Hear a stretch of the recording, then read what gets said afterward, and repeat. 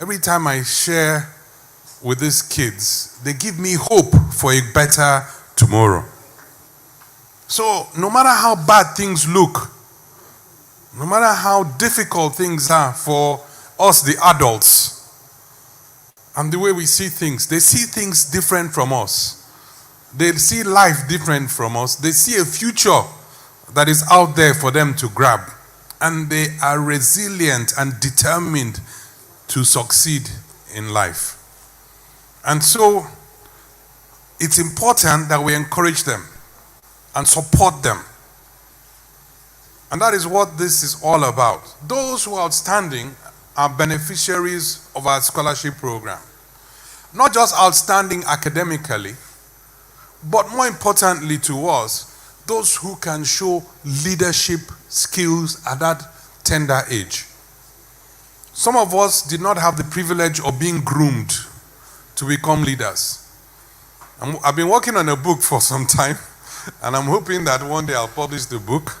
But it's just basically a book about how leadership is not something that just happens. It's not happenstance.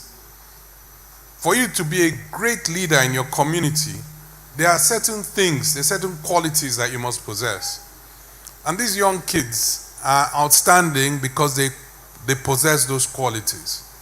But how do these kids come to possess these qualities? How are these qualities identified?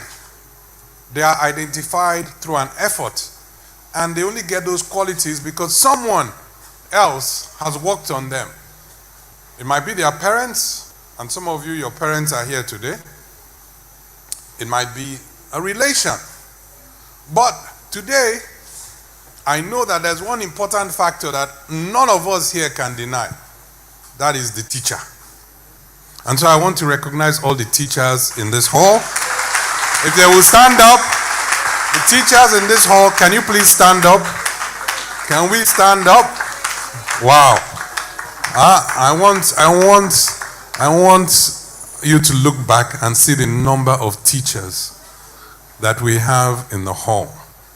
For you to appreciate the importance of the role that these teachers play and the impact that these teachers are making on the lives of these children in spite of all adversity. So for me,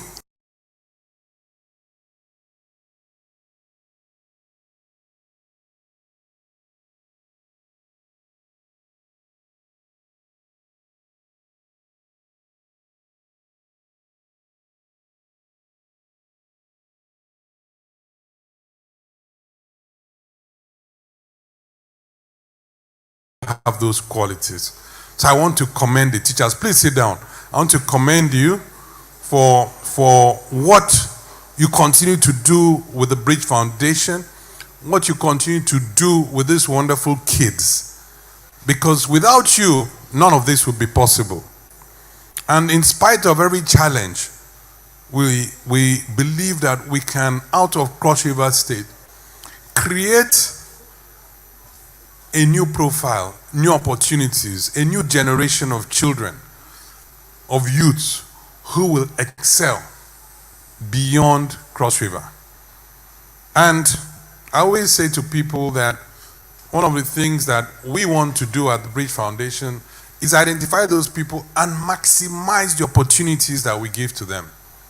And so we're looking at new programs that we'll embark upon. Today is exciting because unlike just the awards that we've had and the speakers speaking to us, we're also going to have the kids participate in today's event. We have a panel event, and that is what I'm looking forward to.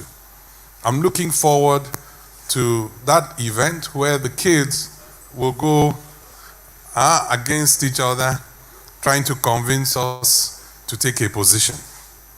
And really, I think for us, that is indicative, from what you'll see of just how exceptional some of these children are. And so I've also learned that if you don't catch them young, you may lose them. Don't wait until they're in university before you mentor them. That has been my own experience. I've I've been with this Bridge Foundation. Thankfully, this is our 10th year, our 10th anniversary. And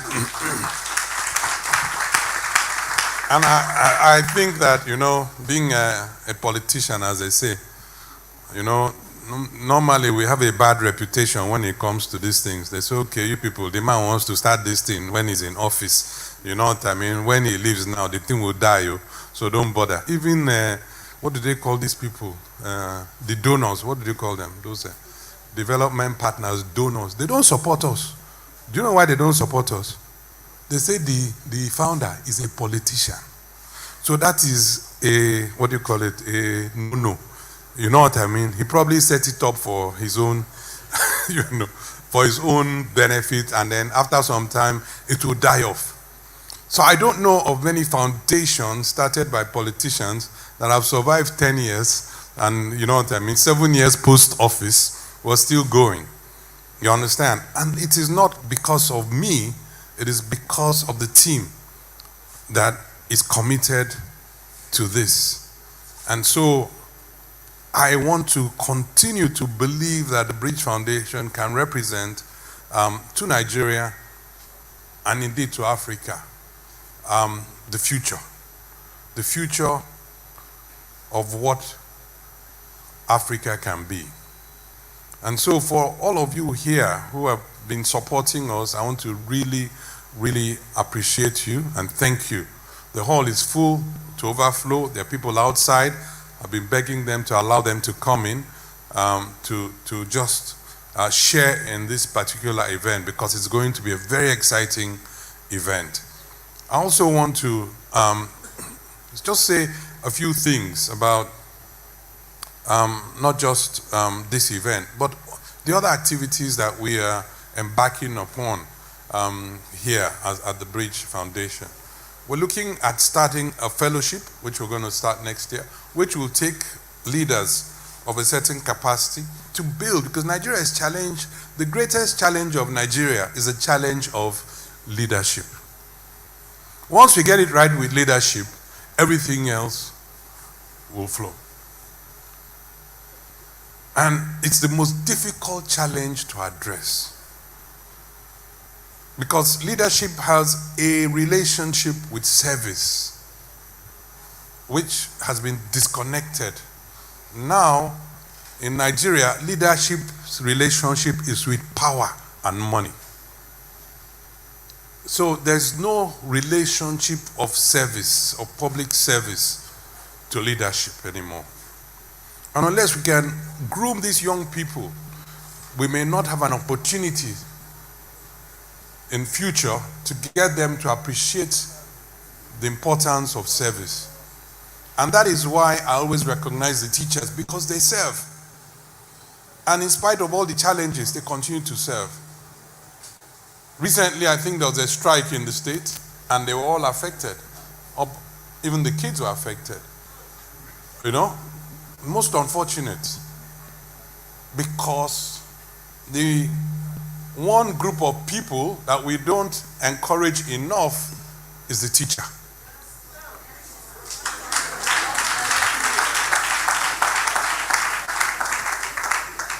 And so for us to succeed, we're going to continue to partner with the teachers as they focus on these kids to bring up a new generation of leaders for Cross River State and for Nigeria. And so I will not want to spend too much time, because we're starting a few minutes late. We're hoping to kick off at exactly 11 a.m. But I had to have a mentoring session with the kids before coming here. And we started that a little bit late. So our sincere apologies to everyone in the hall. But I want to say that I would speak at the end of the event. I just want everyone to please relax. I'm hoping we can get more chairs, because I don't want people standing. I'm hoping we can bring in more chairs into the hall so that those guys who are standing at the back will have the opportunity. And if there's any empty seats, please, can somebody put your hand up if there's an empty seat beside you? Put your hand up if there's an empty seat beside you. Please, put your hand up if there's an empty seat beside you. And then our volunteers can bring in some people to come and sit down in the empty seats, please. If there's an empty seat beside you, please, the volunteers, please bring. There's some empty seats up front here. There's one empty seat up front here. There's another one there, I believe. There are 2 empty seats in front. So please, come. You can come to the front and sit down. They're bringing more chairs to the back, thankfully. Good. So, again, I said I'll speak at the end of the event, but I just want everyone to sit back, relax, and then, participate. We'd like this to be a very, very interactive session. We have some wonderful speakers for you. And I think that before they speak, you will hear their profiles.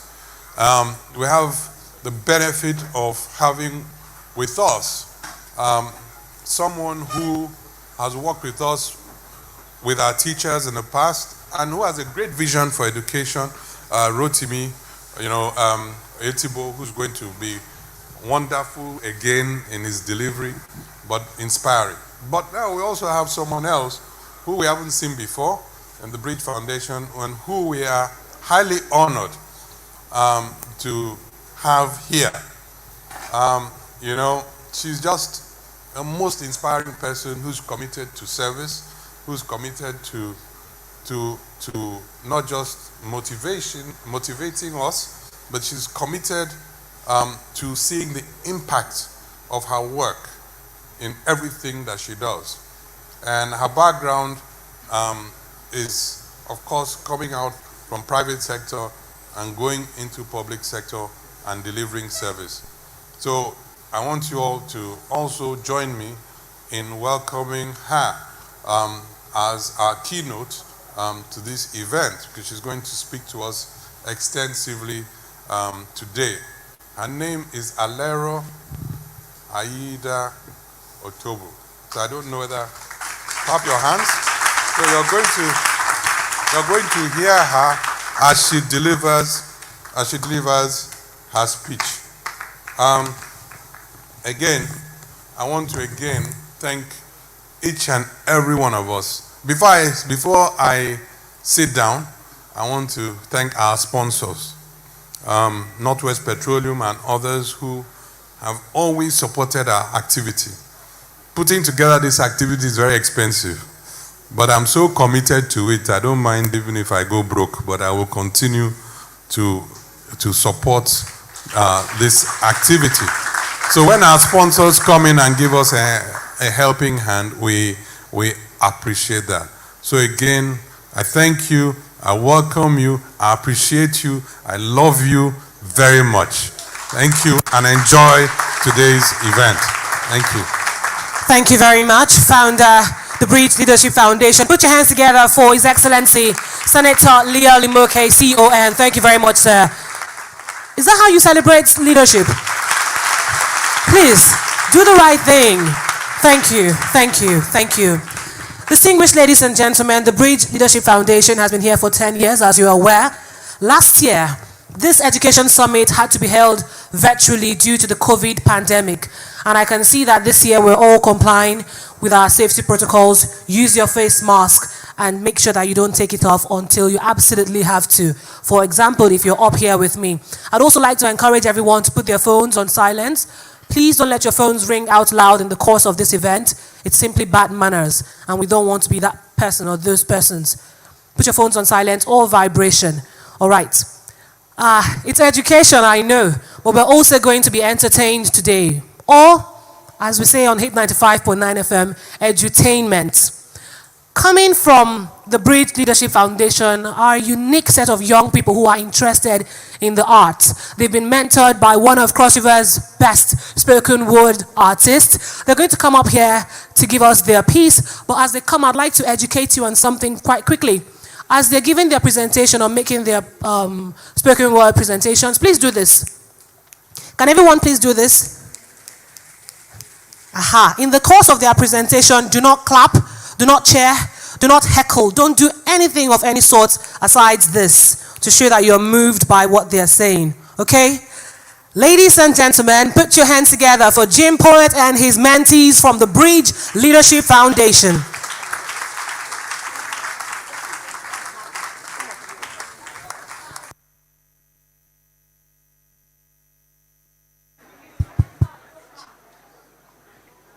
The no clapping starts now. Education is the pivot upon which every society's civilization, innovation, and survival infrastructure is balanced. It plays a very crucial role in the development of a people and social harmony.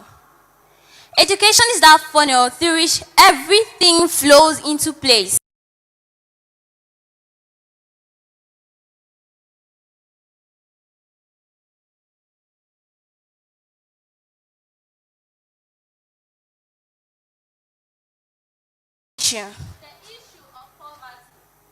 The issue of insecurity, the countless issues unspoken of, the issues of lawlessness. A leader must have the attributes of a good lawyer. Like a lawyer who follows the roots of sincerity, integrity, honesty, and generosity to court during session. To be a lawyer is a tough profession. We the lawyers, we fight for the rights of the innocent and the needy, but justice against the others that are greedy. Education can help our leaders to be judges who make ridges and keep balance of law in the leadership of today. Punishment shall be given to criminals who steal and kill, for we have the legal theories as a skill to end corruption. You know, we have a corrupted system, and that has bettered epileptic power supply. And we don't really trust PhDs in electricity to run this airline. We rather burn our diesel than be victims of these hell of blackouts. Well, electricity ain't the only issue here. Now, as easy as it is to say hijack Robinson, a plane can be hijacked. I don't know if the culprits know robberies are seen, because after such events, the culprits are cool pretending.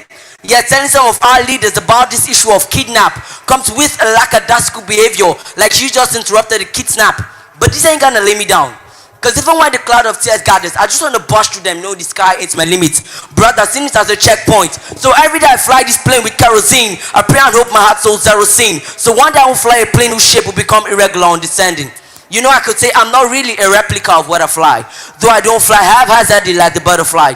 I've flown many earth pieces, none has ever landed in pieces. But the situation of this nation has made me have rare knowledge of what truly peace is. And this pisses me off.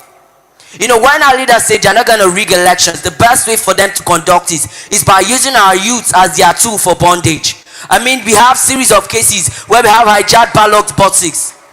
Our leaders have failed us. Well, I think we caused our pain, because we blessed and blushed for fake manifestos.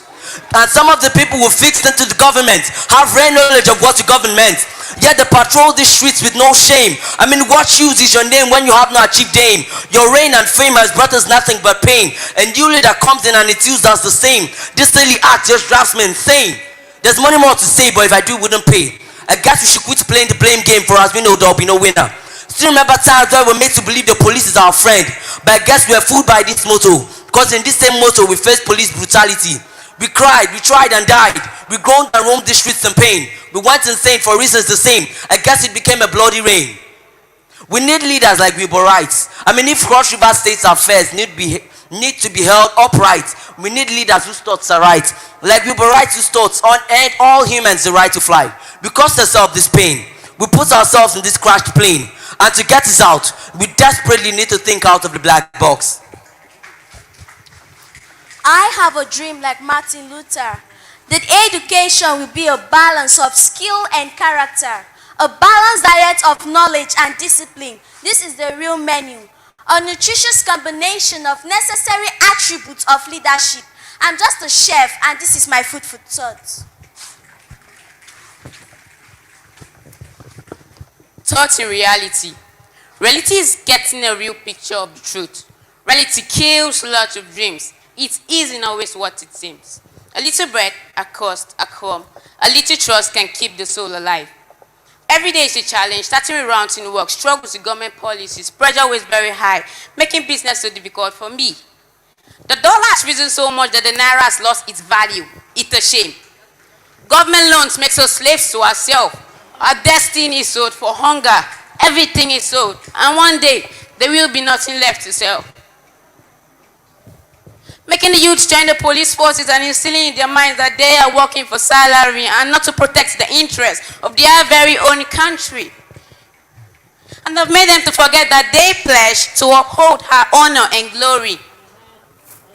I mean, this is the only place where an individual gets to read business analyst in the university, and that same individual, after graduation, will become a mechanic.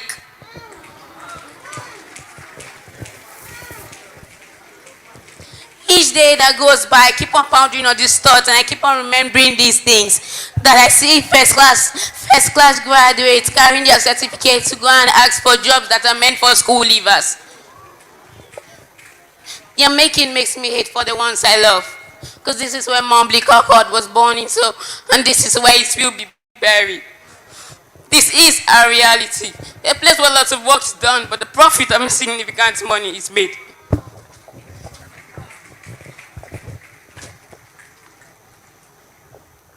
Money in accounting is all about calculations, and some basic transactions are done.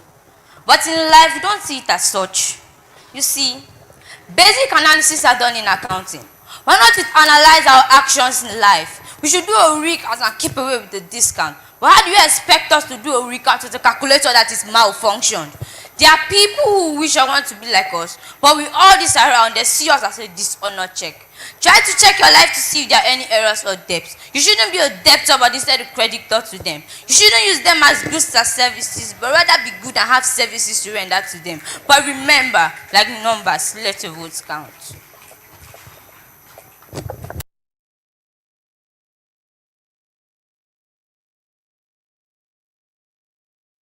Our system.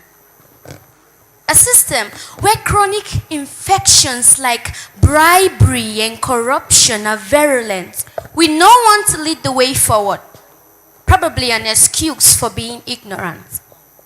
A system where self-centered leaders cannot think straight.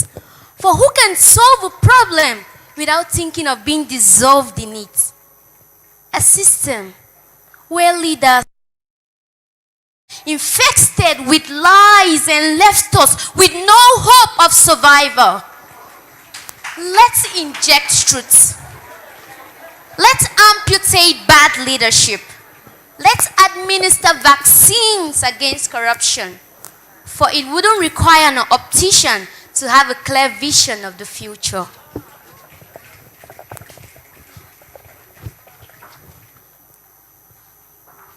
Picture of arts and imaginative fruits of a whimsical mind.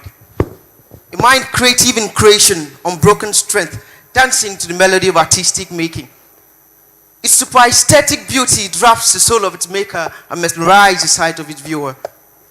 Here is a woman washing her feet at the shores of River Niger and River Benue, where fresh water greases the flowers and vegetations, where the two horses quench their thirst. Her strength lays in the eagle's wings. Her soul made of gold and natural endowment. Her people of cultural diversity residing in different polarity. Her languages are diverse and unique in ethnicity. Her memories and acrimonies flashed on the potency of great leaders. The passion that never dies. Leaders who serve their fatherland with love, strength, and faith. But now the labors of our heroes past we make in vain. Our values we watch go down the drains of a modern river in a dynamic state of motion. Values fluctuating on the fringes of reality. Honor, integrity, honesty, and patriotism are words no longer mentioned in the streets of this nation. Virtues that have been washed down the septic drains of an allied nation. Virtues which don't ascribe any worth of value. Our once healthy bodies ravaged in the hybrid-headed viruses of tribalism, nepotism, scandalism, and vandalism. So what we are now is a nation hanging on the cliff. We are a nation hanging on the thin thread of hope, where accountability is a diabolist which give new color to a false truth, because no one is held accountable on that table. A table of dreams and argument of reality show, with apathy in leadership role, but constant complaints and talks of government flaws. We are too scared to die, but nothing to live for.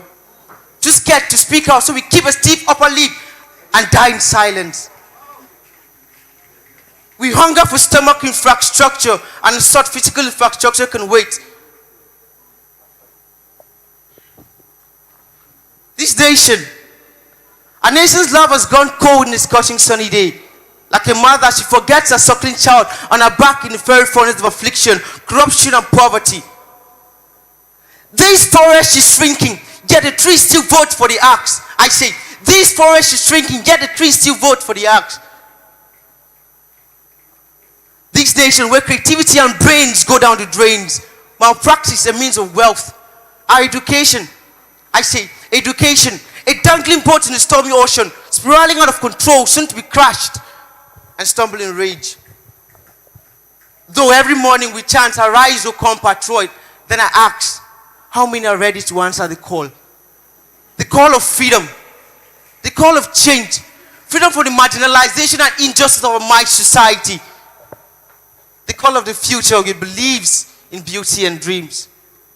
Our ancestral call of selfless leadership, telling us to rise from this abyss of tragedies and mediocrity, seeking for our bond in solidarity and not in brutality, telling us to redefine this ugly reality, telling us to redefine our once harmonized society, telling us our freedom is the reality.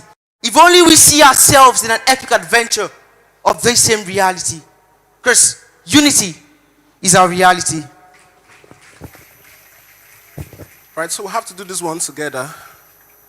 We're talking about education, and then there is no better way to talk about education without expressing the different ordeals and travails that we go through. So we all remember the song from nursery school, perhaps. Some have food they cannot eat. So we'll sing that, and you join us, and we'll wrap up the poem. Some have food they cannot eat. Some can eat but have no food. We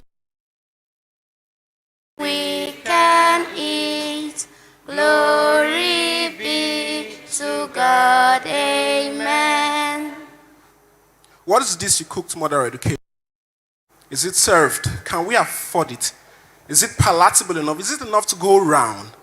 There's a boy called Bimbo selling in traffic at Atimbo, chasing the trucks, watching the lights, studying the colors of his fate, praying that the red light lasts long enough to draw as many naira notes from open windscreen, praying that the green light wouldn't beep on until his bucket is empty of ice cream. But his light shines in the midst of all of these things, but he wishes more than the light in traffic for a more significant light like his peers back in school. Deep down his mind are bags of gold only education can mine. In his palms lies the solution to the country's economic meltdown. But guess what? His chances of ever learning melts down daily with his ice cream. As he quenches the thirst of famished drivers, no one seems to notice.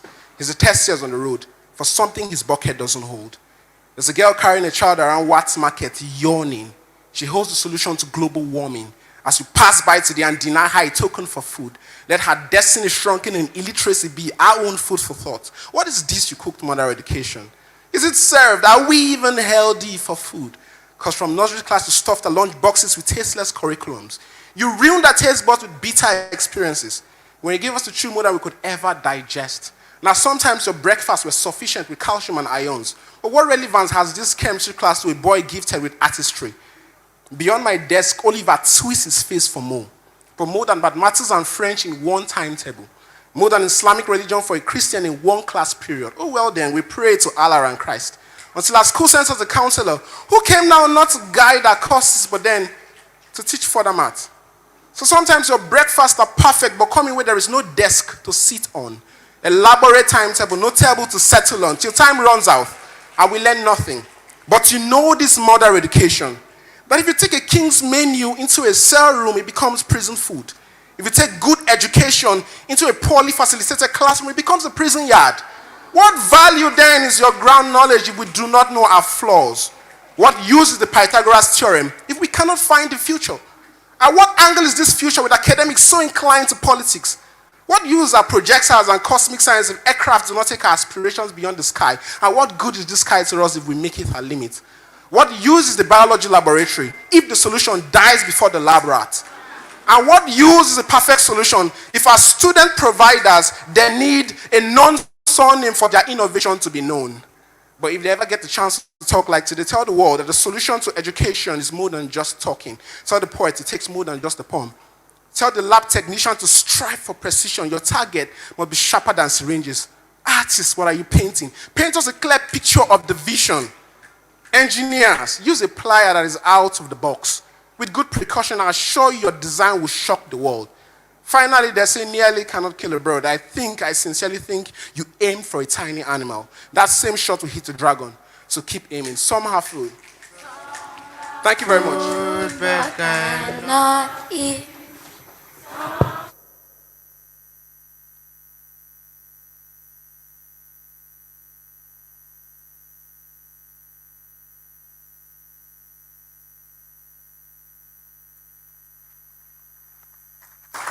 Thank you. Thank you very much. Put your hands together for Jim Poet and his mentees. Your Excellency, distinguished ladies and gentlemen, it may interest you to know that these students who just presented the poems up there are all from public schools in Cross River State, and they wrote the poems themselves with little help from Jim. Celebrate them.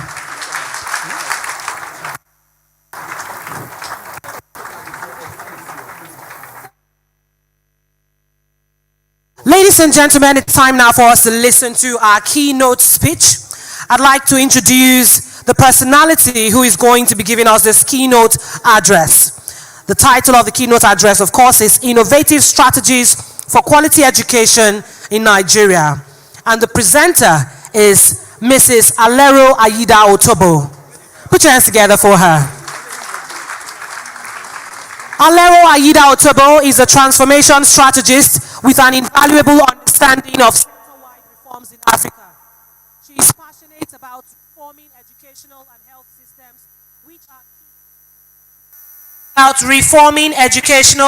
systems which are key to national development and transforming individuals and institutions. Her desire for education reform began when she served as a senior advisor and transformation task team leader to a former Minister of Education in Nigeria in 2006-2007 after over 10 years in the financial services industry. She was also for 4 years, from 2008 to 2012, a lead specialist for education policy under the Education Sector Support Program for Nigeria, ESSPIN, a program funded by the United Kingdom's Department for International Development, DFID. A graduate of Somerville College, Oxford University, the Bartlett School of Architecture and Town Planning, University of London, and the London Business School, Alero's purpose is to create wealth in Africa through the development of human potential. She has worked in different sectors in Nigeria and Ghana and spoken at significant conferences in Uganda, Kenya, and Rwanda. She is the founder of Incubator Africa, a development agency established in 2012 that mobilizes and equips reformers to collaborate and actively participate in strategic reform activities. She is the visionary of the Education Hub, a state-of-the-art virtual catalyst center for transformation. Her passion is to ignite, equip, and develop reformers and reform entrepreneurs. Alero is a nation builder at heart. Ladies and gentlemen, please join me. Put your hands together for our keynote presenter for today, Mrs. Alero Ayida Otobo. Put your hands together for her, ladies and gentlemen. Founder, Incubator Africa, visionary, the Education Hub, Reformers Arise Network, and author. You're welcome, ma'am.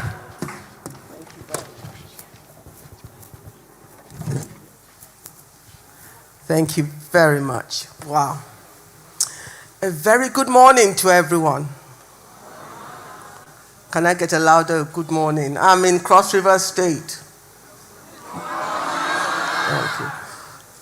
One of my very favorite states, and I'm not just saying it because I'm here. I love Calabar and I love Obudu.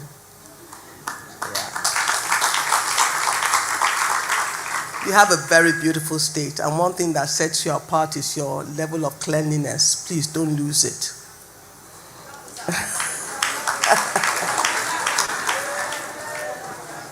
Thank you. I'm going to go very quickly, but before I go into my presentation, I really want to say a very deep, special thank you to His Excellency, the former Governor, Senator Leo Limoke. Thank you for inviting me to do this. I really appreciate it. But more especially, I thank you for your heart of service and your willingness and desire to raise a generation of transformational leaders that will take responsibility for Nigeria and, I dare say, Africa. So as you raise that generation, may you look back with great pride because of what you have done. And I dare say that what you are doing, you'll be surprised to find that it may have greater impact than the years that you served as governor. I don't know why I'm saying that, but you just may find out. And I like to salute the teachers. I love teachers. I really do. I salute all your hard work, your commitment, your dedication, your fearless service, regardless of the obstacles, the difficulties. And you'll know why I'm going to say that, because later in my presentation, I'm going to talk about a movement called Teach for Nigeria. And it's raising the next generation of leaders, of teacher leaders, and also head teachers. So God bless you all, and continue to do what only you can do. Work hard and raise that next generation. And then I'm going to address the children in the room, the kids in the room, the future leaders, presidents, chief justices, members of national and state assemblies, CEOs of great companies. You're all in the room, nation builders. Thank you. Thank you, thank you, thank you. Thank you for setting yourself apart already. And I just want to say that I was given the title, Innovative Strategies for Quality Education in Nigeria. Oh, before I continue, I'd like to salute the game-changing awardees. You know yourselves. Well done. I salute you. And finally, the distinguished ladies and gentlemen. And finally, sir, your precious wife. Give her my love. Thank you. It's such an honor to be here. When I got this topic, and I want to say the Bridge Leadership Foundation, well done for the way you plan, the way you execute it. Well done. There's a spirit of excellence that runs through the entire foundation. So please keep at it. And the topic was sent to me quite early. I thought deeply about this topic and how to present it, what to say, how to say it. And I came to the final realization that I actually have two themes, not just one. The first is the innovative strategies for quality education in Nigeria. But I'm going to deal with it as a two-part agenda. And the first part is innovative strategies for quality education in Nigeria. We're going to look at the stark reality, and I love what the children have already done. The spoken word has set the stage. So I don't have to say too much because they've told us what the problems are. And we experience what the problems are. But I will highlight that it's not just a problem that Nigeria faces, but it's a problem that sub-Saharan Africa faces. We're going to look at the stark reality and realize that there are no silver bullets and no quick fixes. And I'm going to try and touch one of the critical success factors if we're going to transform education in Nigeria. If that critical success factor is not in place, we're going to come in another 10 years to celebrate the 20th anniversary. And we may, if we're not careful, be discussing the same issues and trying to address the same problems if that critical success factor is not in place. So just watch for that. The second part two of what I'm going to talk about is innovative strategies for receiving quality education in Nigeria.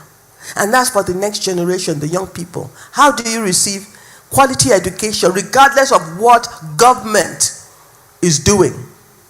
Take ownership for your future. That's the message. Don't wait. Take responsibility for designing your own pathways. And I'm going to tell stories, a few stories depending on time, the stories of potential, of hope, and of success.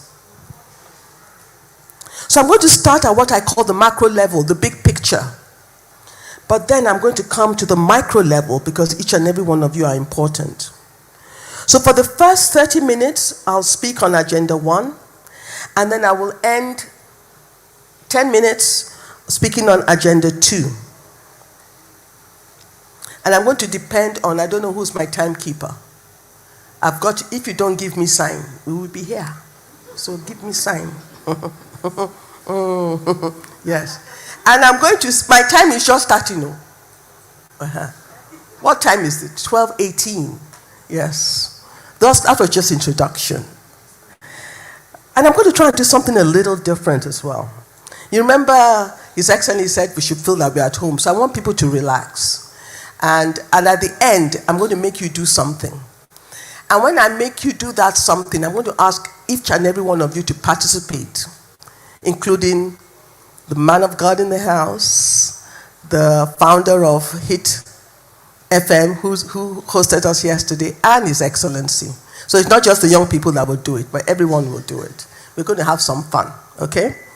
So the reason why I'm going to ask you to do it, because one of the things that I have found out in the last 13 years, 15 years of being in the education sector, that it's not about innovative strategies in a vacuum.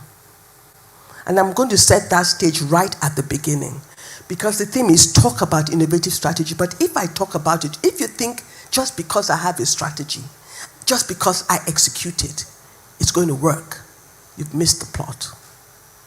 So it's not about the strategies, because innovative strategies on their own do not just work. It is about the individuals, pay attention, individuals that think the strategy, that design the strategy, that create the strategy, that execute the strategy.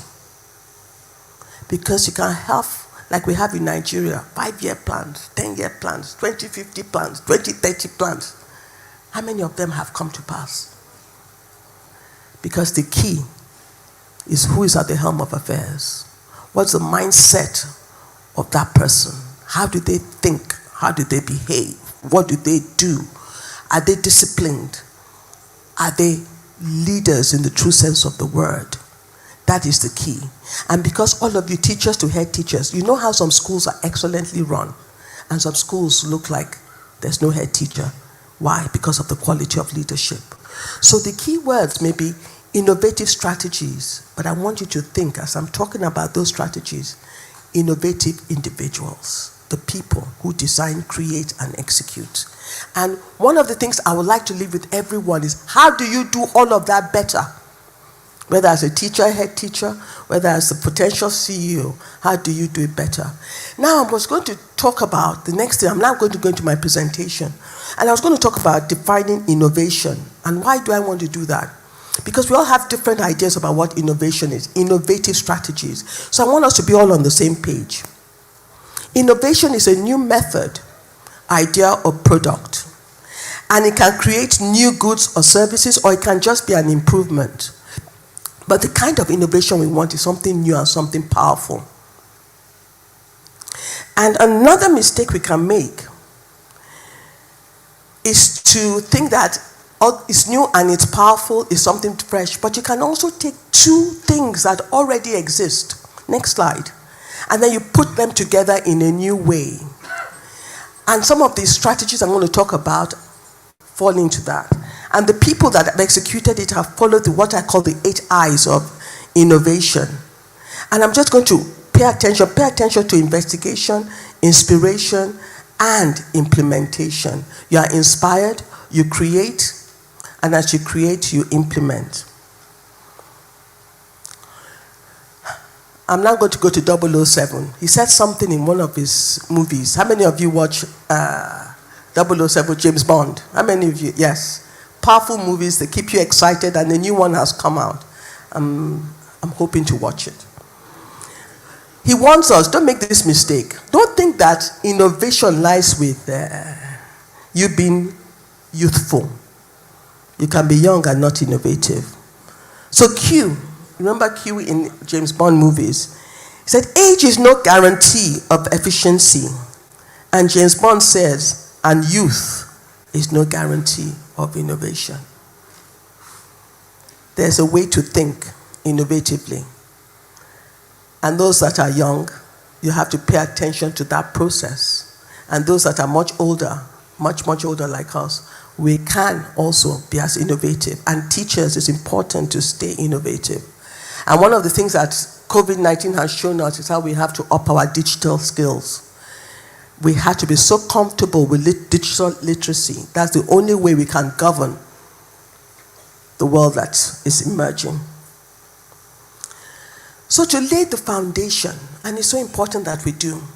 I'll tell you why it's important that the next few slides are important. Because we have very severe, complex developmental problems. If we do not have an educational system that raises the next generation to solve problems, we are wasting our time. We need to have individuals who think that they are responsible, who know that they are responsible for Nigeria, for Cross River State, for the local government area, and they're willing to take that responsibility. So there's a particular kind of education that raises that. And I'm going to talk about 5 types of education by the time I finish. Future education, that's the first. We tend to think of 21st century education, creativity, communication. I want to break it down more. Future education, the ability to raise our children, to think future, to design that future and pull that future into now. There's a process to it. Then character education. It's missing in our current curriculum, but we have to put it back in. So some of you have to pay attention to curriculum reform. The third is what I call investigative education. If we have time, you will see what that is. No, don't jump ahead. Because I'm conscious of time, yeah? And then the fourth is nation-building education. You need to start thinking about these different facets of education, even as you teach your children. So children that will pay attention to the severe and complex development problems are critical. We have been named poverty capital of the world. 40%, 83 million Nigerians live in poverty. We also have one of the lowest human development indices. In 2019, it was 0.539. And unfortunately, that puts us in the low human development category, positioning us at number 161 out of 189 countries.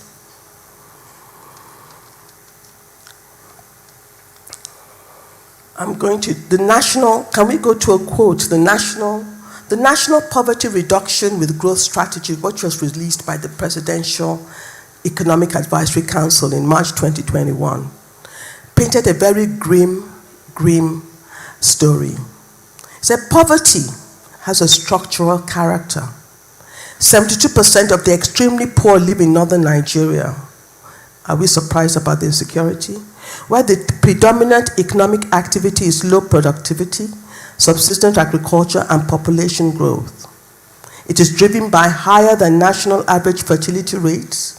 It outpaces output growth, and poverty in the north is further worsened by the region's poor education outcomes. I've read that translation because our understanding of the gravity of what we are facing will help us design the innovative strategies that we need to solve these problems. I was recently at the Nigerian Economic Summit about 3 weeks ago. And the title of that summit was The Fierceness of Now. I got to that summit, there was no fierceness of now. We're in deep trouble in Nigeria. The economy is not growing. Our revenue is depleting.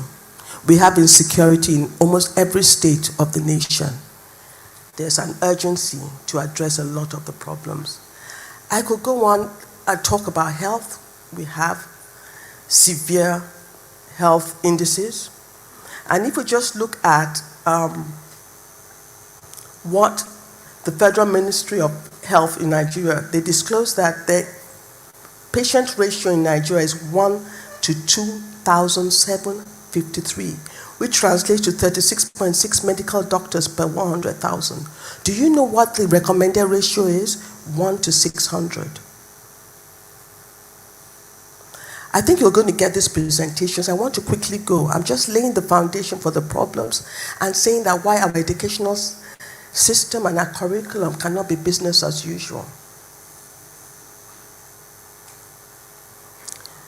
I'm now at literacy and numeracy index, and this is one of the indicators that brings me deep pain.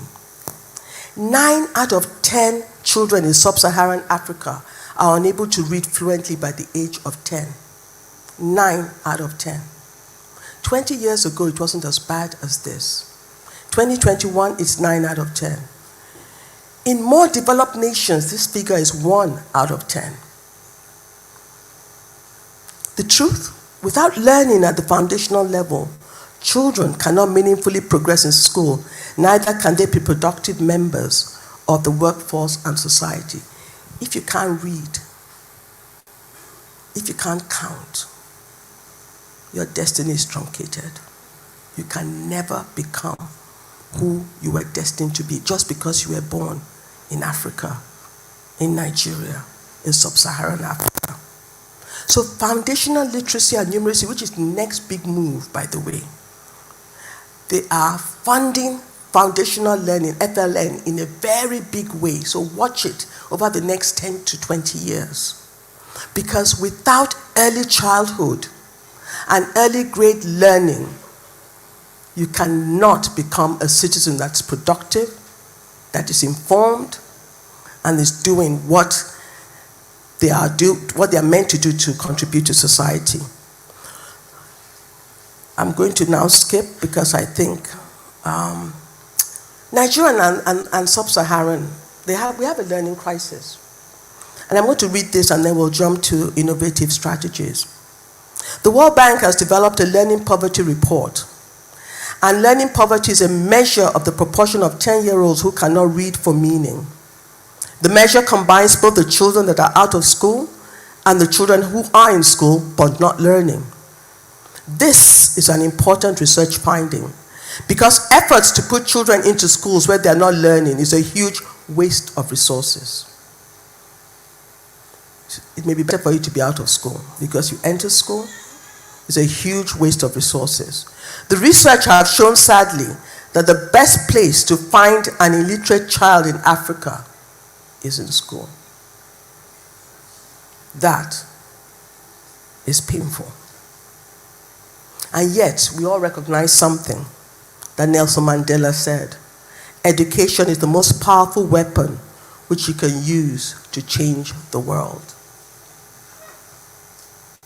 In 2007, 20 years ago, one of the first things His Excellency Senator Leo Imoke did when he won the elections was to set up an education subcommittee which identified several gaps and sectors in the sector.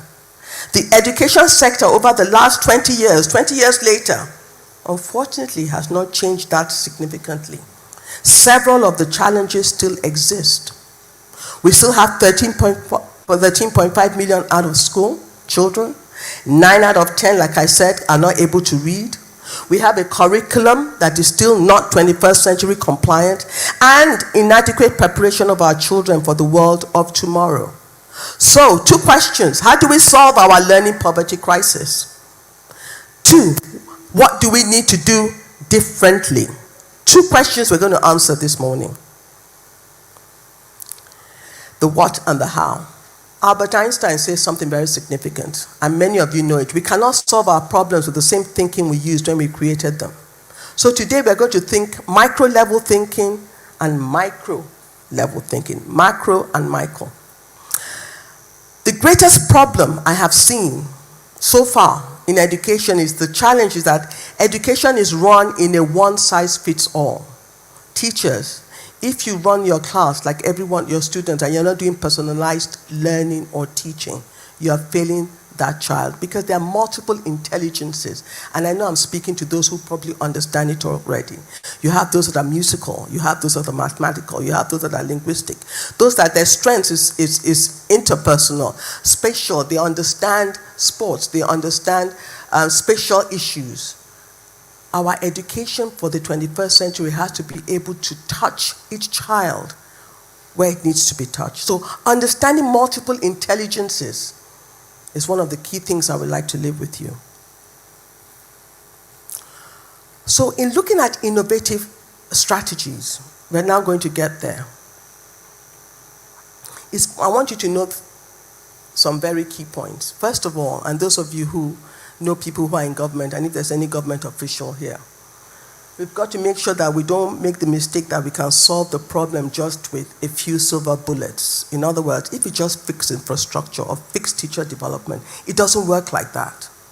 The Education Reform and Innovation team that I'm a part of, we've worked in this field for the last decade, is that we realize that there are 14 strategic levers that any state government that wants to transform education must do all at the same time. Those 14 strategic levers have, you know when you have a lever, you pull, you've got to pull all at the same time. It's what you call a strategic vortex. And the people that have done it the best, and you will identify it with this, are the people in the Middle East, in Dubai. Dubai was transformed by a strategic vortex strategy. They did everything at the same time. So what you do is that you create a mighty whirlwind of transformation that anybody who wants to try to stop it will be carried in the wind and they can't stop it. So Dubai, for example, decided that they're going to build the biggest airport, the largest port. They're going to have an education city, which they did. They're going to deal with media. They're going to build industry. So everything was happening at the same time. So if you're going to transform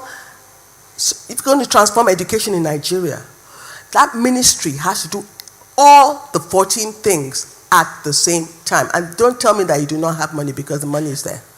And I'll tell you what the issue is that many ministries are what you call leaking buckets, and we're going to talk about that. So you keep pouring in, but the money dissipates. And when I was in the Ministry of Education, you know what they called it? It's losing weight, that money loses weight before it gets to the school. So if you don't block your holes in your leaking bucket, don't put in more additional resources, because it's a waste of time. So coming back to this, 14 strategic levers. So you're dealing with infrastructure, you're dealing with teacher development, you're dealing with school leadership, separate them. You're dealing with learning materials, you're dealing with the way and the technology, how are they being taught? You are also improving the standards of living of teachers. How much are they being paid? Yes, I know that will, yes. Yes, I agree with you. Yes. So when you have all of that working together, you create a train that is moving, like those Japanese bullet trains moving at great speed. But you've got to also make sure that everyone, and you have the right people that are in that train on that journey. So strategic vortexes, strategic levers are important. So building the new. I'm laying a foundation here, so I hope I'm telling you that, first of all, who is at the helm of affairs? What did I say? Whoever is leading the transformation, whoever is executing, they are what? They are critical success factor, right? The next thing that I'm saying is that you do many things at the same time. So if you want to transform your school, don't take one thing after the other. Do it at the same time, and not everything requires money. I'll tell you about that if there's time. And then you start building the new. And there's a fantastic quote that I love by Buckminster Fuller. He says, "You never change things by fighting the existing reality. To change something, build a new model. Build a new model that makes the existing model obsolete." So, who is building the new? Who is building the new? So that when we now say who is building the new, we'll see what the new is, and we'll see what the problems that the new is addressing. I'm going to give you 4 case studies, each one addressing a different aspect of education. We're going to look at basic education. What is the new that is being built? Innovative strategy there. And we're going to look at secondary school education. What is the new that is being built? Tertiary, what is the new that is being built? And early childhood, the foundation, what is the new that is being built? So I'm going to now start by telling you that most governments are not ready to allocate the required funding, and they're not ready to make the difficult decisions. Let's lay that foundation. Until you are ready, you can never allocate the required resources to education. It shouldn't be number 10. It shouldn't be receiving 5% or 6%. If you're not talking double-digit allocation, then you're not ready for education reform. So all you have to do is first go to the budgetary allocation of any state and see how much they have dedicated to education. Then you'll know whether the governor and the commissioner and the chairman SUBEB are ready to execute innovative strategies that will transform education. From over 14 years working and observing the education reform sector, I find that it starts with visionary, competent leadership that understand the issue and have a track record of successful implementation of interventions. Only those kind of individuals, they are trained and developed, that became changers. Remember I told you the critical success factor for innovative strategies is what? Who is at the helm of affairs. So research has confirmed that those who are able to design, create, and execute innovative strategies must be at the helm of affairs and have 5 C's, which I will take you through.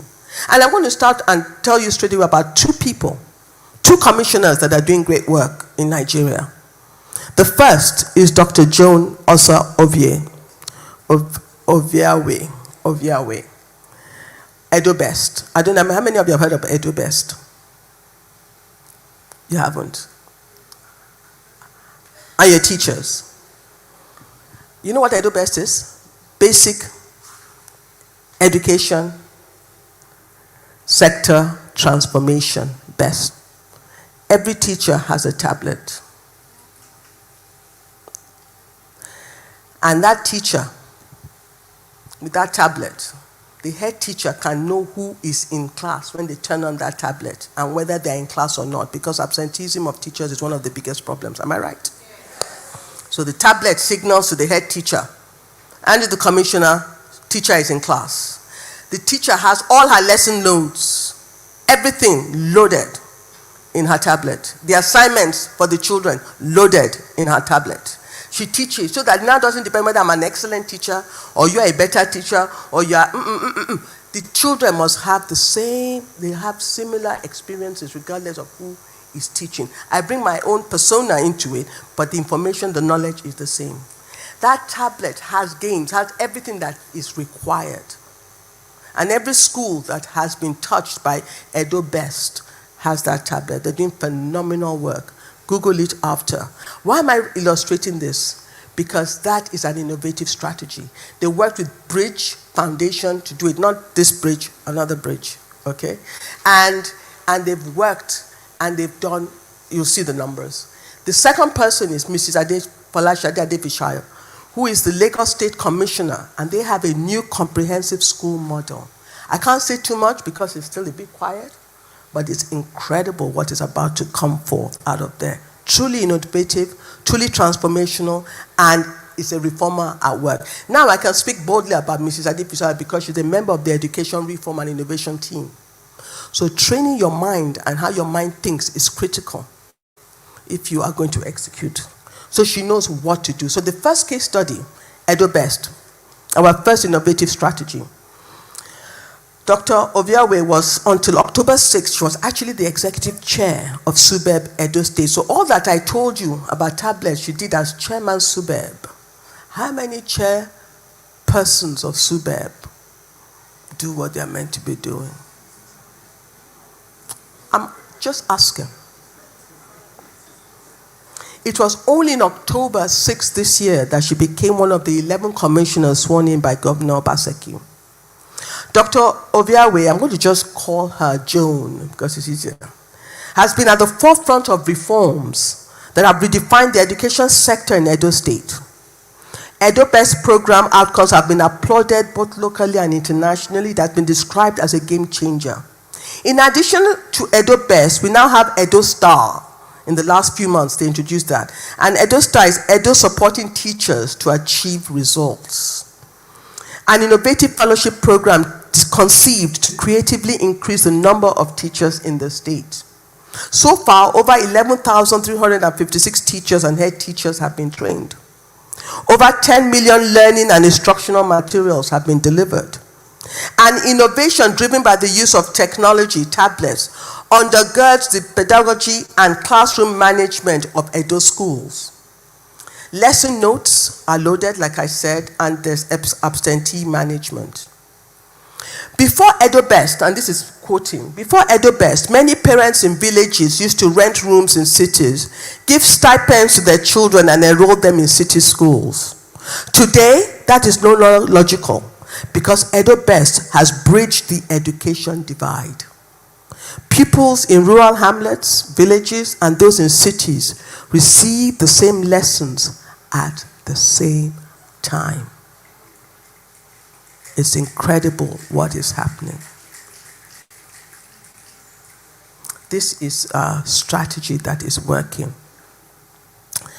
The next case study is a new class of technical experts. You know, I said I can't really say much. But just know that they are integrating innovative vocational education into the secondary school system.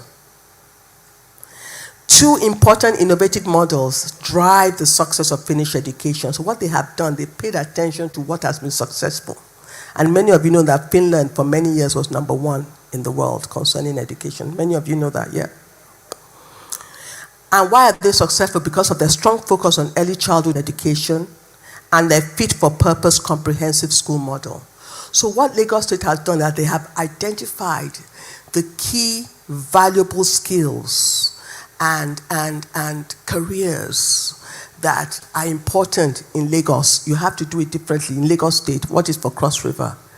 And then they are implementing those schools, those careers within the secondary school model. So you're not going to a technical vocational school. Technical and vocational is being brought to, and they are very serious about what they're doing. Then the next big move, and that's the foundational literacy and numeracy that I talked about. Two countries that have done significant work in that area is Botswana and South Africa. In 1991, literacy rate in Botswana was 68.58%. In 2013, after paying attention to FLN, it has increased to 86.8%. For South Africa, in 2015, it was 94.4%. What changed it? They paid attention to early childhood. They paid attention to foundational literacy and numeracy.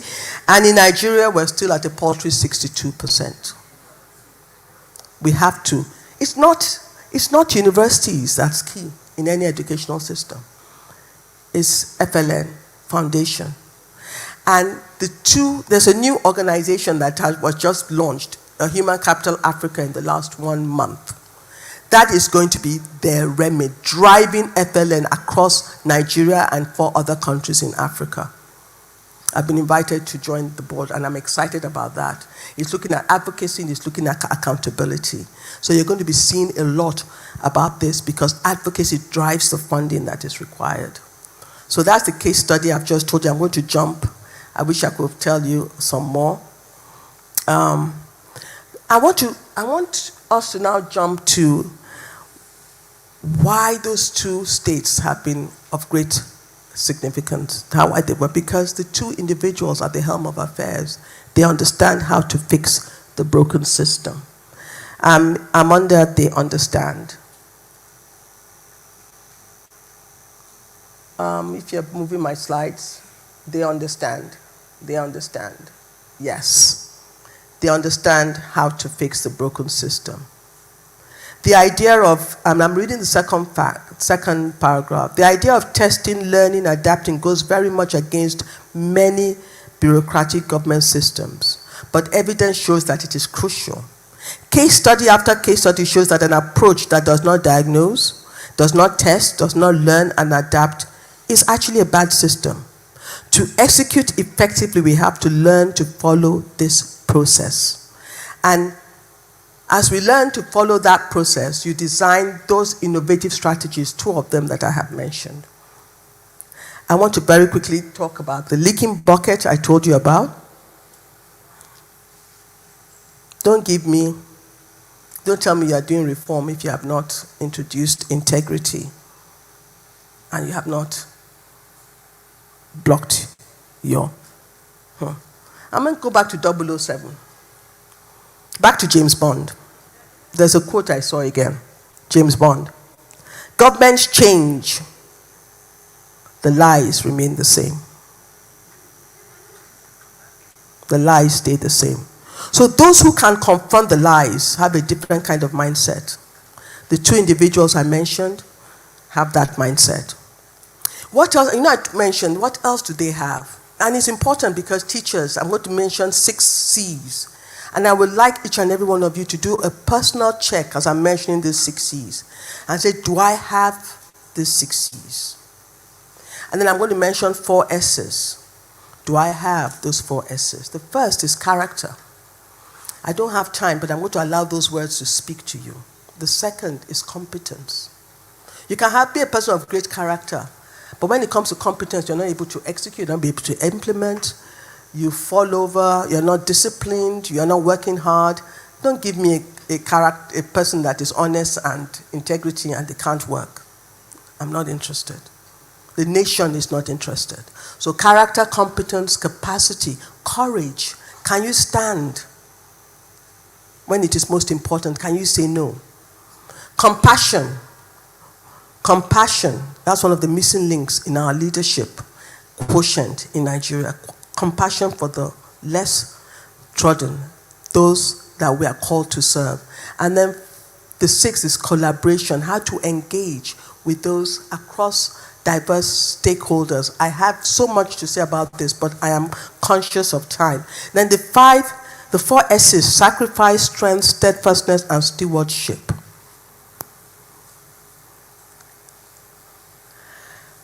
They understand. Then the next, the 21st century education that I mentioned, future education, character education, investigative education, and nation-building education, which is the next slide. Yes. Just take note of those 4 things. And then I'm going to ask that they give you these slides, okay, for those who have email and all. And I would like to very quickly jump beyond future. I spent time talking about what future education is, about what investigative education is. Can we continue? And nation-building education. But I won't be able to go into all of them because I want to get to the 4th and 5th case study in my last 10 minutes. So nation-building education is talking about responsible citizenship, social justice, and compassion. And now let's go to the next slide that talks about receiving quality education, designing your own pathways. And this is where I want to get here because the young people, our future, are in the room. And this is not just about the macro level, like I said, I'm paying attention to the micro level as well. Can you see the slides on this side? Because this hasn't moved. Can you see this? Whoa, technology. What about this screen? Justice. You can't see this. This one is not moving. I apologize on behalf of technology. No, it's not. Okay, no, it's not. They can't see. It's this people here. So I'll continue because of time. Can you just go back to receiving quality education, designing your own pathways? And here, the first, I want to show you a video, and I would like you. Let me give you a backstory to this video. There's a young man that I met in Calabar 9 years ago. His name is Otto Orandom, and he set up an organization called Slum to School, taking children out of slums, taking children from underserved communities and putting them into schools. Then they work with a bit like what Bridge Leadership Foundation does. But they do like 300, 2,000 children at a go, and they put them into different schools across Nigeria. And therefore, the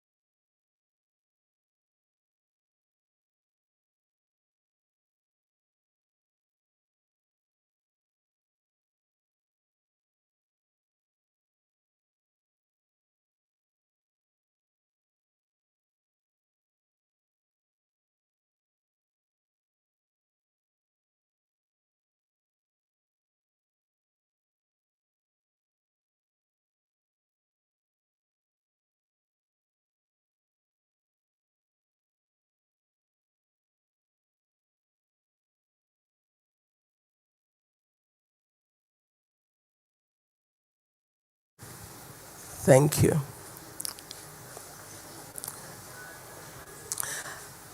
I'm going to continue, but the reason why I'm telling this story is because one single individual took a decision to solve a problem. So every one of you, if you want to have impact, look for a problem and solve it. We're looking for problem solvers. The future belongs to problem solvers. Innovative strategies are strategies that are designed to solve the problems that are plaguing, and you as an individual, every single one of you. So let me use Otto. And Slum to School was created. During COVID-19, when schools were locked up, you know what Slum to School did? They opened an innovation hub. And they opened a virtual center where children in different slums could log in and learn. So I want you to look at this video and you have a better understanding.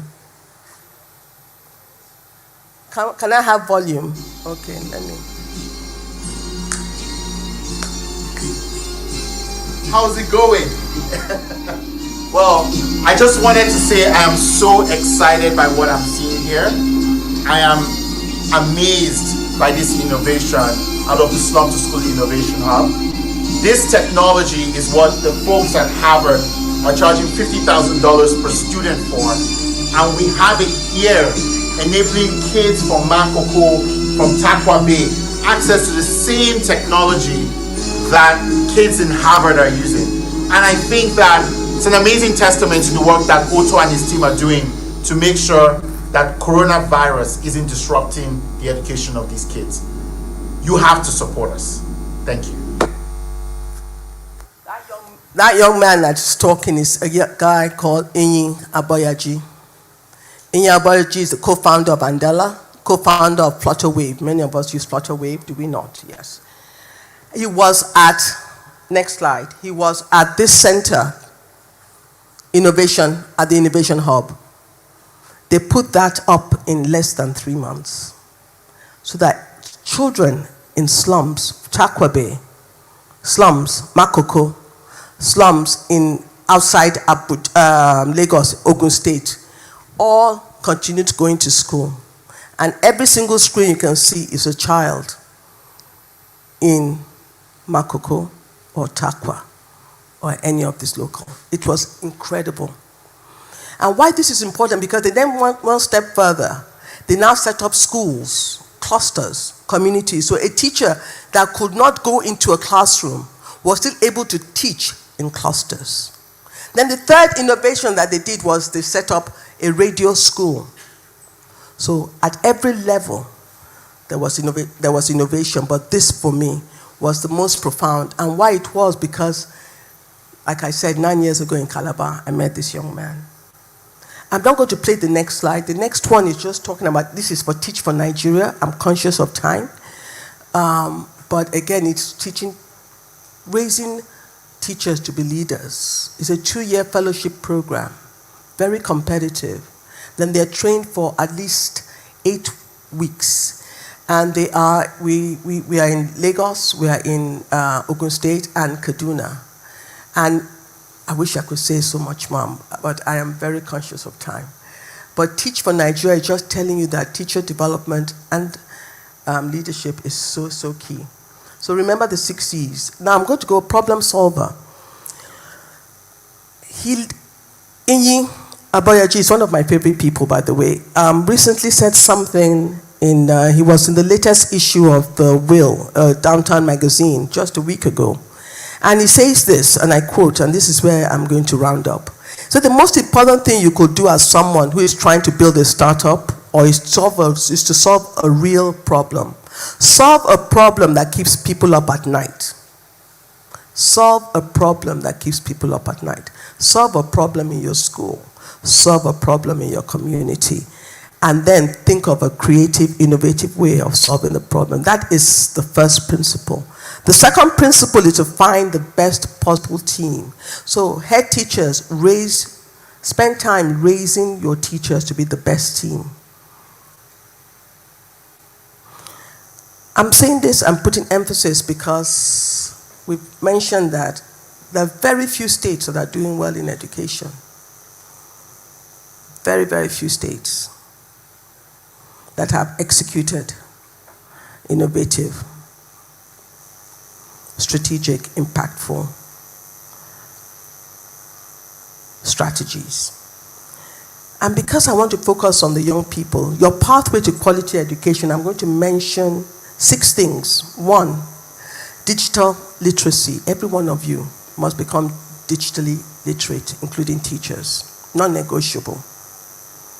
Non-negotiable. Everything you need is on this. Then financial literacy. Because the future belongs to those who understand how to work with money, how to understand money. Entrepreneurship. These are the skills. Young people, entrepreneurship is the third one. Just understanding how products are sold, how you can make an income, what you can do even from an early stage. There are so many wonderful stories of people who have created businesses right from the early. And we saw during the mentoring session, we heard of at least 2. The girl who's writing her second book, get ready, because what they do is that they create influence for you. When you've written a book, you have to think deeply about what you have written. And so you're going to be a girl of great influence. Communication is your 4th skill. Marketing and sales skills. Problem-solving skills that I mentioned. Critical thinking skills. All this is your pathway to quality education and great impact. And then what I call DISH.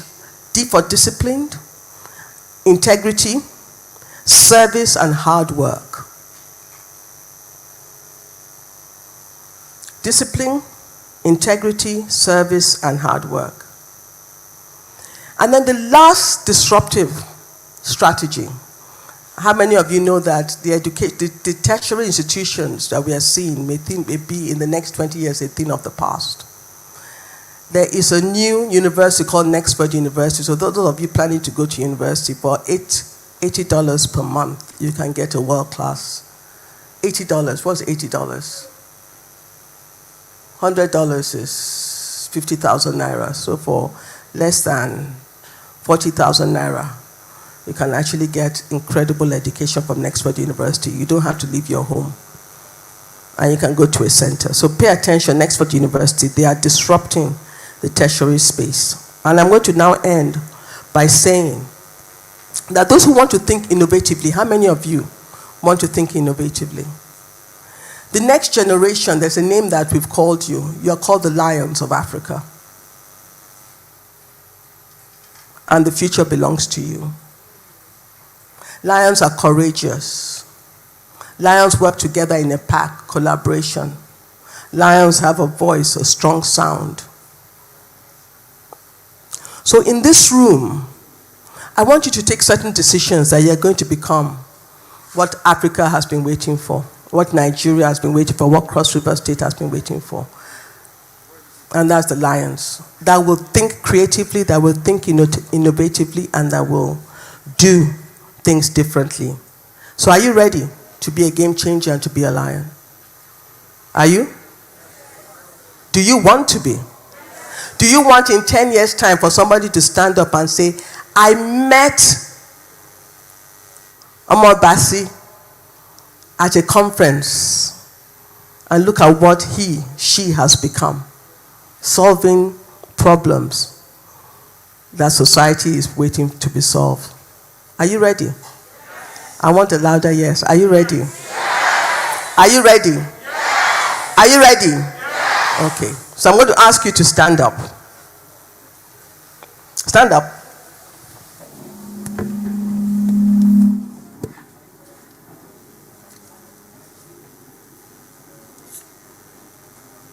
And I'm going to ask you to do something that as you do it, if you do it with me, as you do it, something happens inside of you. And what you are signaling is that you're going to become someone who's going to make a difference. It's going to be somebody who's going to solve problems. You're going to be somebody who will think creatively and innovatively. Are you ready? Yes. And as you say these words, at the end, I'm going to ask, you don't have to do it, the older people, but the younger, every single young person under the age of 25 will do it. I would like you to then release the loudest roar. You're going to roar like a lion, because you are sending a signal to Cross River State that the lions have arisen and they know how to solve the problems and to think differently. But first, you're going to say this declaration, and I'm going to say 1, 2, 3, and then you will declare along.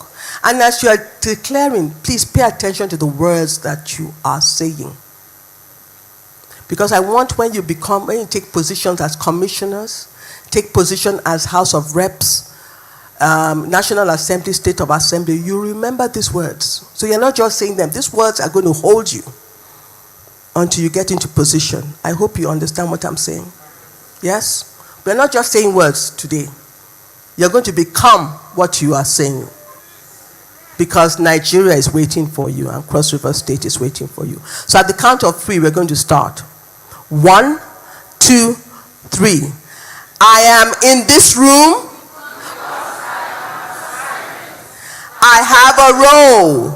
I have a purpose. What I do and what I do not do defines the future and the quality of life of the citizens of this nation. I refuse to allow fear and uncertainty to stop me. I refuse to allow resistance to stop me. I am strong and courageous and have within me the roar of the lion. I am a flame of fire. I consume all opposition. I am bold and resilient, and I'm ready to do battle for the economic future of my nation. I am undaunted and unstoppable. I am a sign of what is to come. Today, I receive a new mandate. Today, we come together. I will become the special force Nigeria needs, an elite force, strong and fearless, intelligent and powerful, transformational and not transactional. And at the count of 3, you're going to release the loudest roar in you as you signal to Cross River State, to the heavens and the earth, that the people are ready to create innovative strategies to take Cross River State into its future. 1, 2, 3. Roar!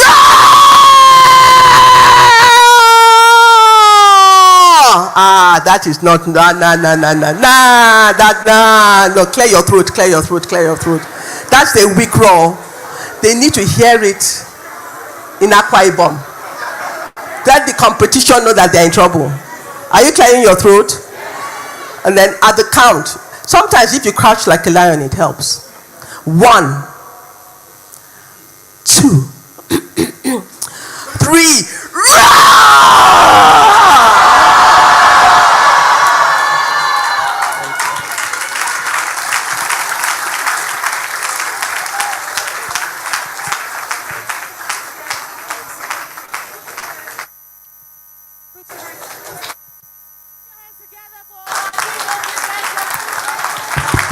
Put your hands together for our keynote presenter, Mrs. Alero Ayida Otobo, the founder, Incubator Africa, visionary, the Education Hub, Reformers Arise Network, and author. Thank you very much, ma. We're really grateful. Thank you. Thank you. Lions, please take your seat. Lions, take your seat. Now, I'm going to need 2 lions very quickly to ask questions. Do you have any questions? Just 2 lions, 1 male, 1 female lion. Just 1. Takes 2 to start a pride. So any questions? Any questions? just 2. Bisong, please move into the crowd. We've learned so much already in this one moment, and then someone should have a question in the crowd to ask. 2 questions, the male and the female. Okay. Female. Please do me a favor. Don't appreciate and tell us how you got to be here. Just your name, your question, straight to the point. Thank you. Don't worry, it's fine. Good afternoon. Good afternoon, everyone. Upstanding is Mrs. Bessie Onabe, architect by profession. I want to just make an appeal. Our guest speaker have said is wonderful. So I want to make an appeal that the organizers of this summit should please help us get to more of the rural students, because those in the city here have already, the environment has already teach them a lot, but those in the rural have not learned much and they have no ideas. But from what we've learned here today, if they have the opportunity, I think they will also meet up with their counterparts in the city. Thank you. Thank you very much. Put your hands together for her. The second question, comment. A gentleman this time. Bisong, please. There's a gentleman at the back with 2 fingers. Oh, sorry, I'm sorry. Students trump you. There's a student here to the left side of the hall. There's a student. I'm sorry, adults. Students trump you today. Hands in air, students. Okay. Someone was raising his hand here. We have one here. Your name, your school, your class, and your question. Your question. Good afternoon, everyone. Upstanding is Akpan Elisha Mondi, a student of Government Secondary School Wante. Now, on behalf of all secondary schools here, I would love to make a request of establishing a special club known as the Bridge Leadership Foundation Club in all schools. This will henceforth improve our students as well as their ability to innovate strategical ideas on different capacities in education. Thank you. Thank you. So I'll hand over the microphone back to our keynote presenter to respond Madam Aleroma, the questions are for you. Yeah? Yes. No, no questions. No, go ahead. That was an interesting one. No, I just want to say that was, who made that suggestion? The young man over there. Please, can you stand up, just please? put up? Okay. That is a brilliant suggestion. I can see it happening already. And members of that club, I can see where you're going. Greatness personified. Fantastic. Thank you. You're a lion or you're already one. Thank you. Rural. And then rural communities. Yes. You know what I will respond? I think it's so key. You want to hand? Your Excellency. Yes, please. Because I think... Okay. Thank you. The architect asked about rural communities. Our programs are focused on rural communities. So all the students from rural communities in this hall stand up. People from Akankpa, people from Yako, people from Abi, people from... stand up, stand up, stand up. These are just the awardees, not the affected students. So our programs are actually in the rural communities. We have gone to all the 18 local government areas in Cross River, and we're going back again. So this is another round. So our focus, and these are just awardees from rural communities. So yes, we want to reach, but as she has said, when it comes to the issue of the club, that's a brilliant idea from a young man. See, we learn from them every day. You understand? I think that's such a good idea, and she says she's already seeing that happening. So I'll go to meet her and beg her to advise me on how the club will happen, since she's already seen it. Thank you.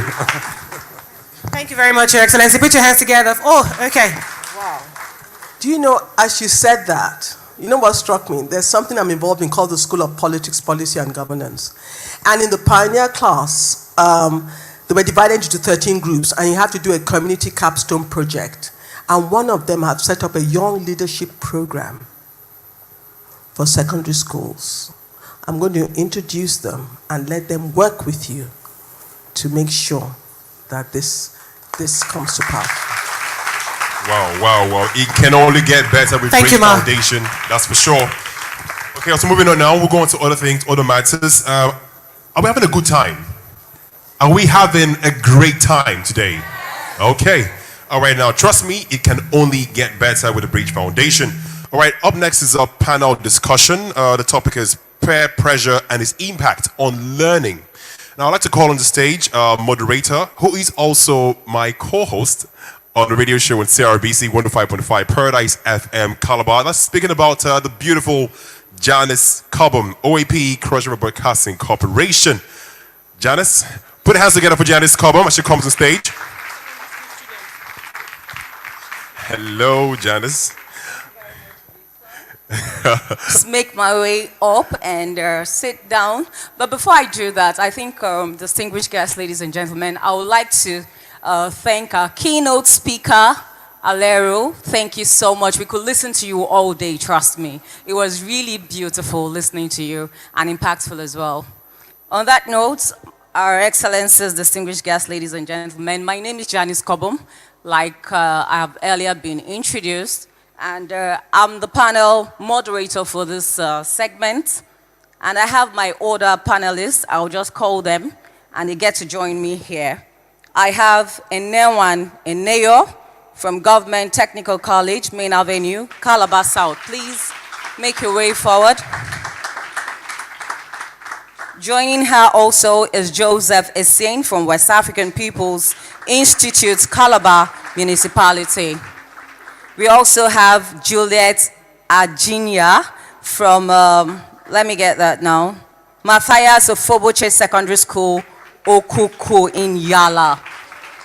Please come up stage. And we also have Obazi Odam Nkasi. Please make your way up the stage. And finally, we have Precious Ode. Precious Ode, please make your way up the stage. Okay, so I've just been informed that our time has been cut short, so we'll just go directly into our conversation today.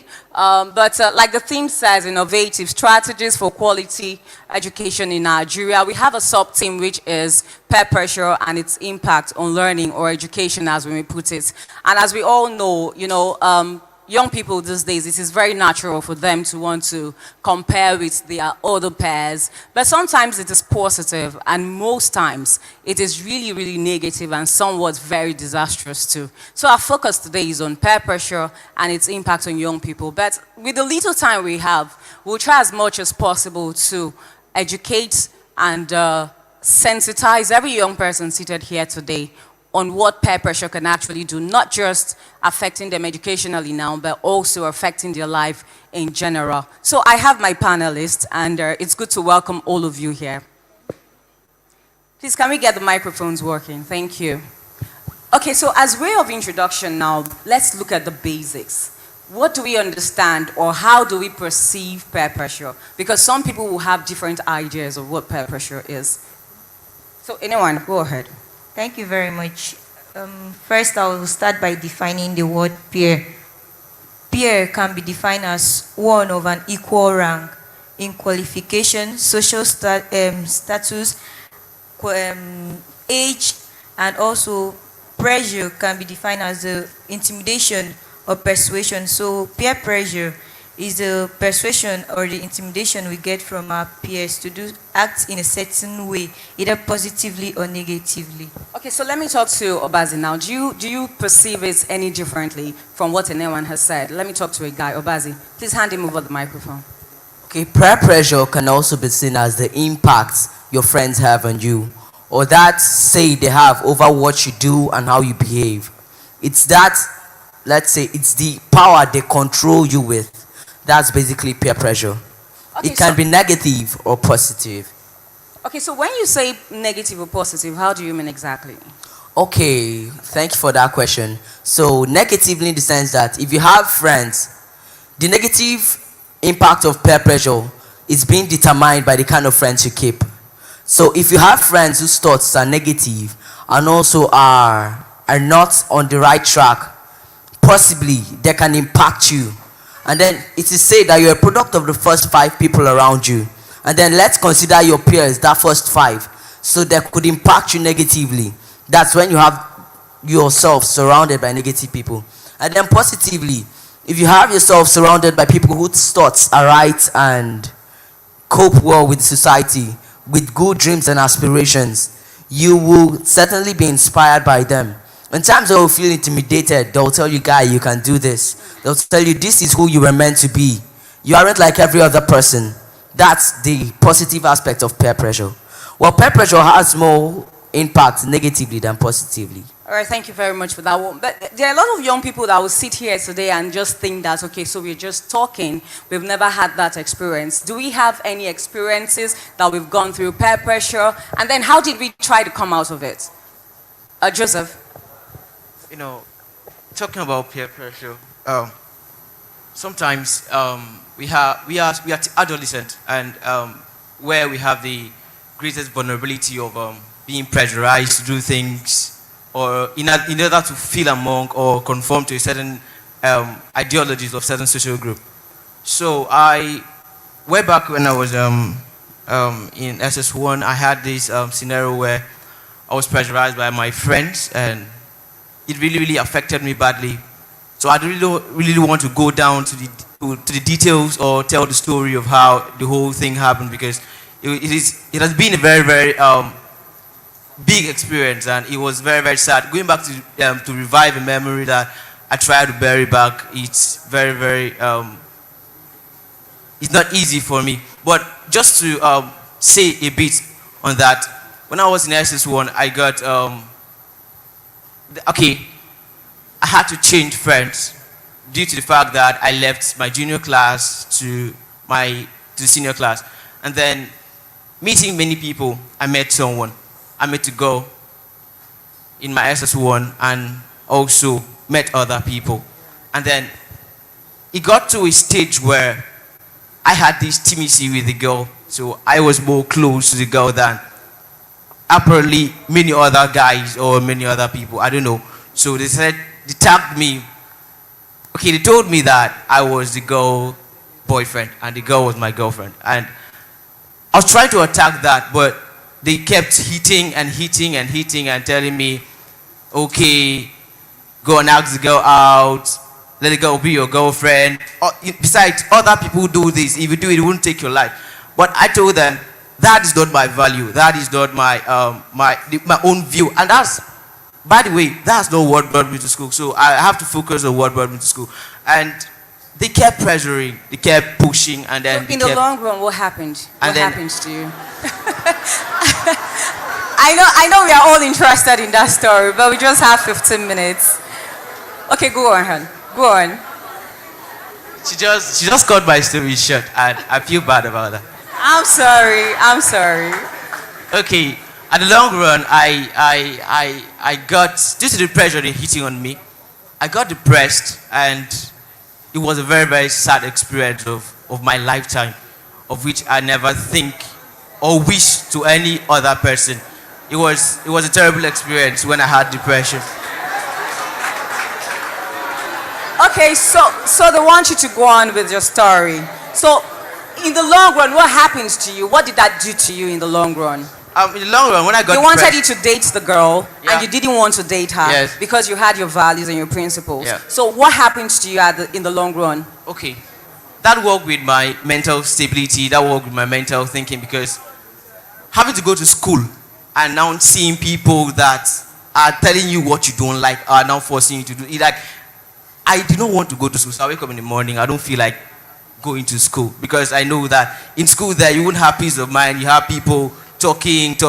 So sometimes when I go to school, I just decide to sit down on my own and then don't talk to anyone. Then it affected my learning scheme. I lost my strategy of learning because of the depression, and I also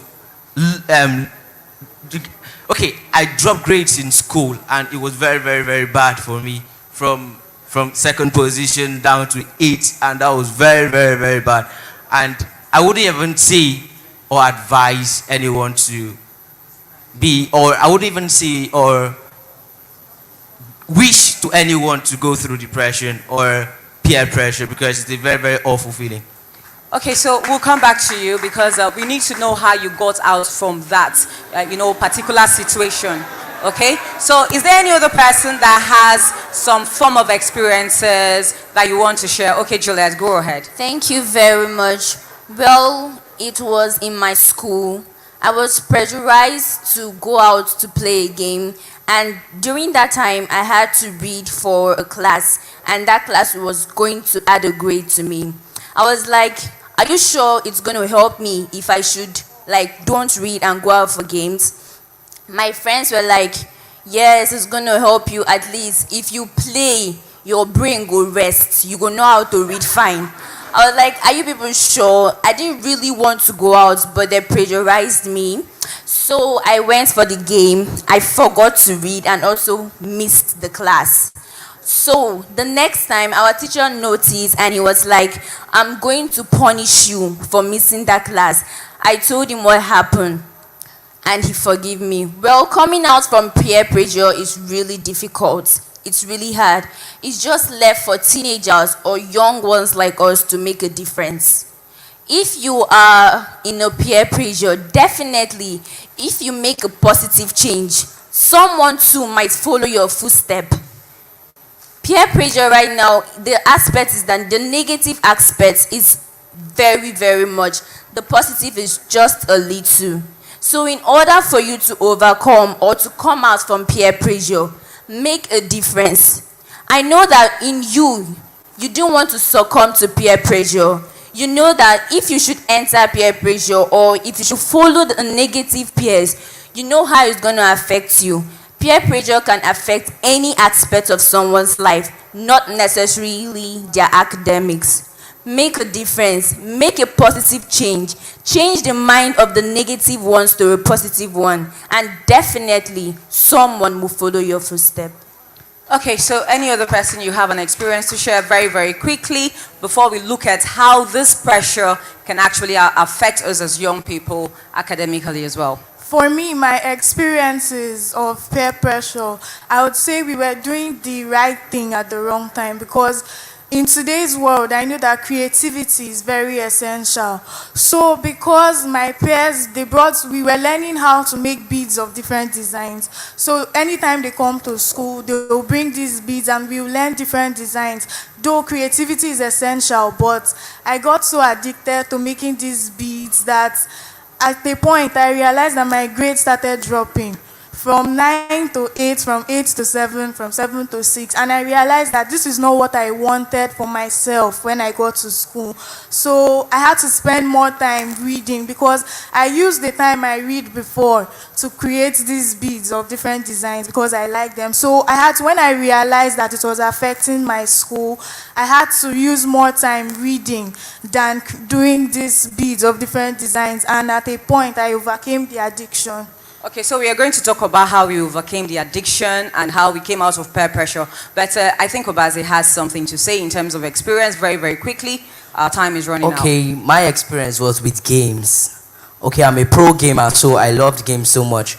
Most of my friends love playing games, PPSSPP, PS games. So I guess we all can relate.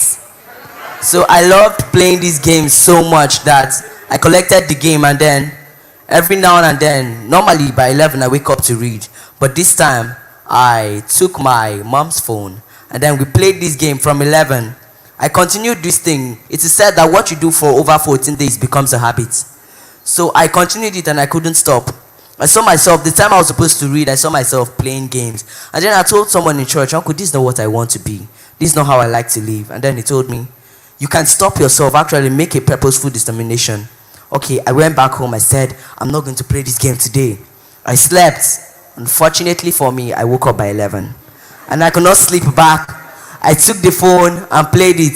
Halftime, I played the game for some hours. Half time I said, wait, I'm actually playing this game. Oh. So I was thinking I would go and read. My brother was playing the game. I was reading. I was looking at the game he was playing. Then I was telling myself, who am I fooling? Am I deceiving myself? I looked at the game. I said, guy, in fact, I have tired. Let's go and play this game. I continued this for a while. I told Uncle, I've done this again.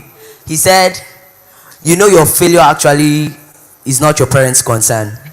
He told me your parents have about 4 children. If 3 of them succeed and you fail, they are already successful. And then I looked, I was like, will I be the one to beg my brothers for money to play this game? I said it can't happen. So I slept again. I woke up by 11. I took the phone, I played the game. I was like, at some point, I said, this cannot happen. I started sleeping in another room. I kept the phone in my brother's room. So I woke up again by 11 the next day. I will run and peep out and look into the room if anybody's there and go back. I was not like, who am I hiding from? Am I hiding from myself? If I'm hiding from myself, why can't I just stop? I decided that I will lock the door and sleep inside. Then I won't wake up I won't play that game until I've woken up. So I slept. I was consciously trying to skip playing the game. I slept in that room. I know that there was no way I could reach it. I did, yes, thank God. So imagine Obasi, that How did that affect you and your education? Okay, I'm the kind of person that reads and then I have lots of ideas about many things that have not been taught. So then, there are so many things I will say in class, I'm like, this is new to me. And then my grades dropped a lot. I wasn't that serious again in school. I hated school because I preferred my gaming life. To school. I hated school, and then I was like, this is not what I want to be. I want to be a neurosurgeon. Neurosurgeons deal with the brains, and then, will I watch my brain go down this drain? I told myself, I can't live somebody's life. I got this because of my friends, and then I got this saying. This saying inspired me. I told myself, if I am living a life because someone else is living it, I don't have a life. I'm living someone else's life, so I have to own my life. And the best way to do it is to do what I want, when I want, and how I want it. I never wanted to play games, but influence got me in it. Finally, I closed the doors every night. I started sleeping without the games. Normally, I will wake up by 11, and then I'll just pick a novel and read. So I rekindled my reading habits by reading novels. I didn't start all over again by reading our time is books. Sorry. I didn't start again by reading school books. I preferred reading novels so I can build up the habits back again. Okay, so very quickly now, I'm sure there are young people seated and listening to us, and maybe for one reason or the other, they are at the verge of giving in to peer pressure, or they are already neck deep in it. So how did you go through it? You went through depression. You said you went through depression for close to a year. How did you come out of it and get back on your feet and started getting good grades again in school? Okay. I'm really, really glad that my story is enjoyable by this audience in this way.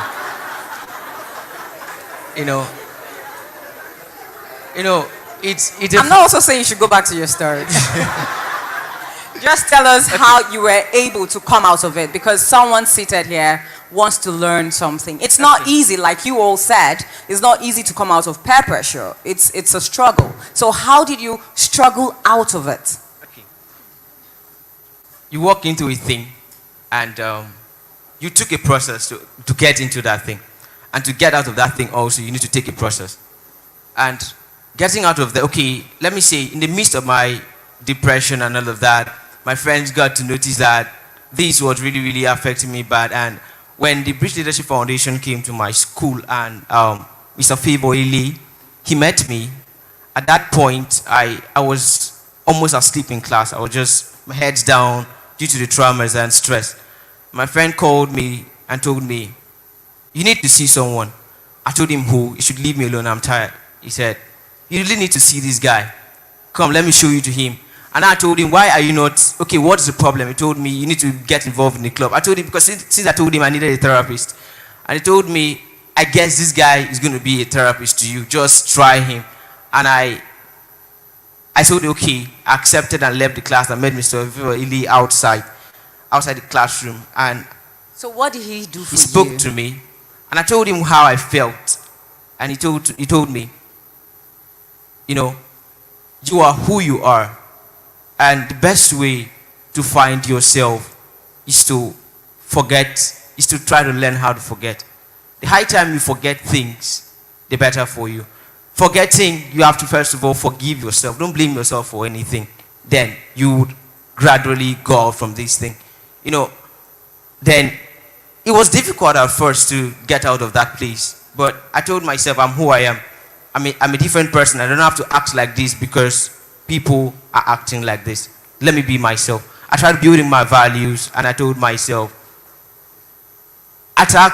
When I met my teacher for counseling, he told me, attack what your problem is with what you like. And because I loved drawing, and I took that as an approach to fighting how I felt. So reflecting what I'm feeling inside was drawing out my piece. So I'm drawing out what I'm feeling inside of my people. So I'm the only one that understands the interpretation of what happened, what is happening to me. So I try to use drawing to replace that broken part of mine. So if my words to people sitting outside there is that if you are going through peer pressure, you need to identify who you are. You need to have a self-esteem.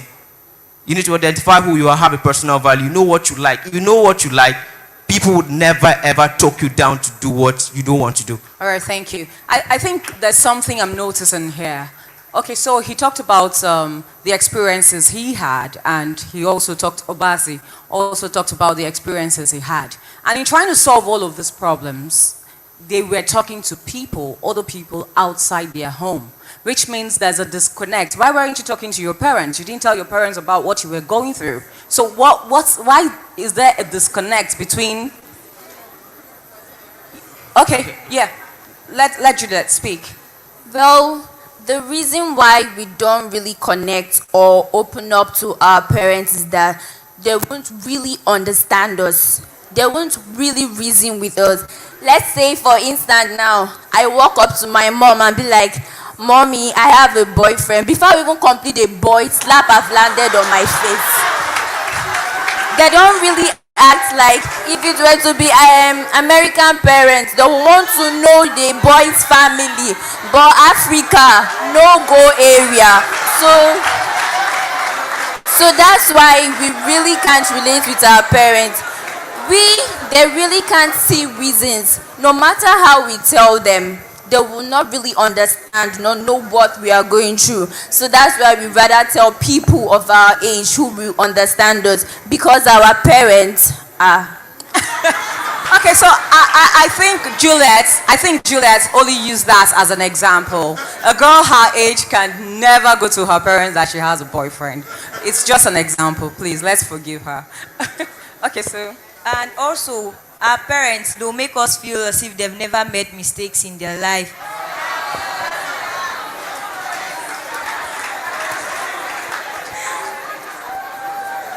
Yeah, go ahead. They'll make us feel as if we made the worst mistakes ever. Like, they'll scold us and then they'll lash us with serious beatings. And they'll also, when you make a mistake, they'll use your past as a memory, like they'll remind you every time. It's like we have parents that are not agreeing to this.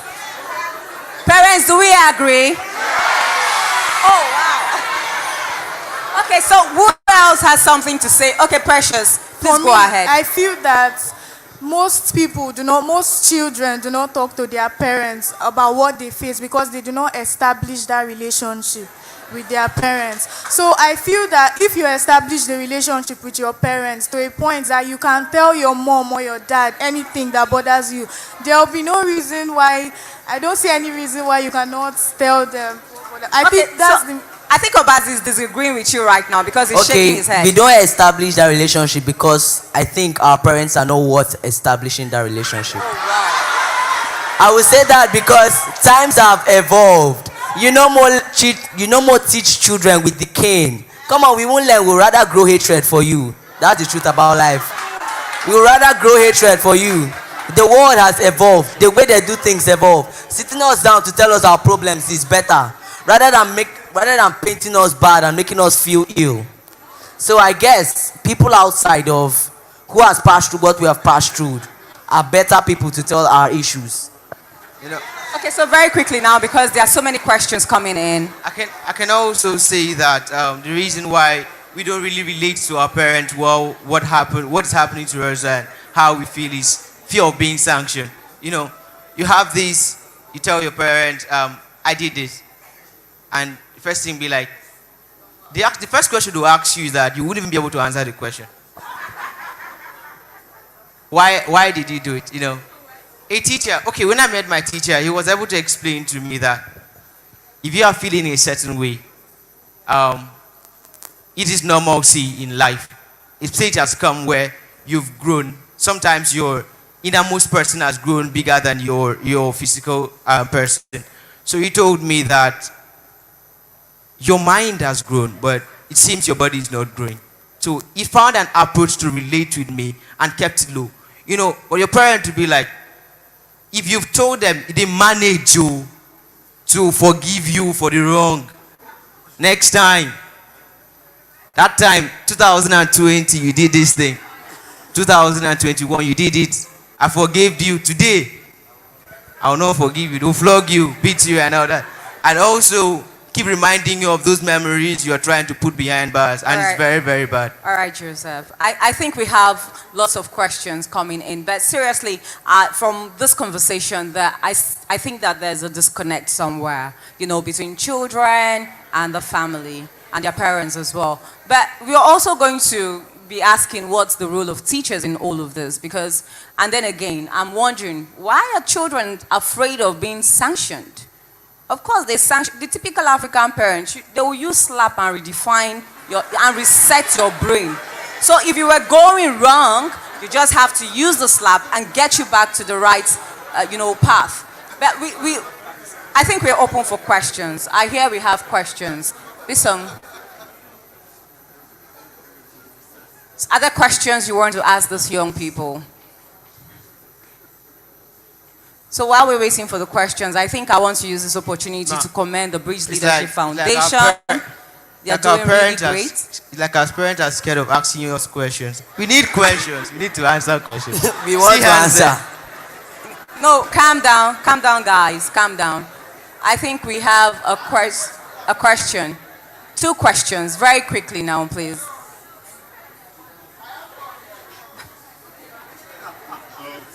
Are you guys ready for the heat? Because it's coming. Yes, ma. Let's hold on. Let's take mommy here first, and we'll come to you, sir. All right.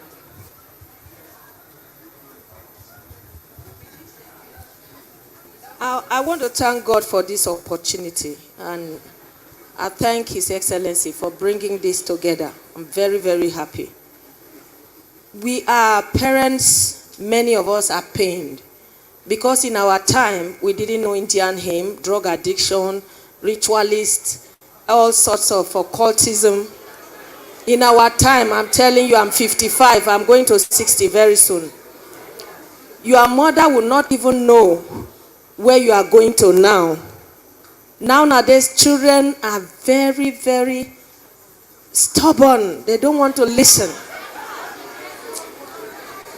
And at 13, I will tell you the truth, my son started smoking, and he was already in a cult. He was already in a cult group.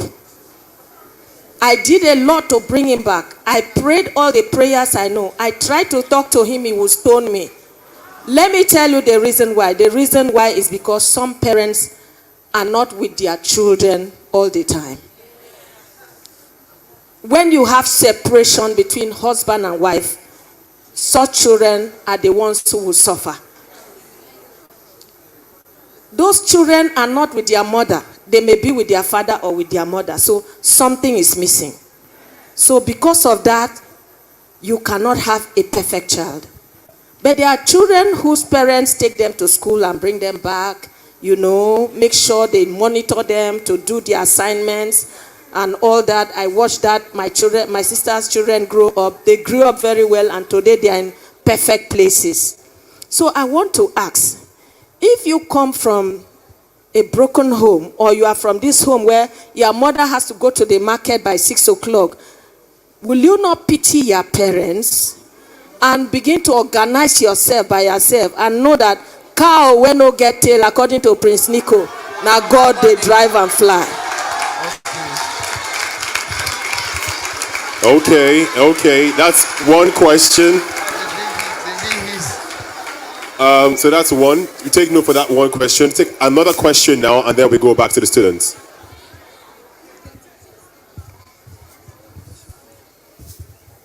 I wonder why it's just the parents asking questions. There are no students asking. Hello. Please. I have 2 grown-up boys that are taller than me. And I know how they behave.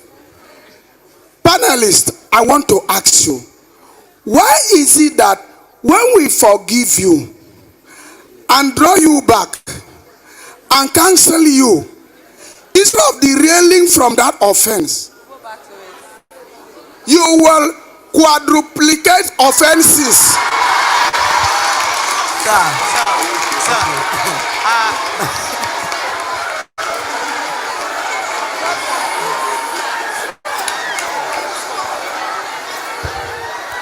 Okay. One house, please. One house, please. One house. Please. Okay, so who is going to be responding to that?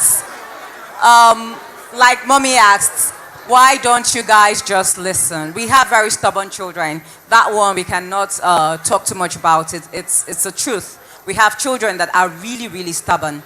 And then I think Daddy also asked a question. I can't get that correctly right now. So just... Okay, so concerning Mommy's question, you don't expect us children to know what to do. And then the way you tell us what to do is not the way we want to be told. The way you tell us, okay, you can't, let me use this sample. Telling your child, let's say you want to tell your girl child, don't get pregnant. This is the way most parents do it. If you get pregnant, I will beat you, I will send you out of this house. First of all, you have not given me a reason not to get pregnant. I only know that if I get pregnant, you beat me. You have not told me the repercussion. And then, if you get pregnant, you will stop school. You are telling me the consequences. You are not telling me what should make me not. You are not telling me what should make me avoid getting pregnant. Okay, now, let me answer that question. Let's say parents can sit their children down and then tell them, this is what you will face. The society will deject you. The society will reject you. All these friends you're seeing now and around you, they are just for a while. Like one of my mentees here said once, friends end. That's the last 3 letters of friendship. Friends end. So, first of all, the reason children don't listen to parents is because parents have failed to make us their friends. Okay, Obaze, is that all? Please, our time is up. Like, you're on my toes right now. So, you want to answer the next question, please. Yeah. Just quickly do that because we need to wrap up. So I plead that. So that is saying that sometimes when you're forgiven, you still come back and, I want to use his word. Okay. A lot of times is that in human nature, normally, Adam and Eve, God told them, don't eat that fruit on that tree. What did they do? They ate the tree. They ate the fruit. Now, we are children, your own fruit. And it is said that what a father did, the child somehow has the... All right, thank you so much. Thank you, Joseph, thank you. So what you're trying to say in essence is you're living the footsteps of your parents. Somehow. Please, one room, please. Thank you very much. Thank you very much. I think we've been able to pass a message here. One house, please. One house. We've been able to pass a message here that peer pressure is very real and a lot of young people are going through those things. And like statistics has it, it says Nigeria has the highest number of out of school children in sub-Saharan Africa, which means that peer pressure is one of the things that are pushing our children out of school. So by saying that now, it's more like all hands should be on deck. Parents from the home, which is the basics and more like the foundation, to government in putting out policies, and of course to our teachers who are also trying their best to make sure that, these children go through good tutelage. And of course the society as well. We all have a part to play in making sure that our children, do not go through all of those things. Because if we do that, the girl that carried a gun in the secondary school in Akpabuye wouldn't do that. If we also play our parts, those children that leave school during school hours and have mufti in their bags and go to a hotel to swim wouldn't do that. So all hands must be on the plow. I just want to say a very big thank you again to my panelists. And Newan, thank you so much. Joseph, Juliet, and Obase. And also Precious. But before we go, let's show you something that Joseph did, because he was able to come out of that space where people were telling him, look, you just have to date this girl. It was out of his principle. It was not part of his values at all. Let's see how that has been able to shape him to be who he is today. Thank you.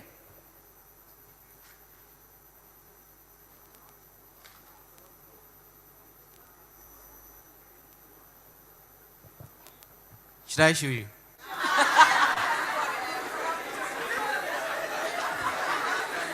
Okay.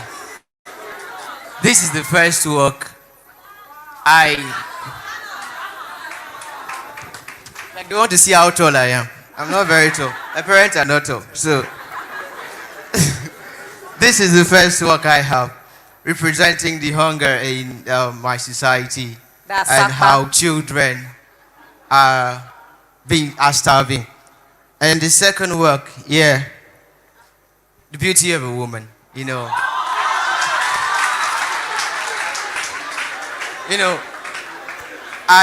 learned that a woman is one of the most precious things that God has ever created. Is that the girl? Is that the girl? Is that the girl? Is that the girl you were asked to date back in school? No, Who is your muse? Okay, it's not the girl. It's not the girl. Who is she? We all want to know. This lady in Ivory so caught my inspiration, and I said I should make something. But I really have my greatest masterpiece here with me. Show us. You say, if you can do something, show Shakara. I am doing Shakara for what I can do. If you can do something, show Shakara to bring your own. Whoa. Your Excellency. Your Excellency, please, would like to crave your indulgence. Please come up to receive this beautiful piece of work, piece of art that was done for you. Hold on, he's coming up. Just wait there. He's coming up to meet you. Please put your hands together for him. If you can show something, do Shakara. He has shown you that he has capacity.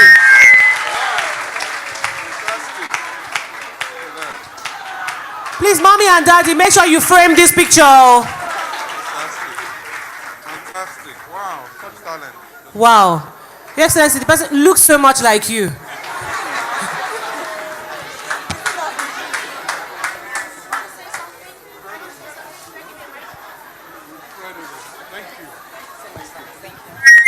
He uses a pencil. Can you imagine? Just a pencil to do this incredible work. Isn't this amazing talent? If what did he say about showing Shakara? What did he say? If you what? I said, if you know how to do something, show Shakara. If you know how to do something, show Shakara. So Bridge Foundation, show Shakara. All right, thank you so much, Your Excellencies, distinguished guests, ladies and gentlemen. I'll always also like to use this opportunity to say that the Bridge Foundation, the Bridge Leadership Foundation, is one platform that has created great people, great leaders. All of those children seated here today are products from this foundation as mentees, and myself standing here today and talking to you, I am also a product of this foundation. Thank you very much. Thank you. Thank you very much, Janice Cobham. Put your hands together for Janice, OAPC RBC and her team. Thank you. Thank you. Please keep clapping for them. I love how bold they are. What this shows us is that We need to create safe spaces in our homes and in different places where children and adults can interact without fear of repercussion. All right, parents, you need to listen more and create these safe spaces. Ladies and gentlemen, Your Excellency, at this point, I'd like to have your attention fully 100% focused on the projectors in front of you as we're about to play you a video clip. Take a look.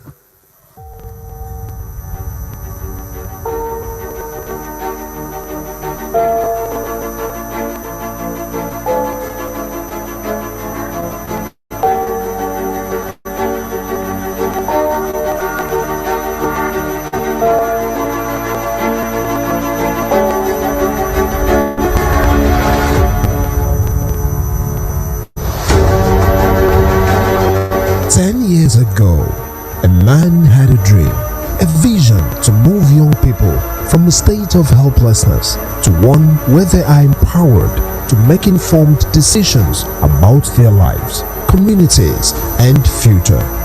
He thought hard about how to achieve this and decided to get to work immediately. He built a bridge to help as many young people that were and still willing move from present to the future.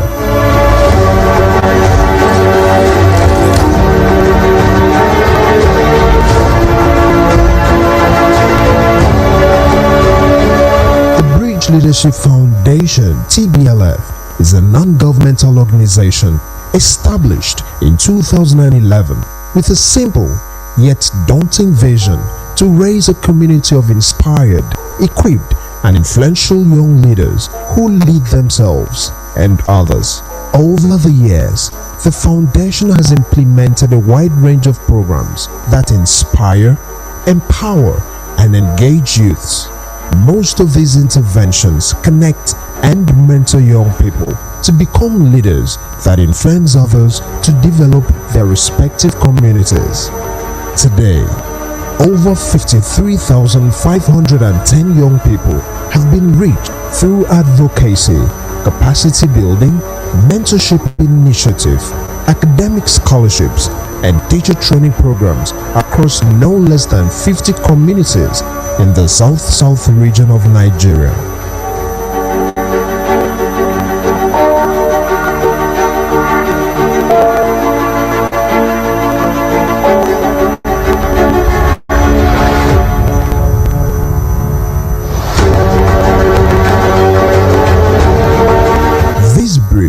Has supported various individuals achieve their dreams, organizations make possible their impact projects, and has built a legacy for almost 10 years.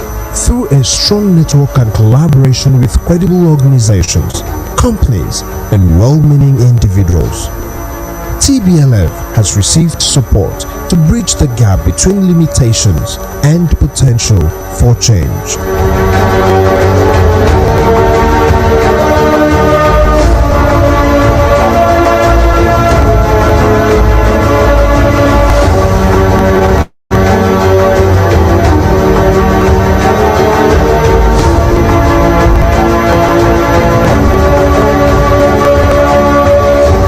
To the man who saw the future over 9 years ago, and to those who have journeyed on this bridge, we say thank you, and to others willing to partner on this quest to create the future, we look forward to working with you as we embark on the next phase of our mission in yet another decade, brimming with more difficult problems and challenges globally and locally.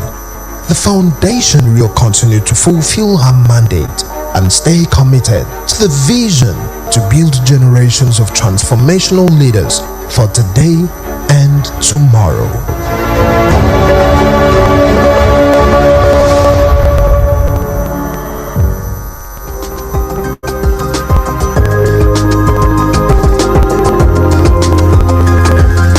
Thank you very much. Thank you.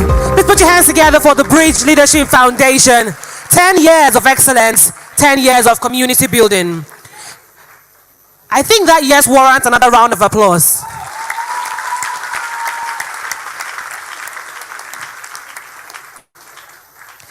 It's time for us to move on with the agenda we have for today. We're going to listen to a second address, and the theme of this address is reshaping Nigeria's learning ecosystem, the way forward. And to deliver this address is the CEO, Team Masters Limited, a growth and development strategist. Let me tell you a bit about this individual.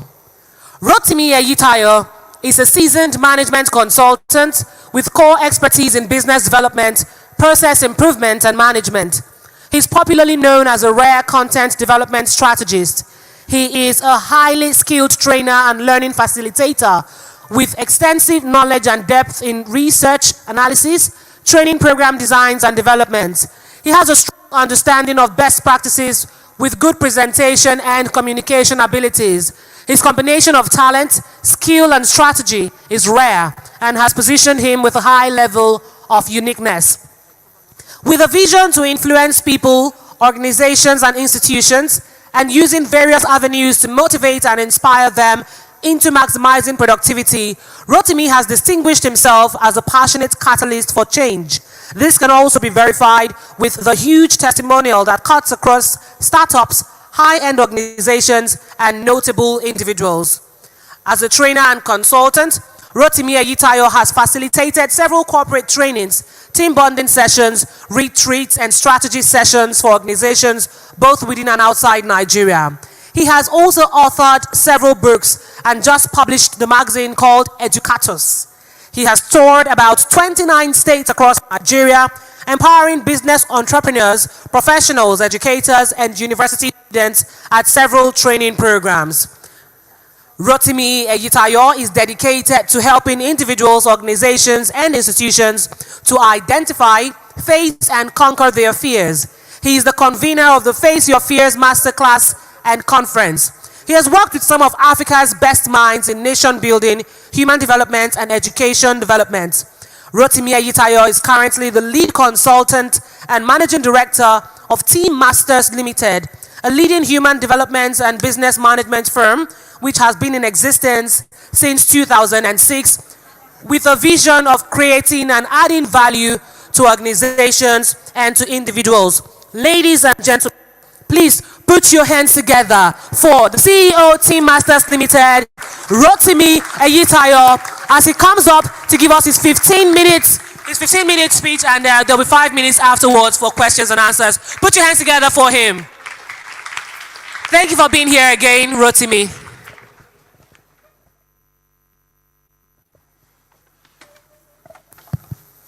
Thank you very much, and good afternoon, everyone.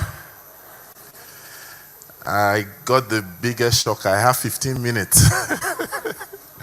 Okay, so since the time is kind of short, I would like to stand on existing protocol. I would like to appreciate the founder for the privilege of coming and inviting me to be here to share the day with you all.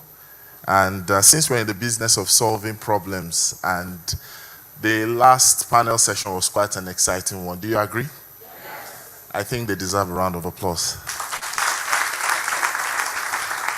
So I would like to ask you all to stand if you don't mind, so we'll solve one more problem. You've been sitting for a long time. So I want to ask you, how familiar are you with addition, as in adding numbers? You're quite familiar, right? 1 plus 1, 2 plus 2, 4 plus 4. Are you sure? 8 plus 8, 16 plus 16. I said, are you sure? 16 plus 16, 32 plus 32, 64 plus 64. Mom. Some of you are speaking in tongues, eh? 1 what? Are you sure? Final answer. Phone a friend. 128 plus 128. 250 what? Shum. 256. Are you sure? 256 plus 256. I should go home. All right, still while you're standing, I'm going to ask us to do something very quickly. I want you to demonstrate the numbers, and we're going to add one more time. So do like this when I hear 1. 1. Everybody raise your hand. 1. Say it out. Say 1. 1. Give me some energy. 1. Fantastic. Plus plus sign now. Plus 1 is equals to. What do you have? What do you have?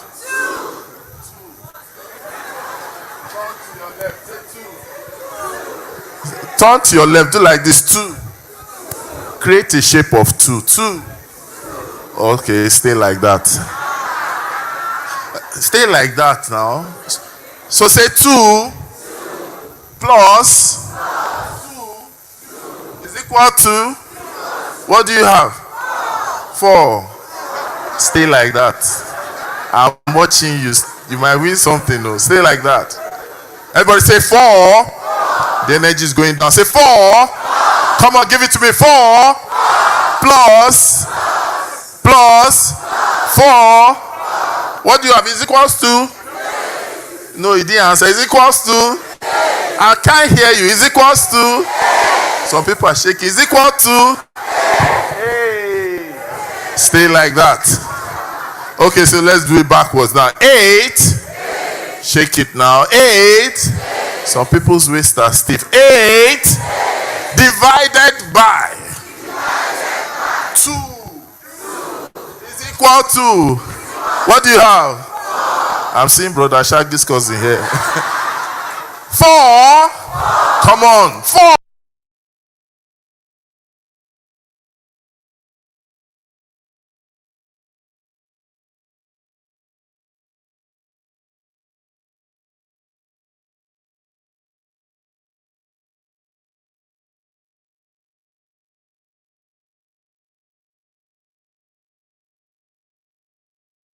Okay, so 2 divided by 2 is equal to 1.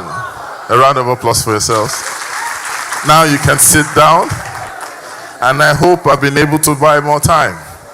Okay, very quickly, please, if you're controlling my slide. I've been given an assignment to share on a topic I think is quite important. It's called Reshaping Nigeria's Learning Ecosystem, the way forward. I just realized that we've been putting the cart before the horse. And it's almost like an eureka moment for me. The very first learning ecosystem is not a place. It's not a process. It's the mind. Did you hear me? It's what? You know, listening to the keynote speaker, listening to the panel session, and soaking all the resource in the room, you'll find out that the very first thing to reshape is not the place called school. It's not the process of schooling. It's the concept of the mind. And if we put the school as a place first, backed up by the process of schooling, that is putting the cart before the what? And that's why sometimes it looks like some of the concepts we share, people don't understand. I've personally met Otto, so I understood. I was just soaking in all you were saying, Ma. You know.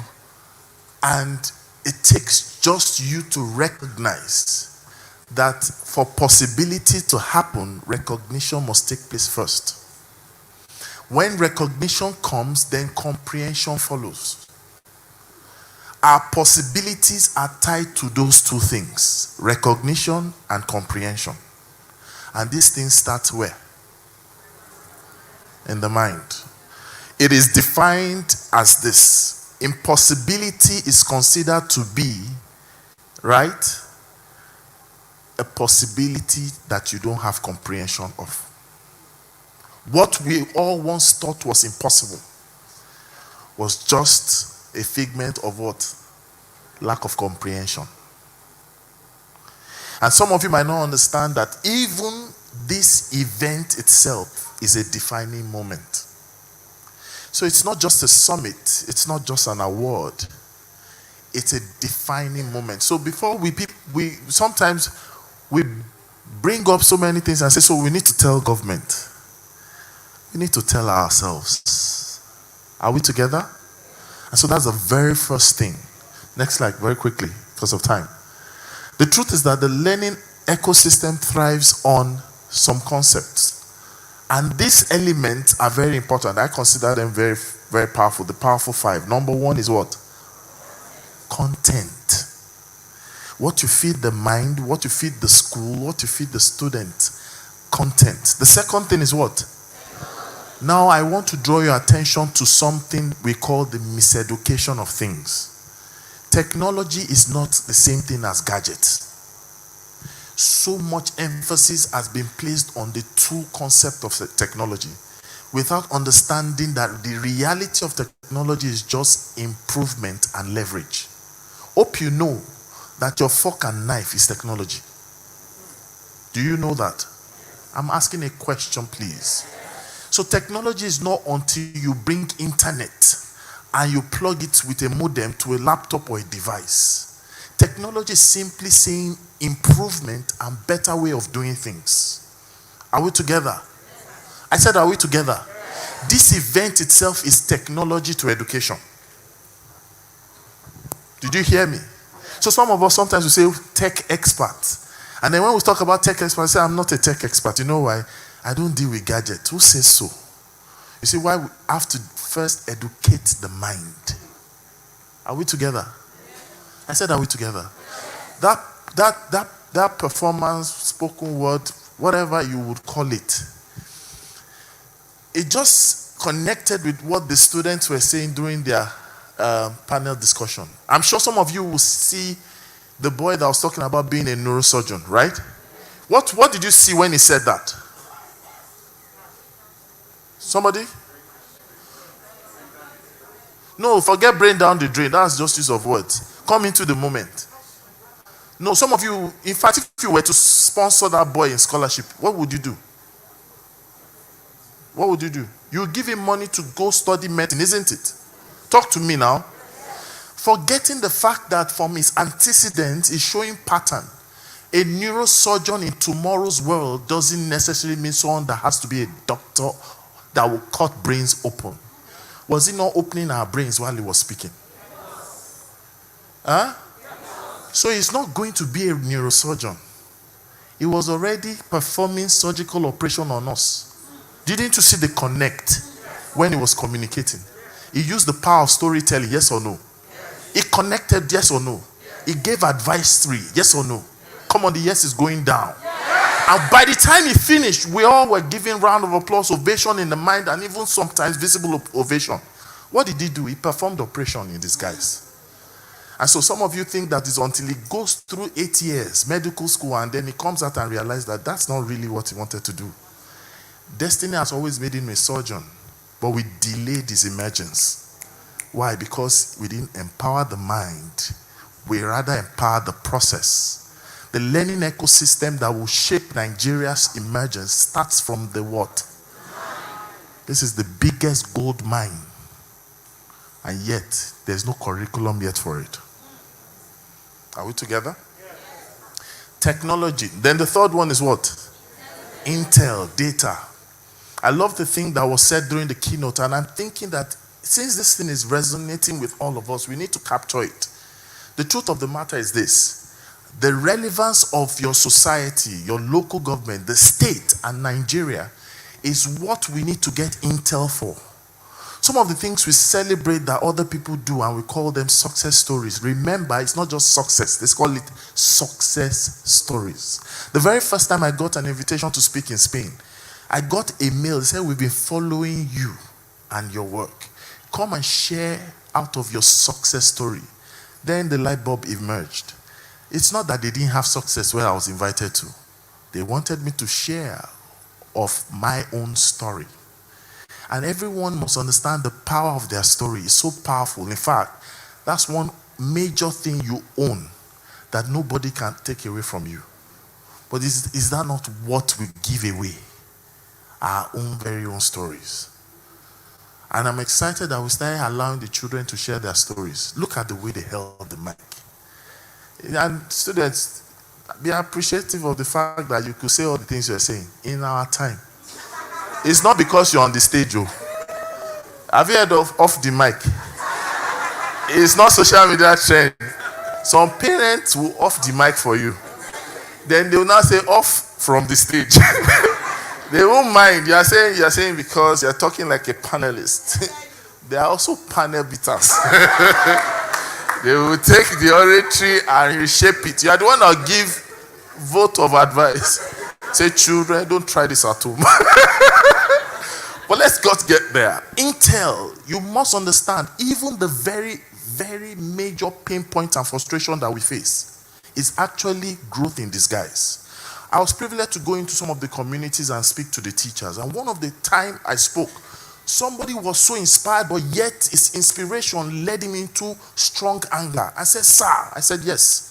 He said, you are saying all these things. We don't have chairs for our students. I said, really? He said, yes. Can't you see? I said, oh, so what should we do about it? He said, the government is not doing this. I said, but you know that the stronger your argument is, doesn't change the current situation. He looked at me and said, what do you mean? That's when you're saying, I said, look, must the students sit on chairs? Who said so? Must they sit on chairs to learn? How do you make the best of a worse situation? When your mind is locked, then your mind will tell you that you can't learn without sitting on chairs. When you watch movies at home, do you sit on chairs? Some of you lie down on the bed. During COVID-19, some of you did Zoom on your bed. We saw many people, they didn't know the mistake. They press space bar, then anything will show. I see some people shirt and tie, then they say, please unmute your mic. So some of them want to pick earpiece. You just see them stand up, shirt, boxers. And some people, they're not even wearing anything. Yes, yeah, look, so don't worry. COVID brought a lot of realities, and we took it with joy. You know, I was once coaching a group of people, and some of them were in a different time zone, and so some were in Canada, some different people. So I was very tired, so I just said, you know what? Let me give them an activity. You know, sometimes trainers we know how to engage. So I went to the restroom with my laptop. So I just said, you know what? I would mute the audio. Nobody's gonna know. You know that's TikTok. Nobody's gonna know. But somehow they will know. So I just didn't know what happened. My thumb was just so adventurous. I don't know. But I knew that. I said, I'm seeing a familiar face. It looks like me. You know when you look at yourself, I said, it's not my profile picture. The body is moving. Oh my God. But you know, it was a mature there, so they understand things happen. I'm not like that boy said, erase some things in your mind. But what I'm trying to say is this. We need to understand that if you are not able to make the best of it, that's technology. I said, what if I now calculated, they told me the amount of a chair and a table, those flap stuff. I said, imagine that all the students couldn't have that, and we're able to raise money, half of that amount. It will buy a rug in that class. You will fold up that rug. You will sit down. Listen, if you could teach and understand that as a teacher, you are facilitating learning and discovery, you will know that you are not meant to necessarily stand as well. And so you go down, you teach them. If you successfully do it, that lack becomes a model. Did you hear me? We've turned lack into a model. They'll say, go and learn from Cross River State. There's a new model. We'll now quickly look for consultant. You know consultant has good with name. We'll call it the Linear Transformation Model. LTM. Bam. And then we'll now bring camera people, ultrasound 360. We'll do a nice video documentary. We'll now put that background. See that area view, you know, the drone. I say, ladies and gentlemen, it's never happened before. West Africa, Sub-Saharan Africa, Nigeria, Southwest, Calabar. And then you mention your local government. What's the local government? I don't know. And then you now go, and then you now hear. The teachers have discovered that linear level learning means you are sitting where they sit. Eye range. Connection precedes communication. And when we did that, we saw that their grades changed. It's a lie. They didn't have chair. They didn't have table. We pull rug. Is that not technology? If you do it and you do it boldness, let me tell you this, is the one that exports that has the right to name. And once you name it, it becomes a model. This is what Finland sold to us. This is what Khan Academy sold to us. Why is it that we've not been able to sell? It's because we feel that we can't tamper with education. And that's the biggest conception in the mind. Education is meant to be tampered with. Did you hear me? You came into this, all these seats were prearranged, yes or no? The yes is low, yes or no? Yes. It was prearranged, meaning that you had no other option than to face front. We conditioned your behavior, yes or no? Yes. In other words, what it means is that if we're going to transform education, we need to understand conditioning is part of the model. Did you hear me? Yes. So we say this is how we learn in Africa. Didn't we used to learn? In fact, the African model of learning, is it not storytelling? Yes. And then they repackaged it and sold it back to us. They call it blended learning. They call it flipped classroom, flipped learning. Where did this start from? Abe Igi O Rombo. Full stop. We teach story tales by what? Moonlight, right? We didn't need NEPA all those times, remember? It was natural. Nobody told us it was bad until we interpreted it as bad. But guess what? We've lost our power. What's the power? The mind. And when we want to do that, we need to go back to the issue of access. And then we'll talk about our learning resources. Listen. A lot of us knew what affection was because we watched Barney. I love you, you love me. You see? Some of you have not traveled that before, but you know the song, yes or no? The Barney franchise is a multi-billion-dollar franchise. They understood that the ecosystem is what births industries.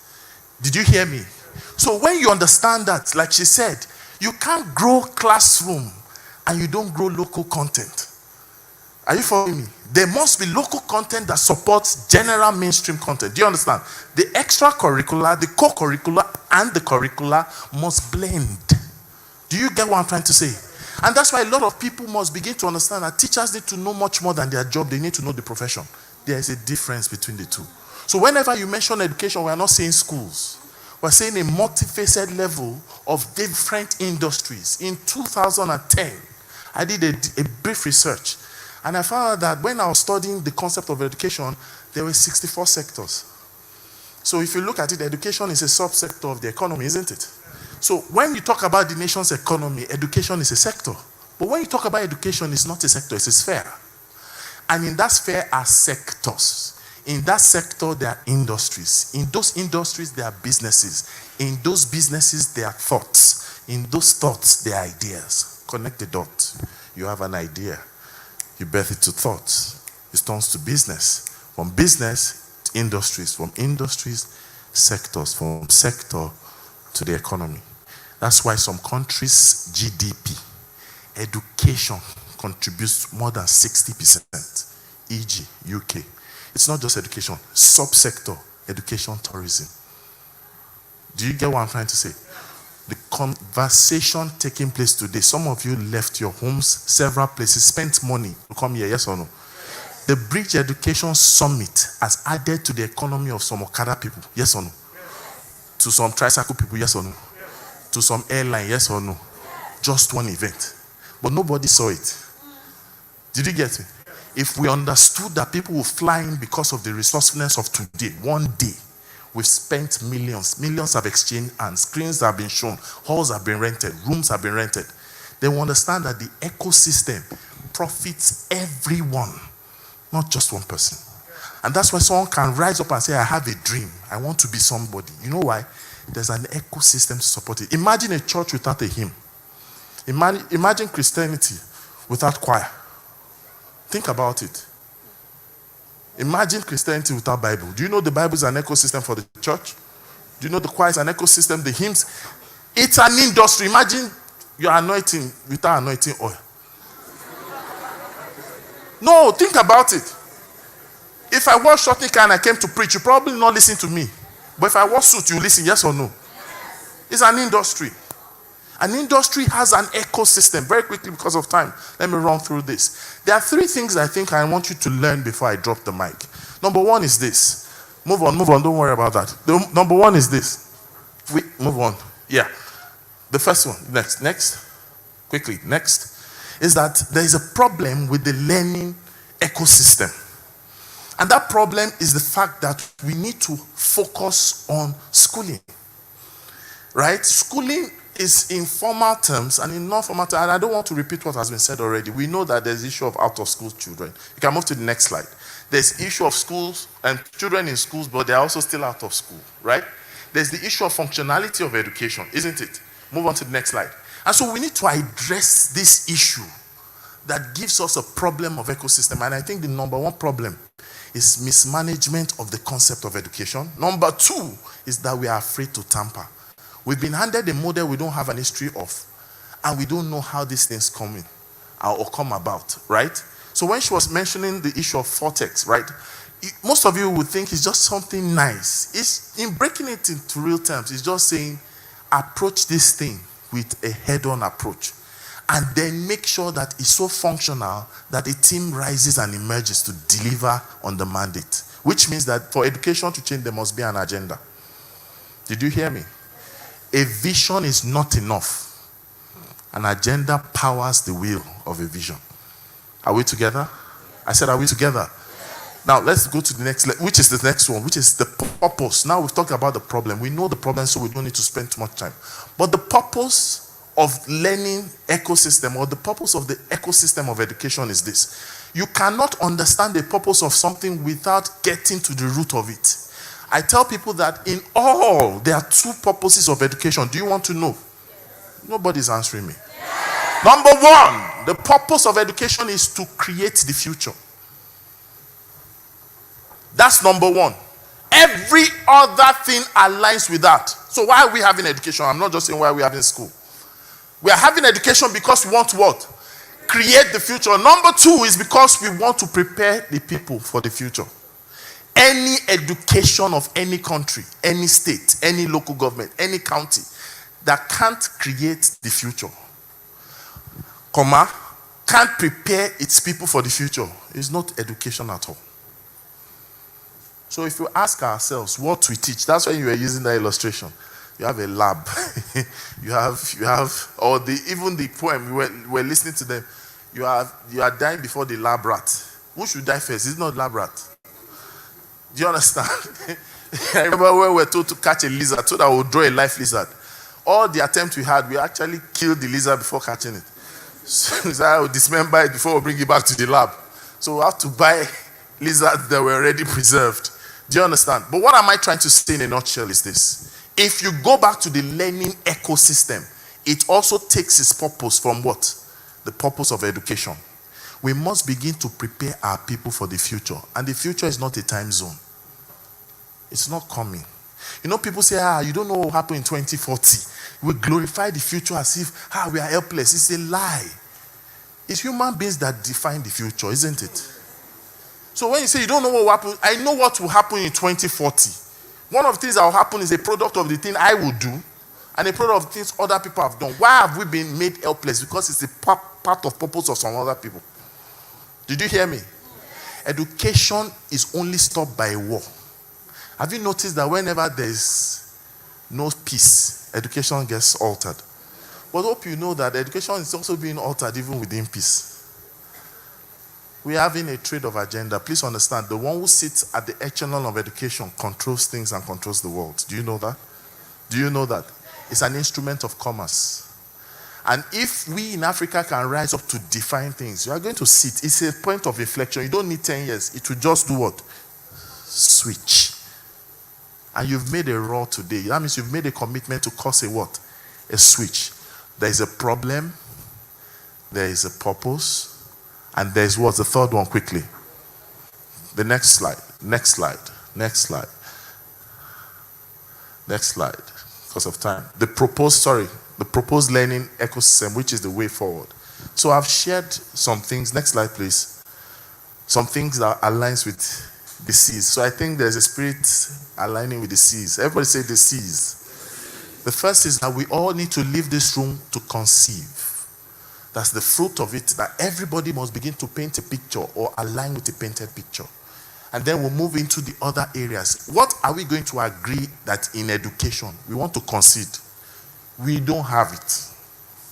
We are not bargaining on it. You see, sometimes we battle on the wrong ground. Are we together? Let the battle come to you. If a fish leaves the water, it's going to lose. Bring the battle to your territory. What are we conceding? We have an African model of education. What can we concede to in Calabar? Yes, we might not have some things. Because we put too much pain. Let me tell you one of the biggest things that can shift education.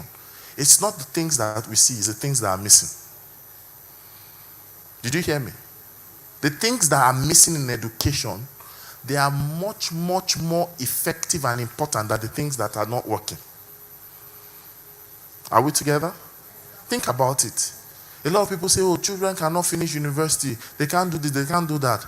But there are people who can still do things after they leave secondary school, yes or no? But there's nothing taking care of that space between SS3 and year 1. If I share with you the statistics of JAMB, you'll be amazed. JAMB says that so X number, almost 1 million plus, write JAMB year in, year out. Did you know JAMB remitted over 3 billion back to the government? You know that? And then you look at it, that number of people, a cycle, that's the one that writes JAMB and wishes to stay in Nigeria. There are people that are not in that catchment area. And they come back again. And there's nothing being done within that SS3 and year 1. There's the year 5 or the graduate level and the workspace or the industry level. There's a gap there. There's a gap between JSS3 and SS1, I hope you know. There's a gap between primary 6 and JSS1. No finishing academy is addressing children who are the age of 10, but have no choice to face the world. There is no gap taking care of the preteens. There's no gap taking, and the world is shrinking its stage of achievement. What you would have achieved in 40 now is 30. What you have achieved in 30 now is 20. I won't be surprised in the next 10 years if you can start having a driver's license at the age of 10. Because what are they waiting for? You fly drone in your house. So why is the car that you can't drive? Hope you know there are autonomous vehicles starting now. Are you listening to me? So you need to recognize that if we can defeat this thing, the dysfunctionality and the miseducation of the mind, we can begin the journey to reshape what? The ecosystem. The third is that we need to find things we want to complement, which is what she was saying, problem solvers. For every industry to thrive, 2 people must emerge. Everybody say 2 people. I want to hear it at the back. Say 2 people. You need enablers. You need amplifiers. I say it again. You need what? You need what? You have a dream. The dream needs someone to enable it. But then it stops at that point. If you enable, if you don't amplify, it won't go far. Yes or no? Think about if there was no microphone amplifying my voice. Are you following me? You have a school. You need what? Enablers. You need what? Amplifier. You have a sector, you need what? Enablers. You have what? Amplifiers. For the problem plaguing the system of education, these 2 people or 2 sets of individuals must what? Must emerge. And then the fourth one is that we must now begin to do what? Compete. We need to dare our sectors. And I feel that it's time that we need to do a scorecard for all commissioners of education. And you can facilitate, you know. If we can give children report cards, why can't we give Commissioner of Education report card? So first term, don't do it as political term. 4 years, then how did you fare first term in the concerns of education that you sit over? You will find out that they will be pressured to do more. Are you following me? What was the second term like? Some people are living on past, present day glory. When I say past, you might not understand what I mean, but those who know, they know. Do you get what I'm trying to say? Education must become so functional that it's policy-based and not politics-based. Do you understand? And that way, we're able to cause a transformational experience that people will begin to see that, look, if I can't deliver it, I need to seek the team that will deliver it. We did well first term, we must do well second term, we must do better third term. In the first semester of education, the people in charge of tertiary education within the Department of Education, we should do a scorecard. Do you understand? So that it's not... We can have it so that they will now come and say that, okay, what people do in the corporate space, we can do it in the education space. You know what they do? They theme the year. I say this is 2021 that we're facing, or 2022 that we're facing. What is the year about for education? Imagine we say that next year is a year of no limit. No limit education. We sing it out. There's an education summit for the regulators and the administrators, and then they pass it down to the operators and the educators and say, go to the classroom, look for what? The word no limit. A no limit classroom would deliver a no limit learning experience, would deliver a no limit learning outcome, would deliver a no limit regulator, would deliver a no limit sector, will reposition education, both public education, private education, within the space in the shortest possible time. Why? We are all driven by what? A theme. No limits. Are we getting it? The students go to a WAEC hall and they, listen, that thing is powerful. I worked with a particular organization. The man that runs that organization does not have school cert, but he's a billionaire. And one of the things we did when we were transforming that company that year, he was like, I told him, what do you want to see? He said, I want to see more. So he gave me an assignment. He said, you're a consultant. Go and codify what more is. So I went back. I said, okay, you know what? They were doing about almost $1 billion a year. So I said, okay, I've come back. He said, what's the theme for the year? I said, 4 times more. That was it. And he said, if our team can deliver 4 times more, we are going to Istanbul. He said, everybody in the organization will be funded. They'll take them to Istanbul in Turkey. If you are married, you and your wife. If you are not married, unfortunately, no look for you. So people say, have a keen plans. Bought passports, paid for passport, did a lot of things. And whenever they had their MPR, you know the first thing they show on their slide? 4 times more. If we are serving the customer, 4 times more. If we are delivering turnaround, 4 times more. The way we work, 4 times more. If you are sweeping, 4 times more. If you are mopping, if you are clapping, if you are answering, is that your 4 times more? So at the end of the day, by the time it was November, they did not meet up, but they were close. They had 2.89 billion. And the man now took some key people to Dubai because everybody couldn't go because they didn't meet up. But the team was so energized. You know what happened? They noticed that the fragmented growth that took place was even far better than the bottom line they were seeking. They had outcome over output. Their people were now more loyal. They had sense of ownership. They were more driven intrinsically than extrinsically. Do you understand? Even though they were promised just 1 trip. Are you following what I'm trying to say? And if we can understand what we are saying in the room today, I can tell you that we don't need many people. All the people in this room is more than enough to put this state on the face of the map, not just in Nigeria, but in the world. You know why? Because we understand that we are able to begin to do what? Compete. And when we compete, we can now complete. The world has some moments and parts missing. Hope you know. I said, hope you know. The biggest story out of the world is the things that are missing in the world. And that's the fastest way. They normally tell us to collaborate. But let me tell you the truth about collaboration. Collaboration is in dimension. There's the sameness in collaboration. You don't get much value except you are the visionary of it. Or you are the one driving it. But there's a contrast in collaboration. That's when you get the best of value. You see, if we look alike, there's no strength in it. And the problem is that in education, we will now produce what we call communal behavior. Is that not why teachers dress alike, speak alike? You said no. I've been privileged to travel across 29 states, talking to people, especially educators, and I see you buy the same type of cars. You marry the same type of husband. You marry the same type of wives. You complain the same type of complaint. You get late the same way. You backbite the same way. You beat the same way. What's the teacher's most favorite word? Kneel down there. Is that not so? I've done a survey about it. It is so sweet that kneel down competes with good morning. I did a survey on it. Okay, what's the first thing when a student does something you don't like? What's the first thing you say? Kneel down. And they do it like this. There's a body demonstration. Kneel down there. Some people will not even say it. They just do like this. Some people have now hybrid the thing. They just say, be there. So if you know, is it be there like this or be there like this? The eye and the tone will tell you how the be there should be. Some people just look at it. You are still there. But sir, you said I should be there. I mean, be there. So in a nutshell, what am I saying? Next slide. What am I saying? I'm saying that there are outcomes if we decide to begin to reshape the learning ecosystem. What are these outcomes? Number 1, we have empowered professionals. Number 2, what do you have? Competent students. Number 3, If you are thinking that your salary is what will make you prosperous, you are high. Honestly. You are what? You know what it means to you are high. It is wrong for you to think that your employer is responsible for your prosperity. No. It's your profession that can only deliver prosperity to you. So what it means is you need to look beyond your job.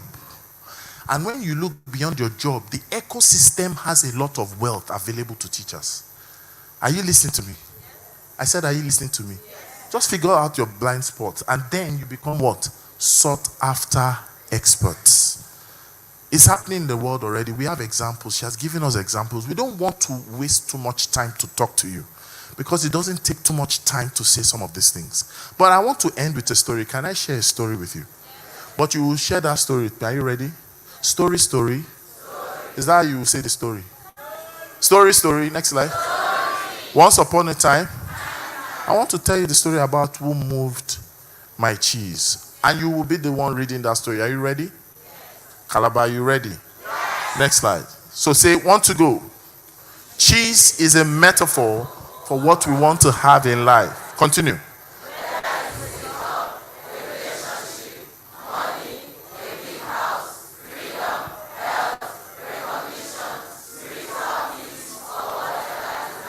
Fantastic.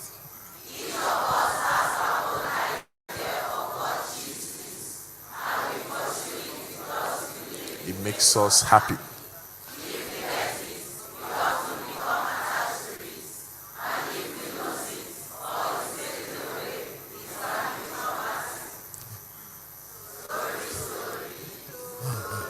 Okay, once long ago, we ran through a maze looking for cheese to nourish them and make them happy. Two mice named Sniff and Scurry, and two were Hem and Haw. Okay? Every morning, the mice and the little people dressed in their running gear and headed over to Cheese Station C, where they found their own kind of cheese. Continue. It was a large store of cheese that Hem and Haw eventually moved their homes to be closer to it, and built a social life around it. To make themselves feel more at home, Hem and Haw decorated the walls with sayings. One read, "Having cheese makes you happy." Continue. One morning, Sniff and Scurry arrived at Cheese Station C and discovered there was no cheese. They weren't surprised, since they had noticed the supply of cheese had been getting smaller every day. They were prepared for the inevitable and knew instinctively what to do. They were quickly off in search of new cheese. Later that same day, "Who moved my cheese? It's not fair," Hem yelled. They went home that night hungry and discouraged. But before they left, Haw wrote on the wall, "The more important your cheese is to you, the more you want to hold on to it." Next. The next day, Hem and Haw left their homes and returned to Cheese Station C. But the situation hadn't changed. Haw asked, "Where are Sniff and Scurry? Do you think they know something we don't?" Hem scoffed. What would they know? They're just simply mice. They don't respond to what happens. We are little people. We're smarter. Haw suggested, maybe we should stop analyzing the station and just get going and find some new cheese. Haw decided to leave Cheese Station C, while Hem was more comfortable staying in the cheeseless Station C. Haw announced, "It's maize time," and wrote, next slide, "If you don't change, you can become extinct." I hope you're getting the lessons. Next one. Meanwhile, Sniff and Scurry went farther into the maze until they found Cheese Station N. They found what they had been looking for, a great supply of new cheese. It was the biggest store of cheese in the mice had ever seen. Haw, on the other hand, became more anxious and wondered, He wrote a saying on the wall ahead of him and stared at it for some time. What would you do? Before we continue, write that down. What would you do if you had no fear? If you had no fear as a student, if you had no fear as a teacher, as a parent, as a lecturer, as a stakeholder, as a parent, as a person, as a business owner, as a business leader, as a politician, if you didn't have fear about something, what would you do if you had no fear? Next slide. Hall now realized that the change probably would not have taken him by surprise if he had been watching what was happening all along and if he had anticipated change. He stopped. Smell the cheese often so you know when it's getting old. Next slide. You all wondered if Hem had moved on or if he was still paralyzed by his own fear. Then all remember the times which he had felt best in the maze. It was the time he was moving along. He wrote, movement in a new direction helps you find new cheese. As all started running down the dark corridor, he began to smile. All didn't realize it, but he was discovering what was nourishing his soul. He was letting go and trusting what lay ahead of him, even though he did not know what exactly it was.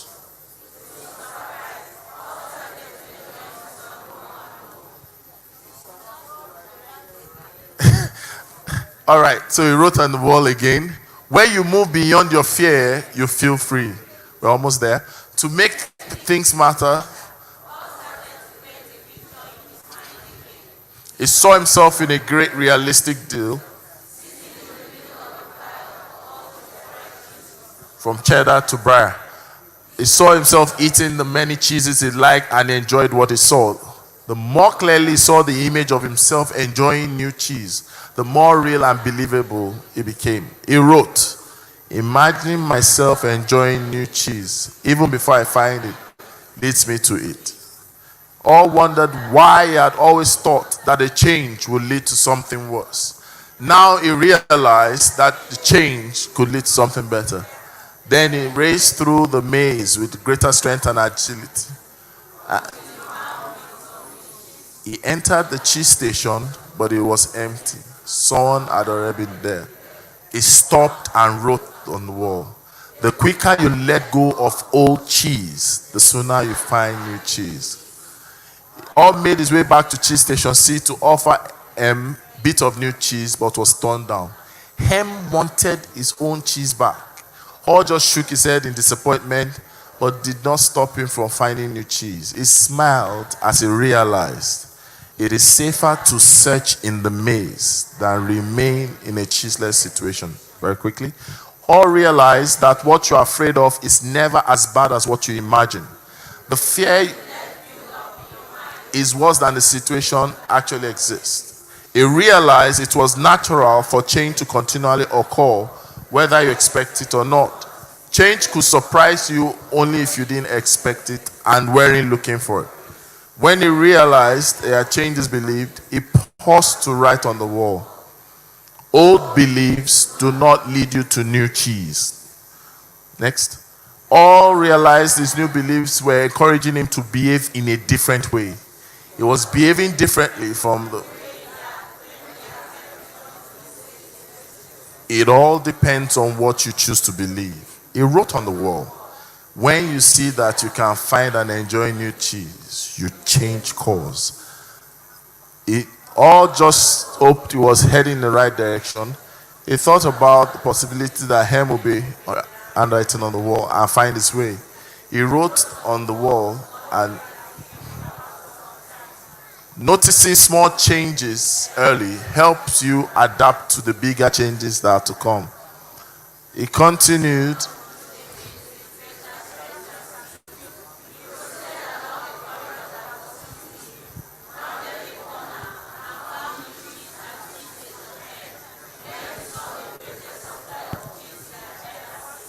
Sniff and Scurry welcomed him. Hooray for change. Hall wrote down a summary of what he had learned on the largest wall of cheese station N and smiled as he looked at what he had learned. Change happens. Anticipate change. monitor change, adapt to change quickly, enjoy change, be ready to quick. So I leave you with this. Yesterday's strategy may not be effective for today's battles. Let us arise and reshape Nigeria's learning ecosystem. That's the way forward. Thank you very much. Thank you very much, Rotimi. Put your hands together for our second speaker. Keep clapping, keep clapping. The CEO, Team Masters Limited, spoke on reshaping Nigeria's learning ecosystem, the way forward. Bison, we're going to take two questions as usual, one from a male, another one from a female participant. I'm here at the back, so let's have some backers, some backbenchers. Let's have two questions. Raise your hands very quickly. One boy, one girl. Oh, there's one here. Female, aha. Your name and are you in school or a student? That's fine. Good afternoon, everybody. My name is Otta. My question is from the part this man said, teachers should look beyond their profession. At that process, there are some teachers that forget their actual work, what they were supposed to do. So I'm not saying it's bad to look beyond your profession, but also remember that you have a classroom work to do. So, okay, so if I get that's the suggestion. Teachers shouldn't look so far beyond their professions that they forget their primary assignment. Right, thank you very much. Okay. A man, please put your hands together for her. A man who has a question, your hand Male. up so we can give you the mic. Any question? Another female. The future is female. There's no male. That's debatable, UK. Don't know when I'm handling the mic. It's not. A man. Okay, all right. I told you, debatable. So there's a man here. Good afternoon, all. I am Ed Tigiri. Please, sir, my question is, how does learning ecosystem support corporate strategy? Thank you. Thank you very much. How does learning ecosystem support corporate strategy? Mr. Itayo, your response. All right. So there's a part of the question I don't really understand. When you say corporate strategy, how do you mean?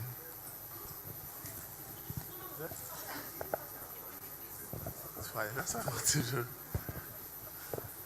What do you mean by corporate strategy?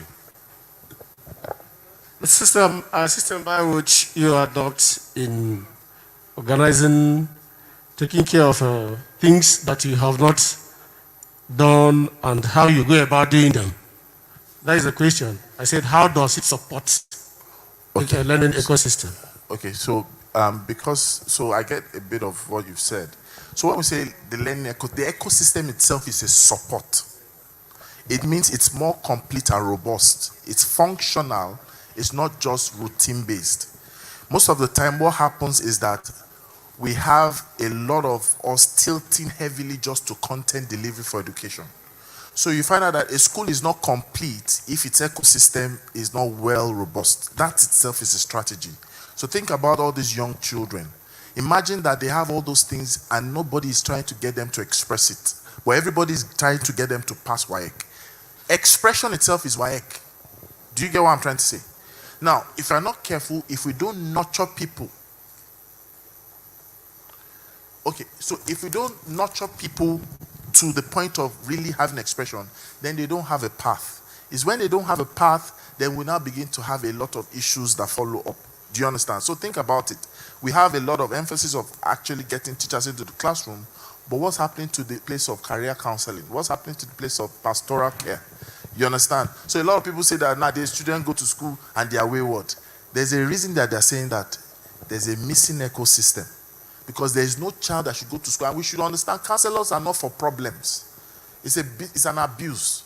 Counselors are meant to nurture and engage children. Imagine a child that goes through 6 years of secondary school and only knows the counselor's office, but never has a counseling session. And you say, why? Say, I didn't have any problem. That's the problem. Yeah. That's the problem. Do you understand? So, and then someone said something about profession. When I say you need to go a bit out of your job and focus on the profession, what I mean is this. The profession actually houses the jobs. Your job is what you have as a summary task that you are paid for by remuneration, either maybe your salary or your stipend or your project fee. So for example, if you sign up as a teacher, what you signed up for first was a teaching job. Did you hear me? And you will get a teaching job's pay, guaranteed, when you get it. Do you understand? However, the teaching profession and the teaching job are not the same.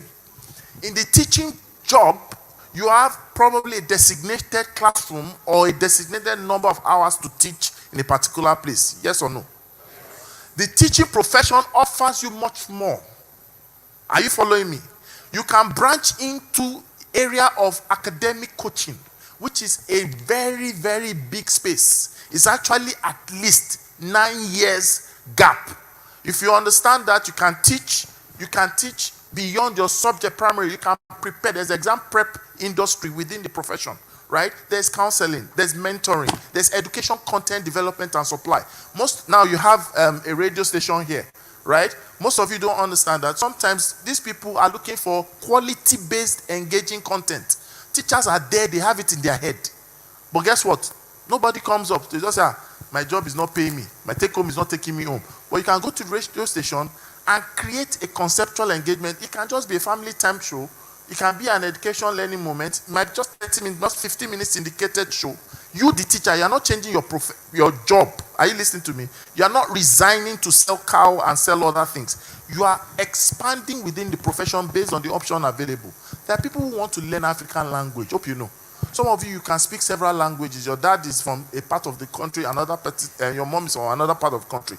People pay people to teach Igbo online, teach Efik online, teach Ibibi online, teach Yoruba online.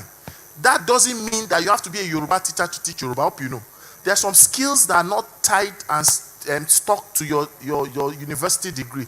There are some life skills you have. Some of you are seeing parents who are struggling with behavioral challenges. But you've dealt with, some of you are teachers for 30 years. 30 years experience, you've seen the good, the bad, the ugly. You've managed and nurtured children, even as bad as they are, to behavioral competence. You can do something about that, get a certification. Before you know it, you can actually tell people that I can get into behavioral modification. I'll end with this. Some years ago, I met a young man. He used to fail exams, and then he got a way of getting back on track to get his studies once and for all. He now noticed that there are many students that always struggle with their first exams. That's the external exams. You know what he did? He moved out of Lagos. He got a flat in Ilorin because it was cheap. And he said that he's creating an academic excellence center. So if you're afraid of your first sitting, your holiday or your extended weekend or midterm, your parents will send it to him. He will return you back. I don't know how he does it. You will excel. And before you know it, he became the hub. And then those who fail, they go. You know, once you just see your VAEC results, as you are coming back home, they packed your bag. Oh yeah, Ilorin straight. And before you know, it became a phenomenon. And guess what? He just mastered the fact that he didn't need to do anything and just help people at a pain problem. She said, problem solvers. As much as it's relatable. And people will pay for you. No, anyway, no problem. Thank you very much, Mr. Itai. Put your hands together for him. Thank you, thank you. Your Excellency, distinguished ladies and gentlemen, time has come for us to get to the award part of today's event. It is called, after all, the Bridge Education Summit and Scholarship Awards. Please, can I have someone help me with this? Let's get it off the stage very quickly because I want us to move really fast. Thank you, sir. Thank you. Thank you very much. You're kind. Really kind. I should buy you a bottle of Zobo or something. That's fine. Oh, you want cheese? You've got to go into the maze by yourself, man. Find your cheese. I'm finding mine. Thank you very much. Is this not blocking you?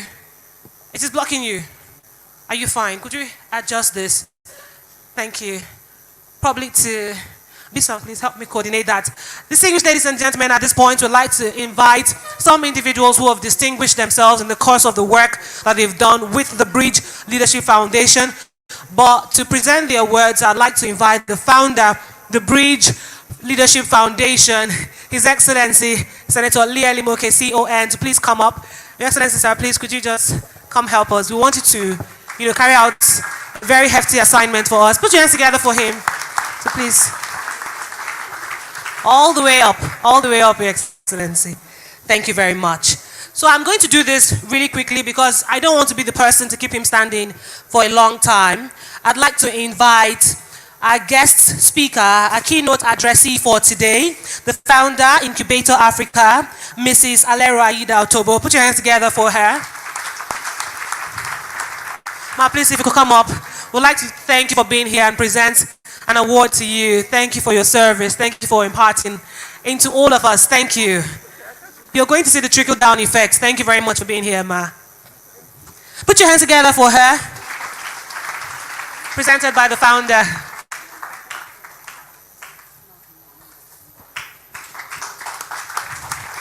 And she looks great too, UK. Her dressing is amazing. Oh, yes. Thank you. All right. The second award is going to go to second. Would you like to? Oh, okay.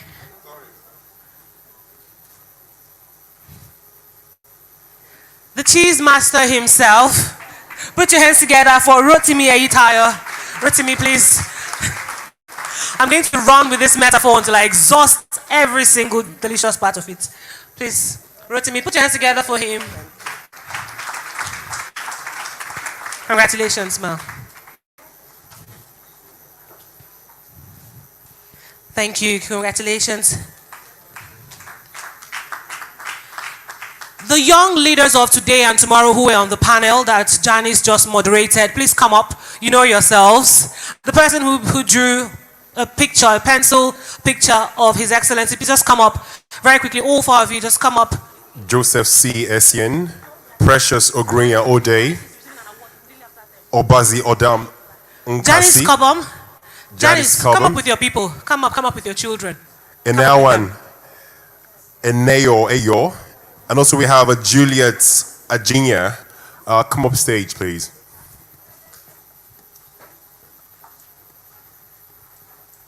Put your hands together for them. Young visionaries. Come receive your award.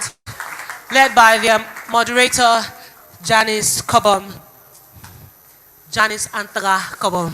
My co-host on the radio show is 105.5 Paradise FM. Janice Kobom, I'm very proud of you there. Have you taken your pictures? I'm famsing her now. No? So can we have you flank? Janice, don't go just yet. Please flank His Excellency, flank him. Yes, two people, another boy, come this way. You come here. Move closer. Okay, one at a time. They've spoken well, they've given us ideas. We know better how children think, don't we? Yes, we do. One at a time, okay. Juliet Atinya, congratulations to you. Joseph, make shakara now. Make shakara for us. Congratulations, Joseph Essien. Congratulations to you. Obaze. Obaze Odam Bold and Nkasi. intelligent. Very inspiring young leaders of tomorrow. Congratulations, Obaze. And Precious Ode. Now, can we have the entire team just flank His Excellency? Let's take pictures. Joseph, okay, that's fine. While they're preparing for their photographs, I'd like to invite a group of powerful people. Oh, okay. Please, Ma. Madam Alero Rotimi, please join the photo session.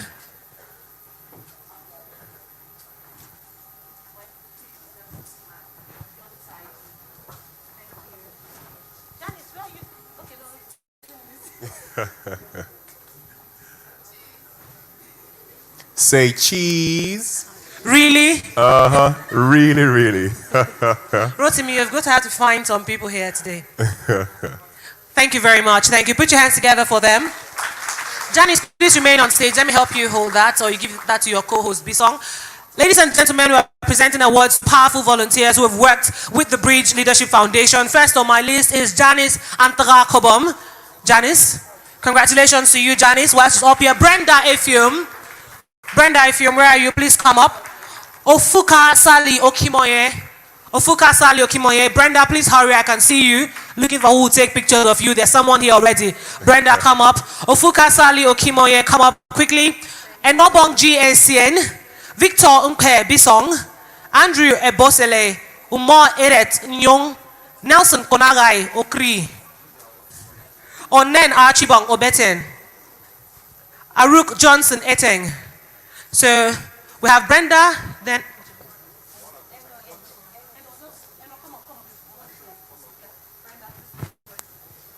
Aruk Johnson Eteng, Anderson Victor Asukwo, Eyo Efyong Nyong, Ukemabong Albert Ekong. Coco, where are you? Come up. Timothy Undiandeye, Edide Unkebem, Ofem Oden, Kebe Ikpi, Rosemond Edem, Efa Aboli. Ooh, where's Efa? Efa, come up quickly. Chioma Rosemary Ayao. Volunteers with the bridge. 10 years, a decade. Consistent. Wow. Round of applause, please. 10 years of volunteering to the Bridge Foundation, holding it strong. These are So the we can all most cross to a better outstanding place. volunteers who have worked tirelessly with the Bridge Leadership Foundation. Please just go up, get your award, take your photographs. Congratulations to you. Congratulations. Just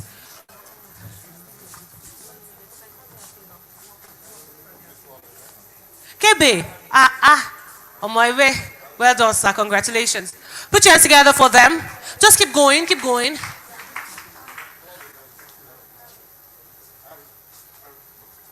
Tony Ndiande, you're next.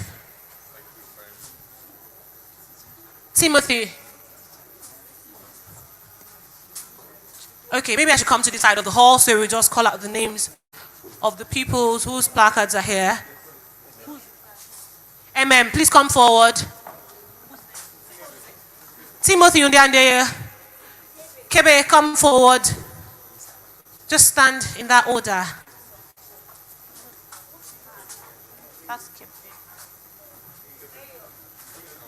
Ayo.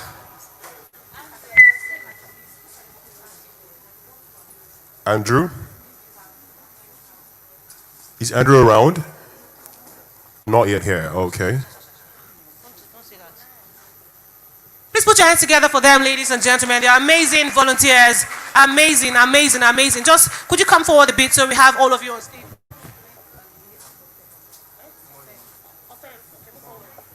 Ofem, put your hands together. Ofem is here. Yes.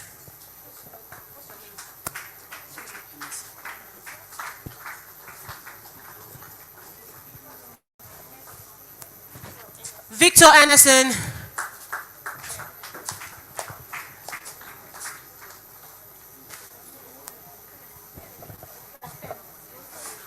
Ofem Oden, congratulations to you. Please keep your applause coming. These ones have held the bridge. They have done everything they could, volunteering for 10 years to make sure the bridge stands. That's something very proud of. Thank you, thank you, thank you, thank you. We can't say thank you enough. Umo Edet. Oh, Chema is there. Chema, congratulations. Anyanwu, congratulations to you. Umo Edet, congratulations as well.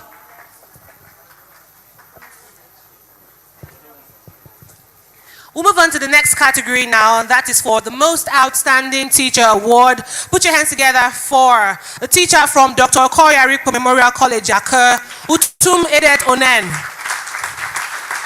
Utum Edet Onen. From Yaka? From Yaka. I think he was here earlier. He promised me, okay, he's the one who promised me, what's that thing? Okana. Okana. Okana. I'll be coming to your school to get my Okana. That would have been him. That's a delicacy. Home economics class. Congratulations. Put your hands together for him.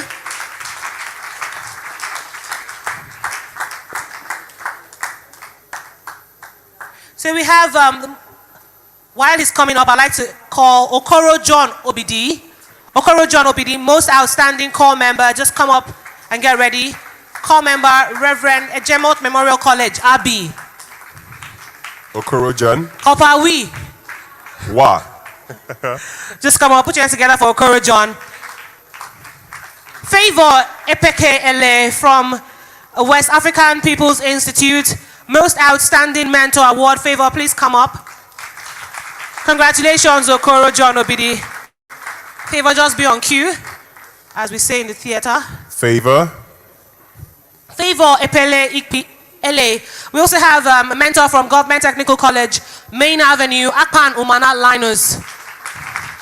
Akpan Umana Linus. Most outstanding counselor from Government Secondary School, Anantara, Rosemary Essesien.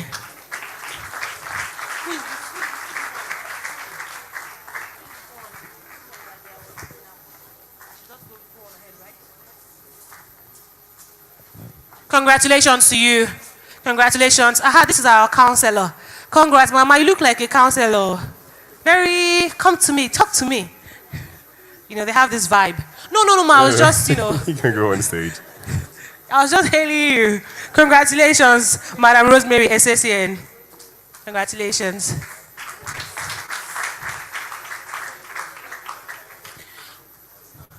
We'll move on now to the most outstanding LCD students. LCD stands for Leadership and Community Development Program of the Leadership Foundation. From Abbey Local Government, we have Akpan Humphrey Kufre, Reverend Ejima Memorial College. Please come forward, Akpan Humphrey Kufre. Blessing John, Reverend Ejima Memorial College as well. Come forward. Nkanu Daniel Eboti, Agbo Comprehensive College.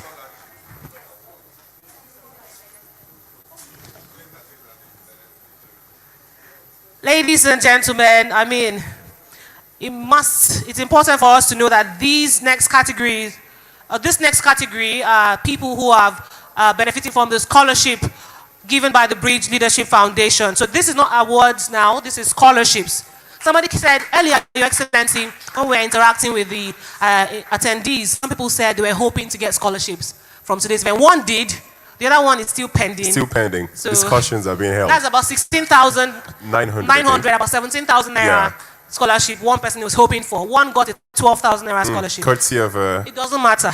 It doesn't matter who it was courtesy of.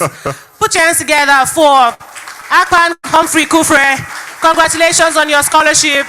Congratulations. Blessing John, Reverend Ejima Memorial College, Abbey. Congratulations. Nkanu Daniel Eboti, Agbo Comprehensive College. Let's celebrate them. Gabriel Let's celebrate Helen them. Ekame, Agbo Comprehensive College. LA, thank God, John, Government Secondary School, Anong Ekureku. Egbe Florence Basi of the same school, Government Secondary School, Anong Ekureku. Put your hands together for them. Please come up quickly.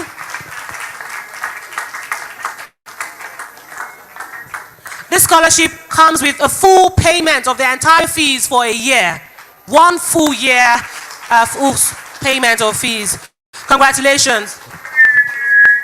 So some parents can rest from school fees, I suppose, for one whole year. The truth is, if you attend a school like the girl who got that 12,000 naira school fees, and you're getting a scholarship of 150,000 naira, that change can pay for your siblings as well. Very true. I mean. Yes, it can. So you should know how much that is. From Yaka Local Government Area, Commercial Secondary School, Idomi, Usang Matthias Egu, Unwobuji Ukamaka Clement, please come out. Ofem Rejoice Ofem, Usang Osuake Omini, all from Commercial Secondary School Umpani and Idomi. Come out, please. Congratulations to you. From Dr. Okoya Rikpe Memorial College, we have Ijumo Kebe Innocent, Oka Obasesam Patrick, and Ofem Courage Lawrence, Ikoi Thelma as well from Yaka. Somebody who asks about rural communities and the reach beyond Calabar. This is Yaka Local Government. The first place was Abbey. Congratulations. Put your hands together for these scholars.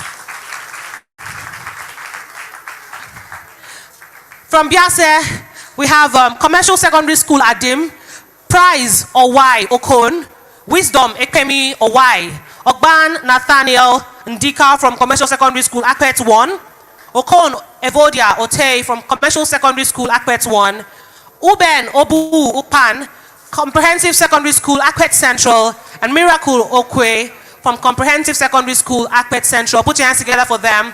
Congratulations, scholars. Congratulations. Congratulations. Akankpa 1. If you hear your name, please come forward, please. Quick. Mbuk Divine Aniefyok from Gosa. Jonathan Janet Oja, Gosa. Abibang Favor Agbo, Gosa. Put your hands together for them. Community Secondary School Iwuru Central. We have Favor Louis Ndijon and Stephen Robert Ojori. We also have from Onun Comprehensive High School, Obong Abasi. Put your hands together for Round these of applause, ones. round of applause. Outstanding students getting scholarship. Scholarship. 1 full year. Whoa, why paid in full? Parents can take a break Plus some and think extra. about other things. 150,000. That's a lot That's of a big money. one. That's a big one. Okay, by the way, UK, those who are following us online and who we got to know that they were asking some questions. If you're following us online on YouTube or wherever you're following us online live, please do want to leave your questions in the comment section below. This event is on live on YouTube as well. So yes, in case you couldn't get your questions here, please do well to leave your questions in comment sections on whatever platform that you may be, and we'll respond to them in time. Okay, we're moving on to Akamka 2 now. We have Comprehensive Secondary School Anengeje. We have Archibong, God First Sunday, and Ita Peace Achaku. Put your hands together for them. Commercial Grammar School Oban, Jackson Precious Monday, Opan, who knows? William, now we know you're a scholar. Please come out, put your hands together for them very quickly now.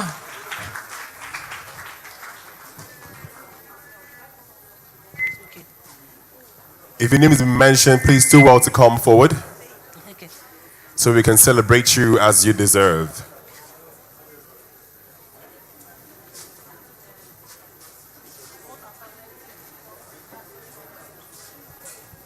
This is a very, very expensive handshake with the former governor of the state. I mean, it's a big one. I believe we should all put in round of applause for this one. I mean, this is something to be thankful for. And all this is courtesy of the Bridge Foundation, Okay. impacting lives and, of course, touching families as well. Congratulations. We're moving on now to the most outstanding TMP students. TMP stands for Transformational Mentoring Program. And we have some from that program who are most outstanding. Put your hands together for Peace Friday SCN from Government Secondary School Uwanse. It's also a scholarship. Government Secondary School Uwanse, Peace Friday SCN. From Government Technical College, Main Avenue, we have Zachariah Okokon Ayi. Please come forward quickly. Monica Ayere. Nda Monica Ayere, please come forward from Government Technical College, Main Avenue.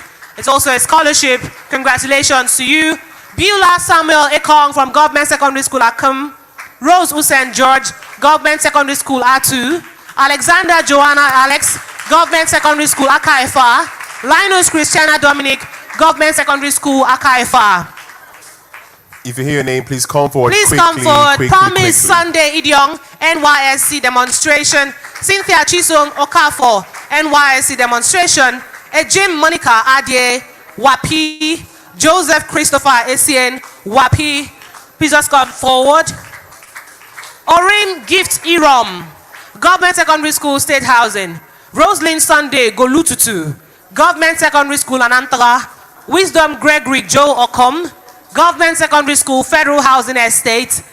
Mbang Victoria Eteng, Margaret Echo Secondary School at Timbo. Put your hands together for them.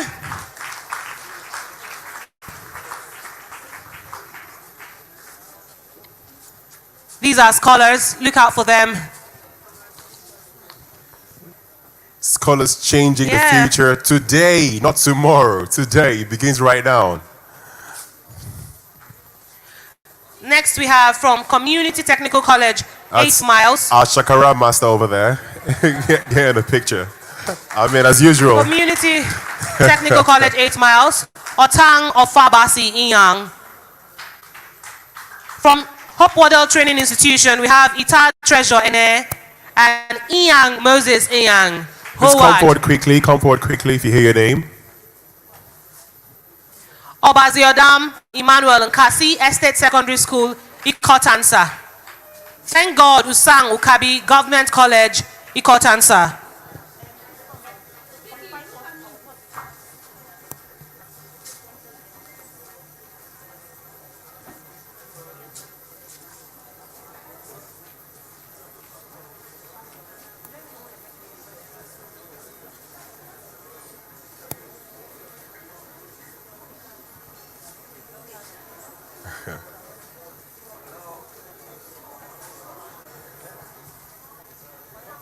Someone was asked his age, but then obviously the man is big on the inside, I would say.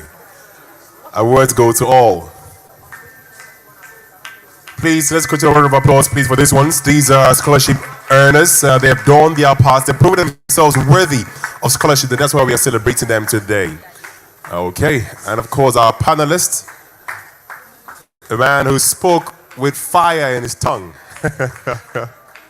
Now we move on to qualified past awardees for the 2021 Bridge Scholarship.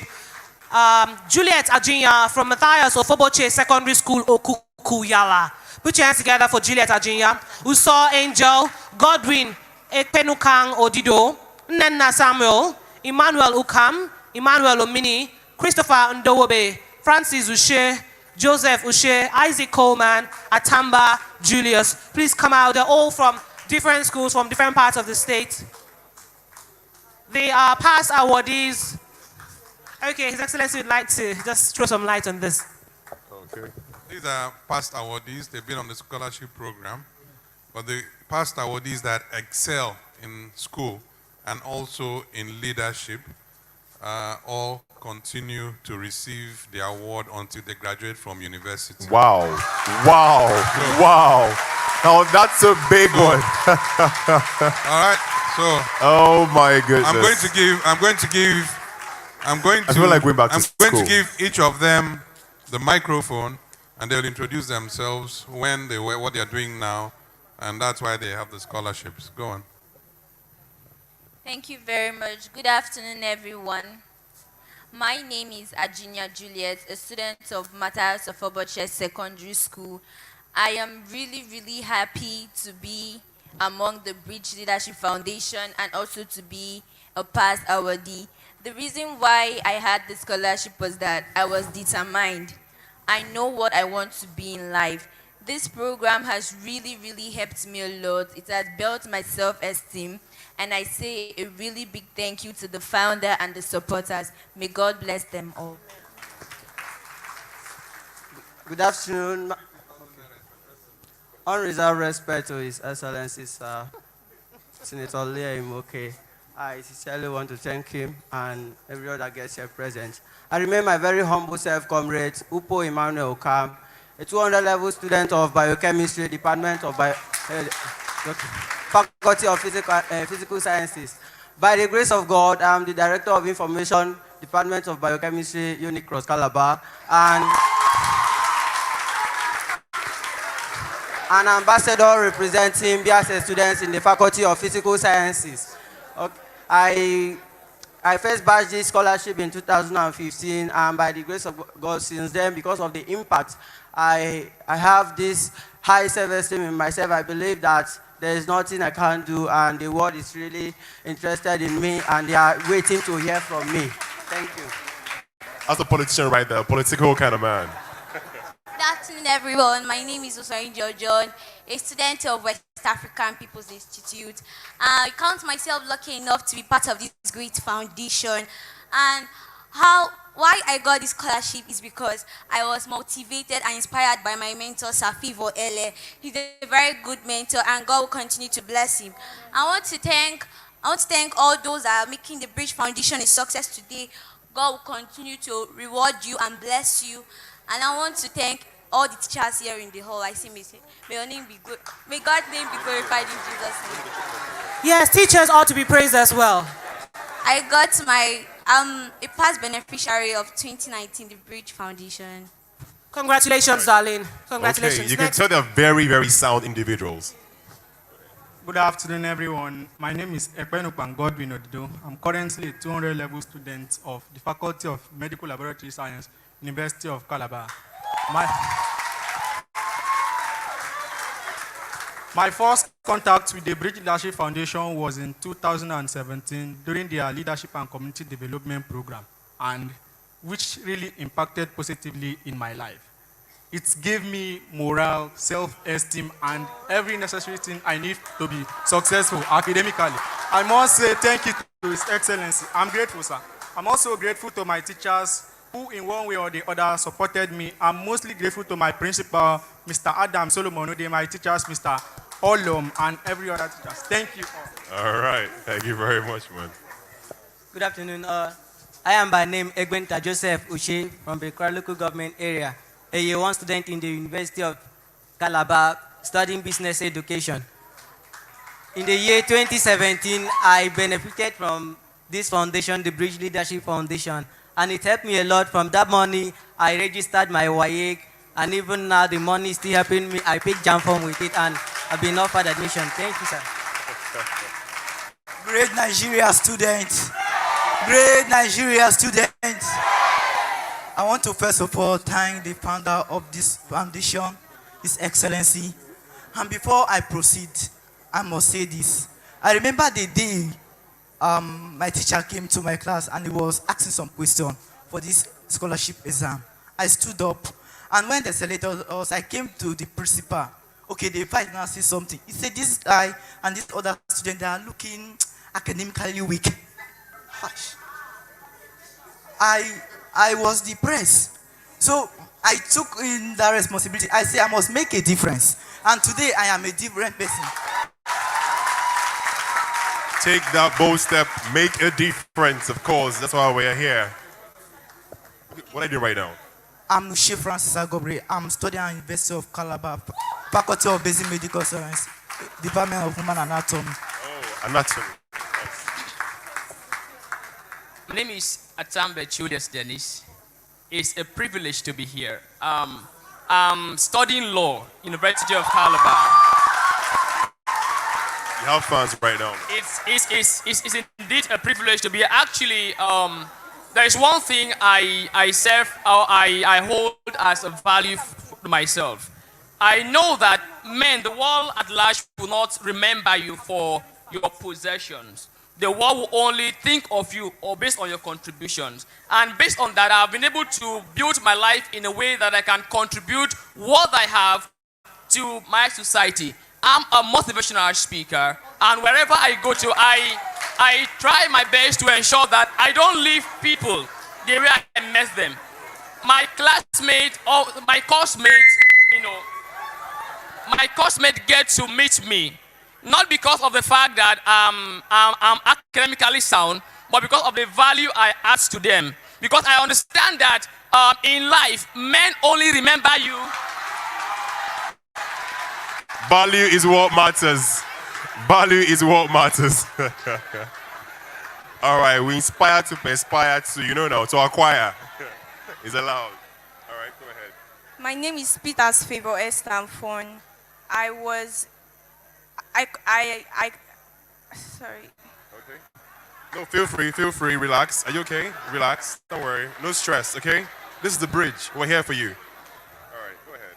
My name is Peter's Favor Estamfon. I was an awardee 2016 badge. I wrote the essay competition, Education, My Priority, My Future. I want to thank you, sir. Thank you so much. You really inspire me, and you've changed my life. I'm grateful. Thank you. What do you do right now? What do you do now?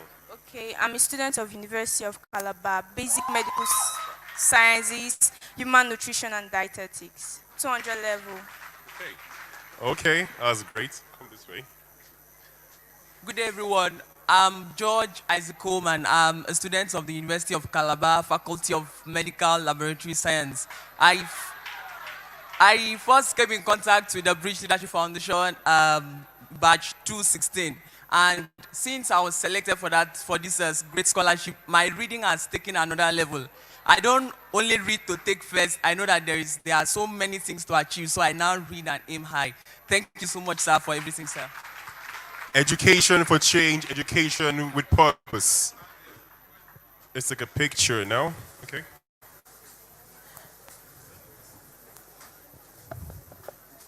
Wow. Congratulations, past awardees for the 2021 Bridge Scholarship. They're still on. They've distinguished themselves. So that's a challenge to those of you who just received your scholarships today. Try to make sure you're here in this category tomorrow. Put your hands together for them. Thank you very much. You can leave now. Thank you. Thank you. Your Excellency, please call him.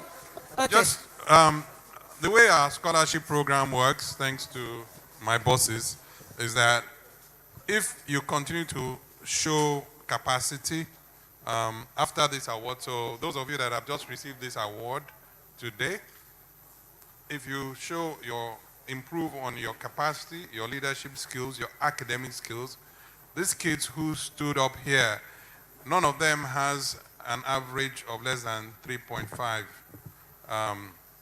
GPA. So to qualify, if you achieve those things, we continue to sustain your scholarship. As you can see, some of them are still in secondary school, but we continue to sustain their scholarships. So we sustain your scholarship until you graduate from the university, no matter what course you take. Because we need to build transformational leaders, and that is what our focus is on. So I just thought I should.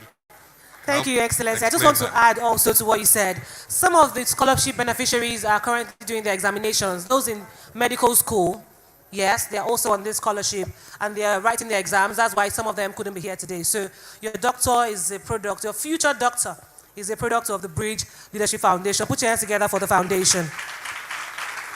Now it's time for us to recognize those who are instrumental in shaping these minds.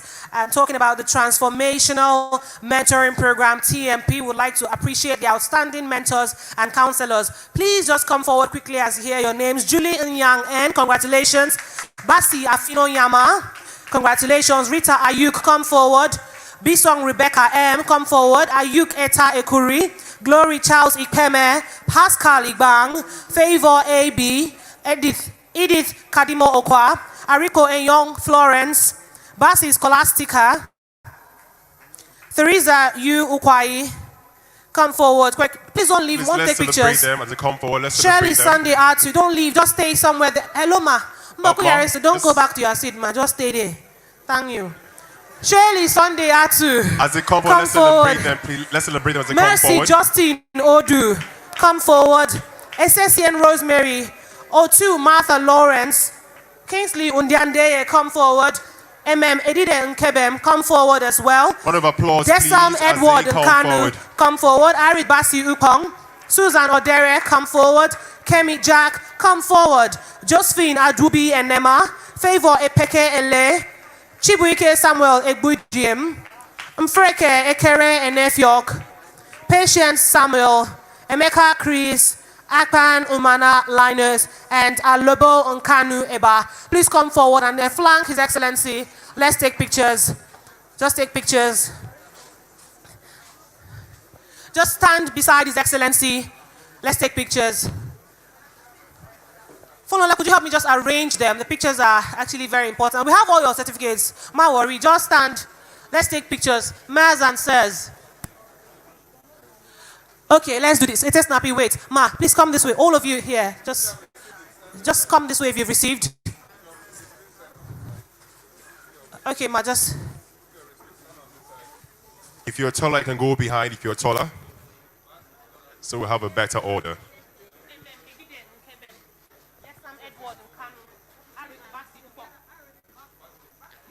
If you know you're watching your heights, you're getting a little bit too.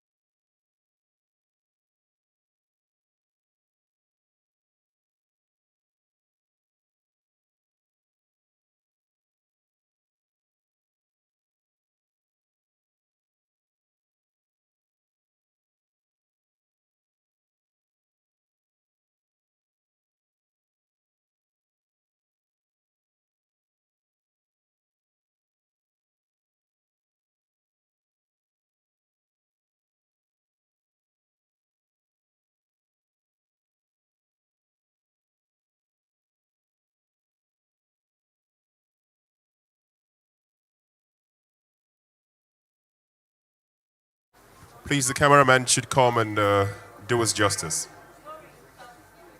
Okay. I feel it was easier to arrange children. No, I think it's a number. was Apparently. easier. It's a number. I think everybody wants to stand close to His Excellency, so everyone is moving away from. Could we just, Ma, please, could you just come back a bit? Or you respond like that Nigerian. I cannot go backer than this. Well, thankfully you're a teacher, We cannot so go no one, backer I to can't go backer. backer than this. Please, that's wrong. I'm making a joke, children. Please don't go repeat it and say Auntie UK said so. Please. If you're a Baka Disclaimer. fan, no hard feelings. I mean, Baka is Baka forever.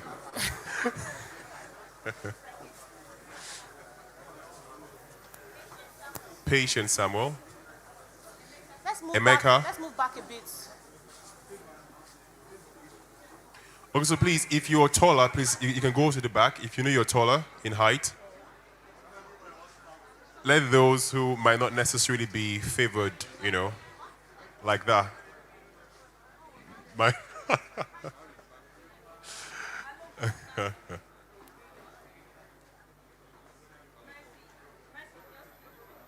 Okay.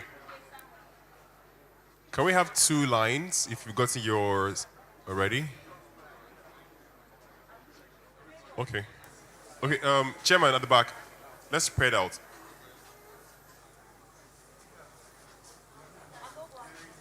I believe we've all got our papers now. Chairman. Can we all just move? The men behind, let's spread out, please.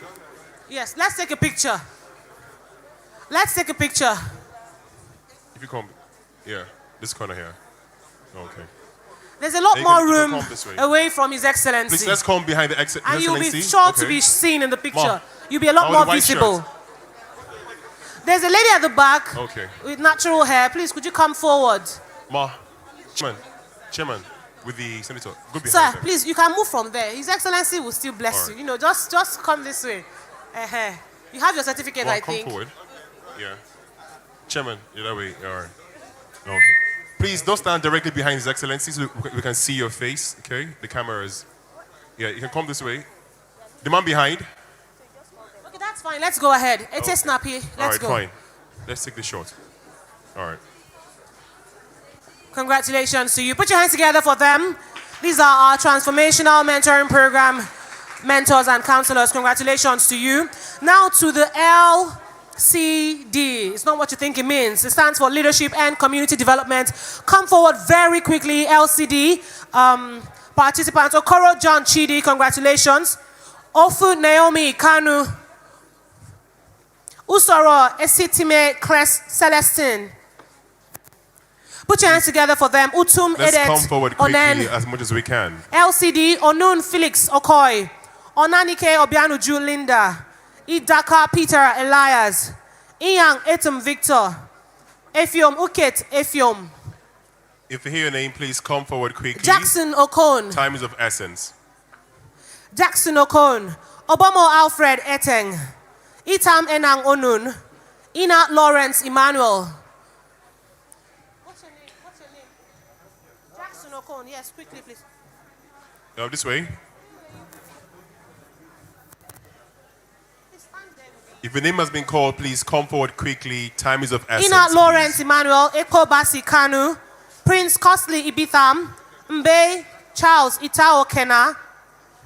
Edem Efyong Valentina Atom. James Samson Iki. Esira Elijah Arong. Okon Angela Efyong. And Baba Lola Emmanuel. This should be easier. Come forward quickly, please.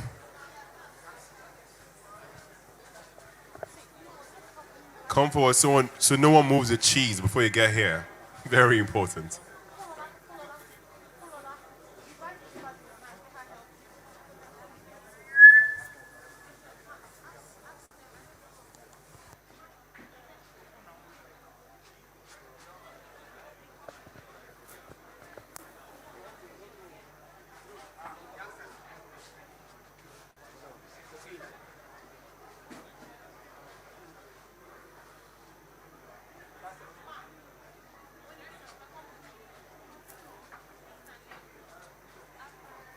As you receive your certificates, please come to the left of the founder.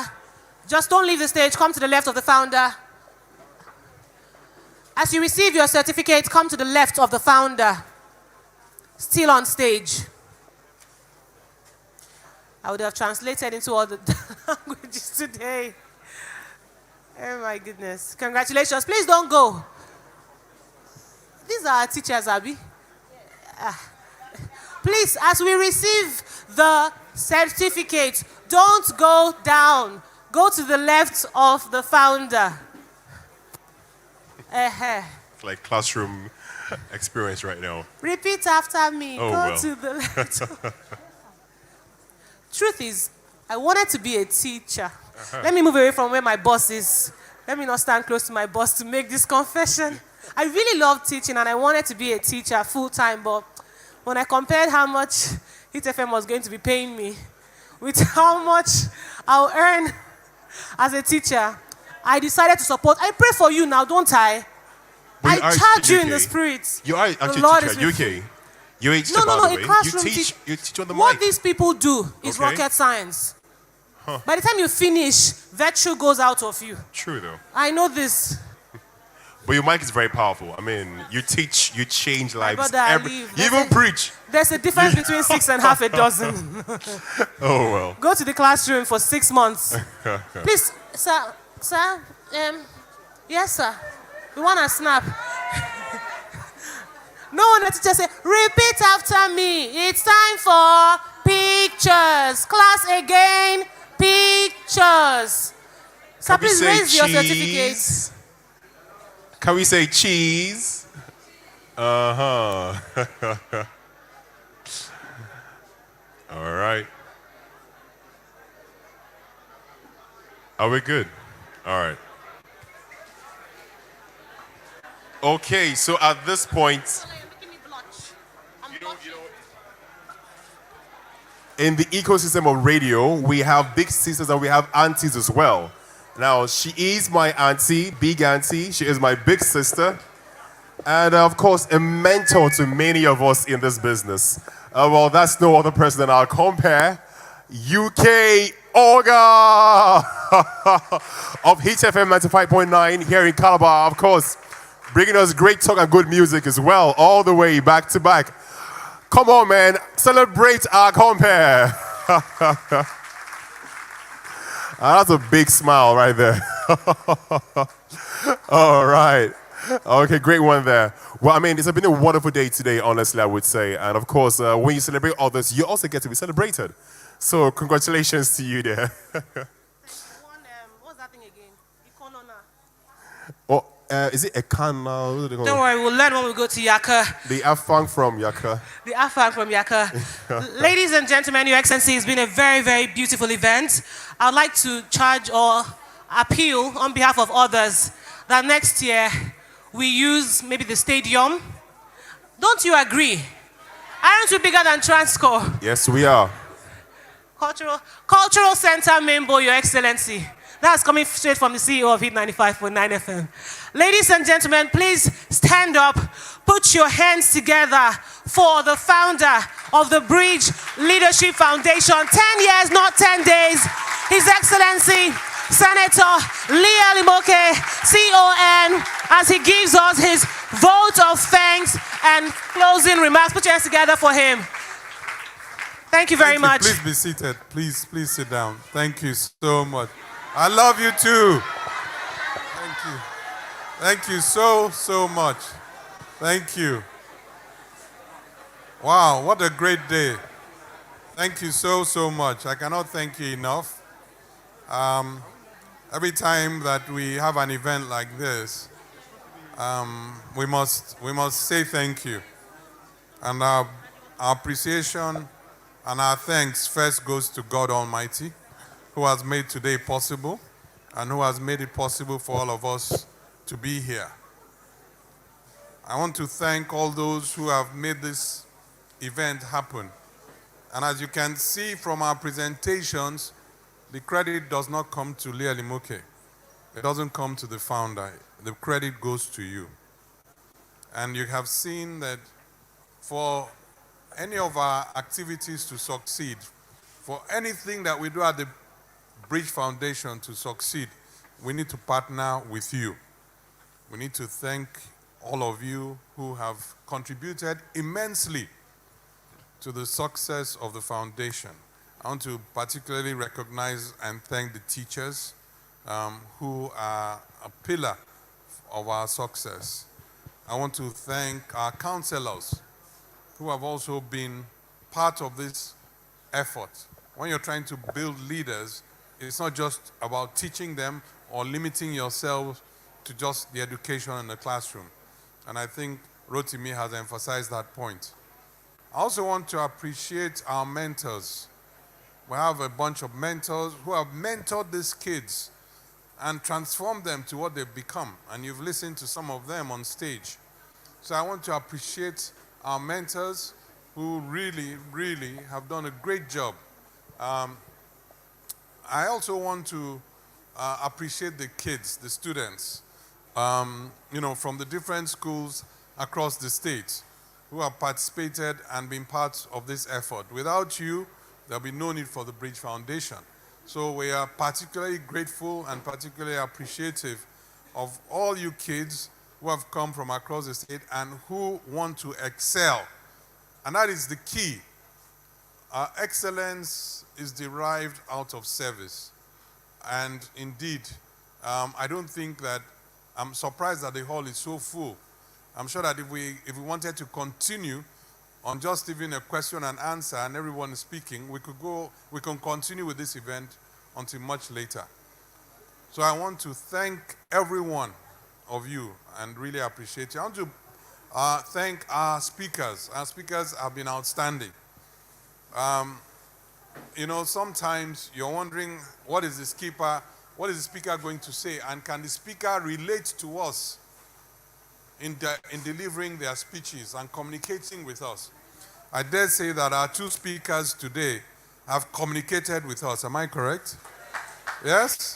And they've motivated us. They've inspired us. And we're thinking differently in our minds. So I want to thank them for coming all the way to be part of this event. I want to thank our guests who have been here. Hit FM, the former speaker, Pastor Lawrence, members of the Cross River State House of Assembly, very distinguished personalities who have taken time out to come and be part of this event. The snacks are coming a little bit late, but I don't know, maybe that's on purpose. But also, I think they didn't want it to distract us. Also, I want to appreciate my team at the Bridge Foundation. It's a very small team, but very powerful team.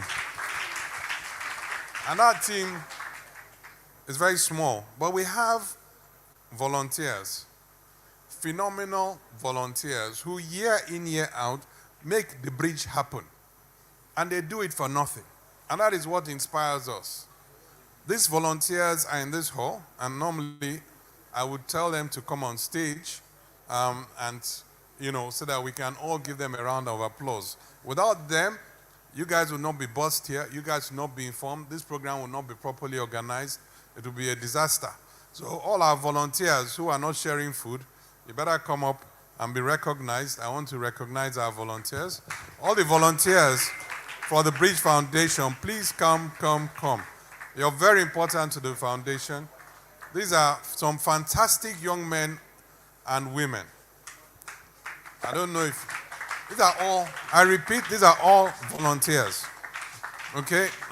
They're not income earners at the Bridge Foundation. But this is how big the Bridge Foundation has become as a result of these volunteers. There are some of them outside. They're all coming in now. I like all the volunteers on stage. And I think there's always a lesson to be learned. And that lesson that we should learn is that we have young men and women in Cross River State who actually are not pursuing any selfish agenda, but are willing and meaning to contribute to society. And these young men and women, as you can see, must be encouraged. What it takes for you to volunteer is just to be inspired and to identify with us. Some of them are previous beneficiaries. Some of them have just been volunteering. And some of them have, from volunteering, gone on to greater things, but yet they still continue to volunteer. This is the hope for tomorrow. This is the hope for the future of Cross River State. So again, all our volunteers, all members of the Bridge alumni, I want to thank you very, very much. God bless you all, and He will reward you with whatever your vision may be. But you have to go beyond the vision, as Rotimi told us today. What's the next thing after the vision? Huh? Yeah. You have to, what? Agenda. Huh? So if you haven't developed the agenda and you're still at the vision, make sure the agenda is in place before our next event. So again, thank you. I wish you all the very best, and God bless you all. You can continue with what you are doing. Thank you very much. These are our volunteers, and I also want to thank my team, led by my boss, Fulola boss. Where's my boss? Everybody knows my boss. Where is she?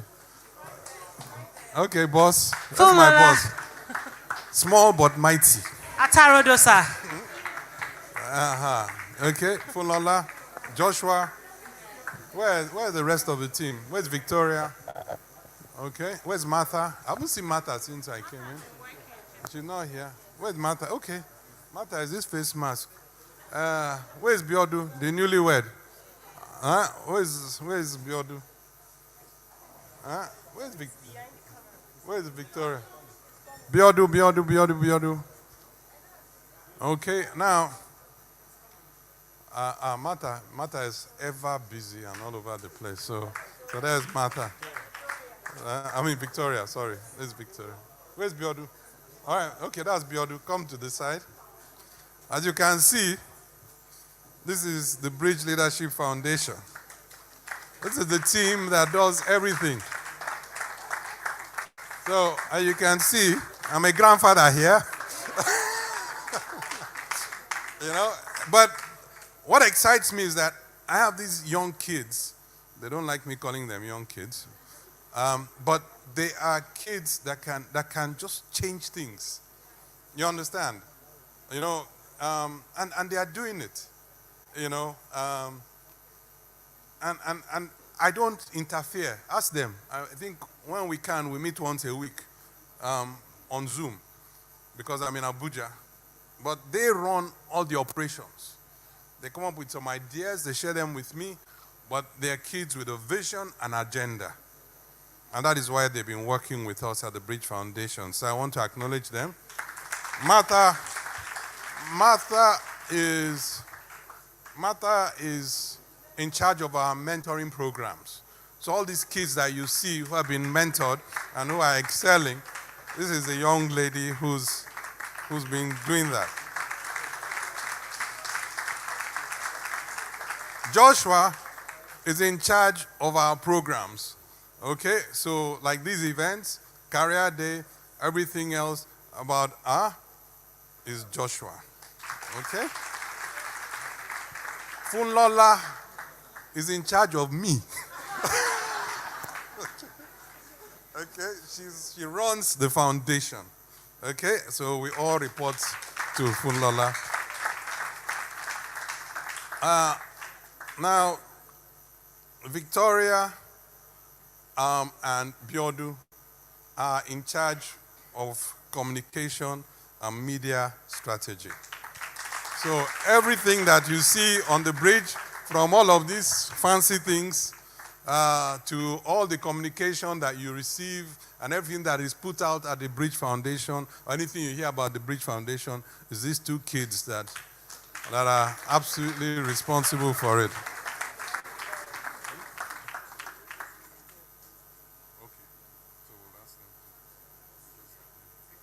So again, but we have a newlywed here. So Biodu just got married, so he hasn't brought his wife to me. So, and he said that when he was coming to Calabar, his parents warned him, "Don't marry a Calabar wife." So they had to. But so I told him that that's one of the beautiful things that we have in Cross River State. Am I correct? You know what I mean?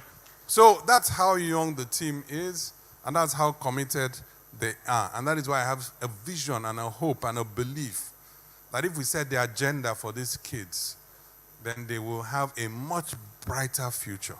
So again, team, I thank you very much for all the work, for the sleepless nights. I think they slept here last night trying to get this place ready. And, really appreciate you. Thank you very much. Thank you. Thank you. Okay, I want to, my boss says I must acknowledge, and she's correct, one of our sponsors, okay, Northwest Petroleum. Is Northwest Petroleum here? Is there a representative of Northwest Petroleum? Huh? Okay, good. Northwest Petroleum, amongst others, but particularly Northwest Petroleum, has supported the foundation and our programs. And I think they were here a couple of times, and they were inspired. They used to sponsor us with a career day, but when they came and saw what we're doing with this program, they decided that they will also support us with this program. So I want to acknowledge Northwest Petroleum and their MD, who has always been a part of the Bridge Foundation over the years. Thank you very much. Do you want to say something? You okay? I've already said it all for you. All right, I've promoted them. Everybody, buy your petrol from Northwest too. Buy your diesel from Northwest. Don't go anywhere else. Thank you very much. All right, thank you. Thank you so much. Thank you. All right. Thank you. Thank you. Okay.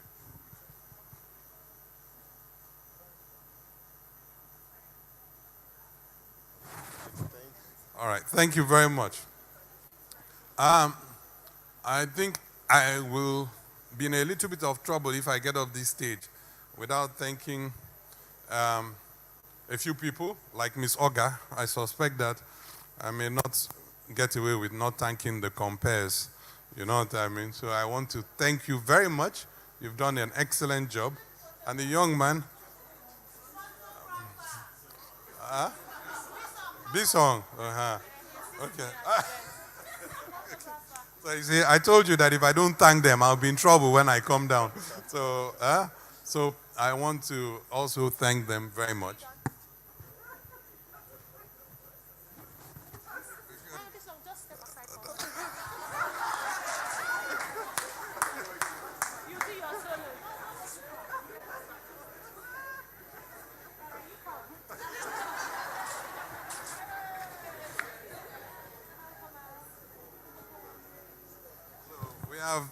You see, young Cross Riverians, fantastic people.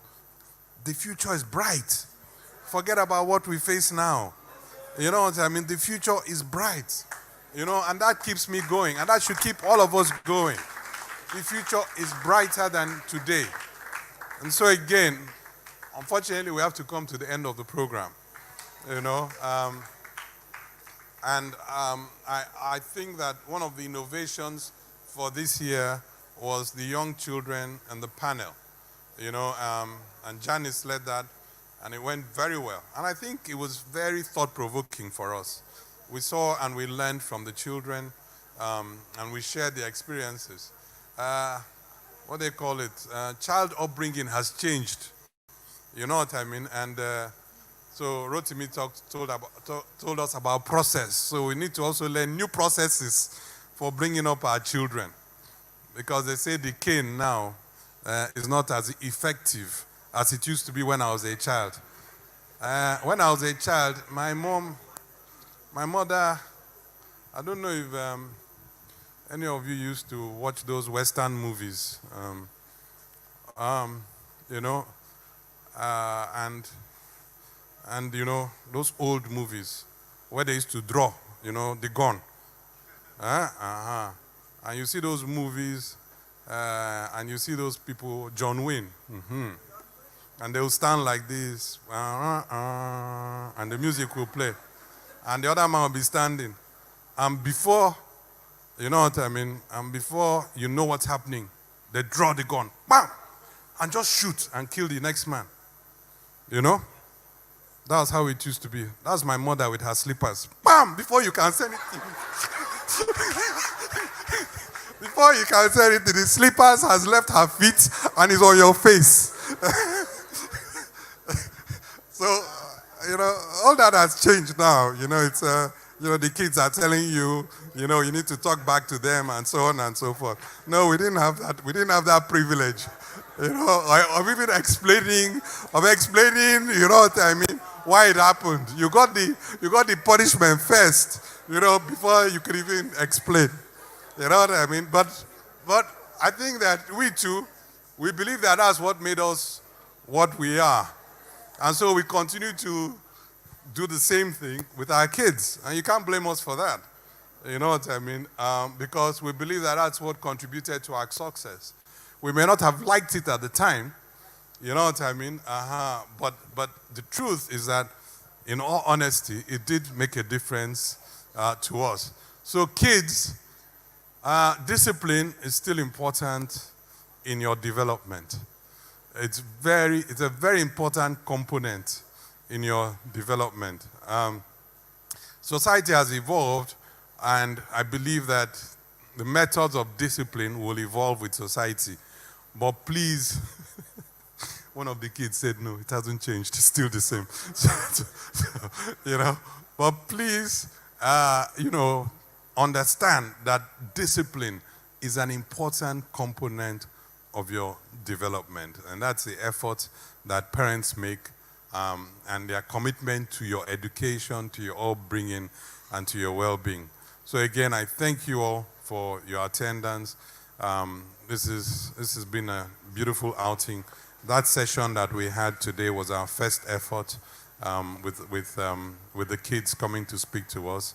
I'm sure that next year the team will come up with some additional innovative programs for all of us. Again, I cannot thank you enough. God bless you. God bless you.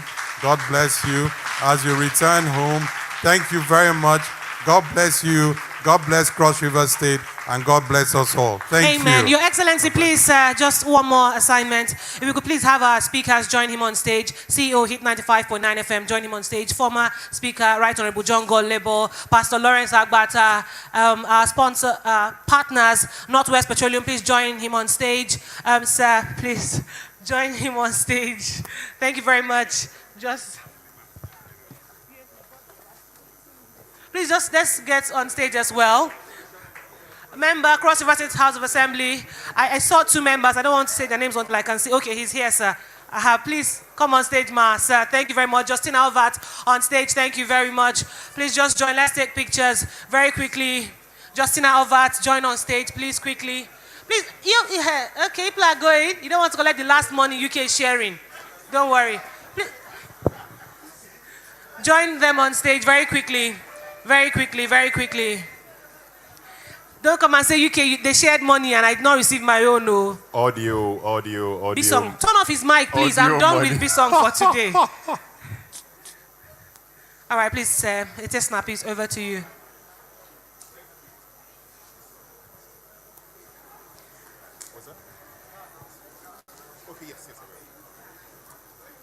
Thank you very much for being here. Your Excellency, distinguished ladies and gentlemen, Bright Owan, an alumnus of the Bridge Scholarship Foundation Initiative. Please, that's not the plan now. Start from the beginning and want to drive you out of the stage in style. Want you to ride in this Jeep. Put your hands together for this innovator. He's currently a volunteer with the Bridge Leadership Foundation. Bright Owan, he designed this himself. Tomorrow, he might be the next in Austin vehicles. Put your hands together for Bright Owan. Your Excellency, that's the vehicle you're using home today. We just, Innovation at work. Yes, please. Literally. Yes, a robot vehicle. Building the future. You can drive him to, just drive him even to Abuja. Just keep going. To Yaka, to get us some Okana. No, please. This one is going to Abuja. Bright, congratulations. Your Excellency, you can. Thank you. Bright, congratulations. Okay, so congratulations. UK, we have an item here that is missing. It's been found now. TRC and Teachers Registration Council of Nigeria. The name on the file is Nyoyi Okoi Ina. Thank you very much. Put your hands together for His Excellency. Nyoyi Okoi Ina. A missing file has been found. Please come around to the organized to collect actually your claim certificate. Your file. Ladies and gentlemen, we started with the Lord. We'll end with the Lord's blessings. Put your hands together for the Senior Pastor, Grace Network Evangelical Missions, popularly known as Grace Consulate, Pastor Lawrence Agbata, as he comes up to the podium to close us with a word of prayer. Don't go anywhere without the final blessings. Put your hands together for Pastor Lawrence. So if you find this file around, I beg your pardon, we're actually looking for this particular file.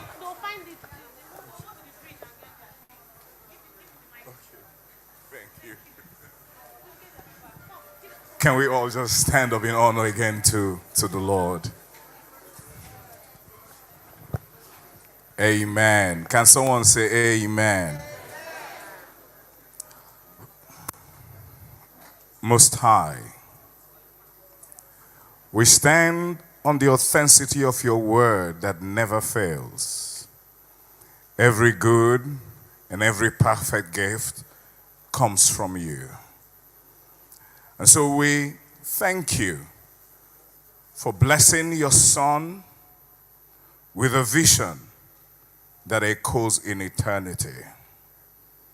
Somehow, somewhere, we have a picture that one day in the streets of heaven, when he would have seen you face to face, that there might be someone, will be someone who would say, I know you.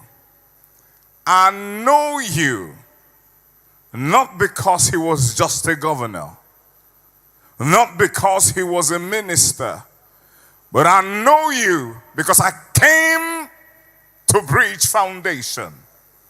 And Bridge Foundation touched my life and changed everything about me. On that day, it would have been worth everything. Every pain, every staying awake in the middle of the night, thinking, praying, where will the resources come from in a society where it's believed that every governor have stolen? Lord, have mercy. Every tears that had been shed, every people who had promised, every person that promised and turned their backs from them,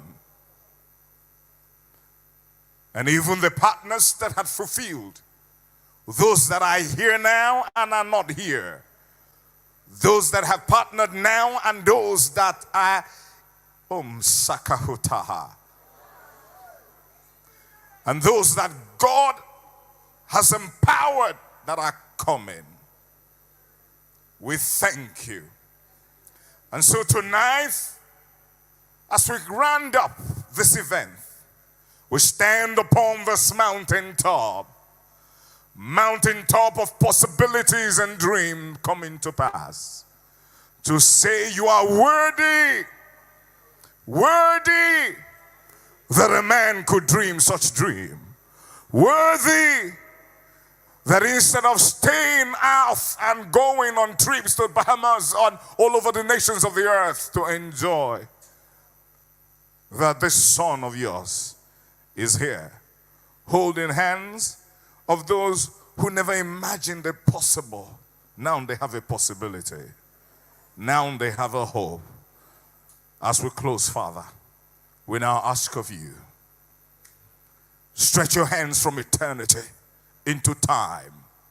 Empower those who would stay with their word and partner with your son. Raise resources from common and uncommon places in the name of Jesus, so that when time is written in history, it will be recorded that there came a man that touched the lives of people and made the society hot again with goodness. So thank you, Lord. We ask that you keep him. We ask that you protect him. We ask that you shield him from adversity. We ask that no disease, no incantation, no sorcery will come his way in the name of Jesus. Whatever the weapon is, we stand because your word never fails, in declaring that no weapon fashioned against him shall prosper in the name of Jesus.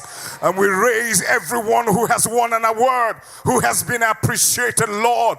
We ask that you raise them to the pinnacle of the society and the world in the name of Jesus. Let their lives so shine that they will be seen from all the corners of the earth. Let their voice echo to the extent that even the world will say, thank you to Bridge Foundation. We rejoice and celebrate for your goodness.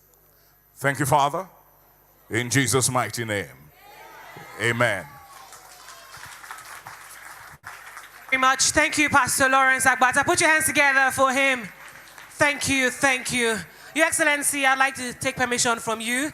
Distinguished ladies and gentlemen, the event has officially been closed. Thank you very much for being a part of the Bridge Education Summit and Scholarship Awards 2021. See you next year.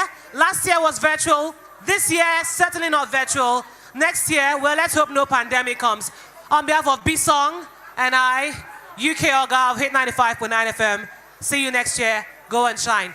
The girl who had the scholarship, 11,000 something, something, something. Don't go, wait. The girl with the 12,000 naira scholarship and her teacher, don't go. The name is Bisang Emmanuel of CRBC Radio, 105.5 Paradise FM, Calabar. Let's have a great day and, of course, stay hopeful and trust for the best to come.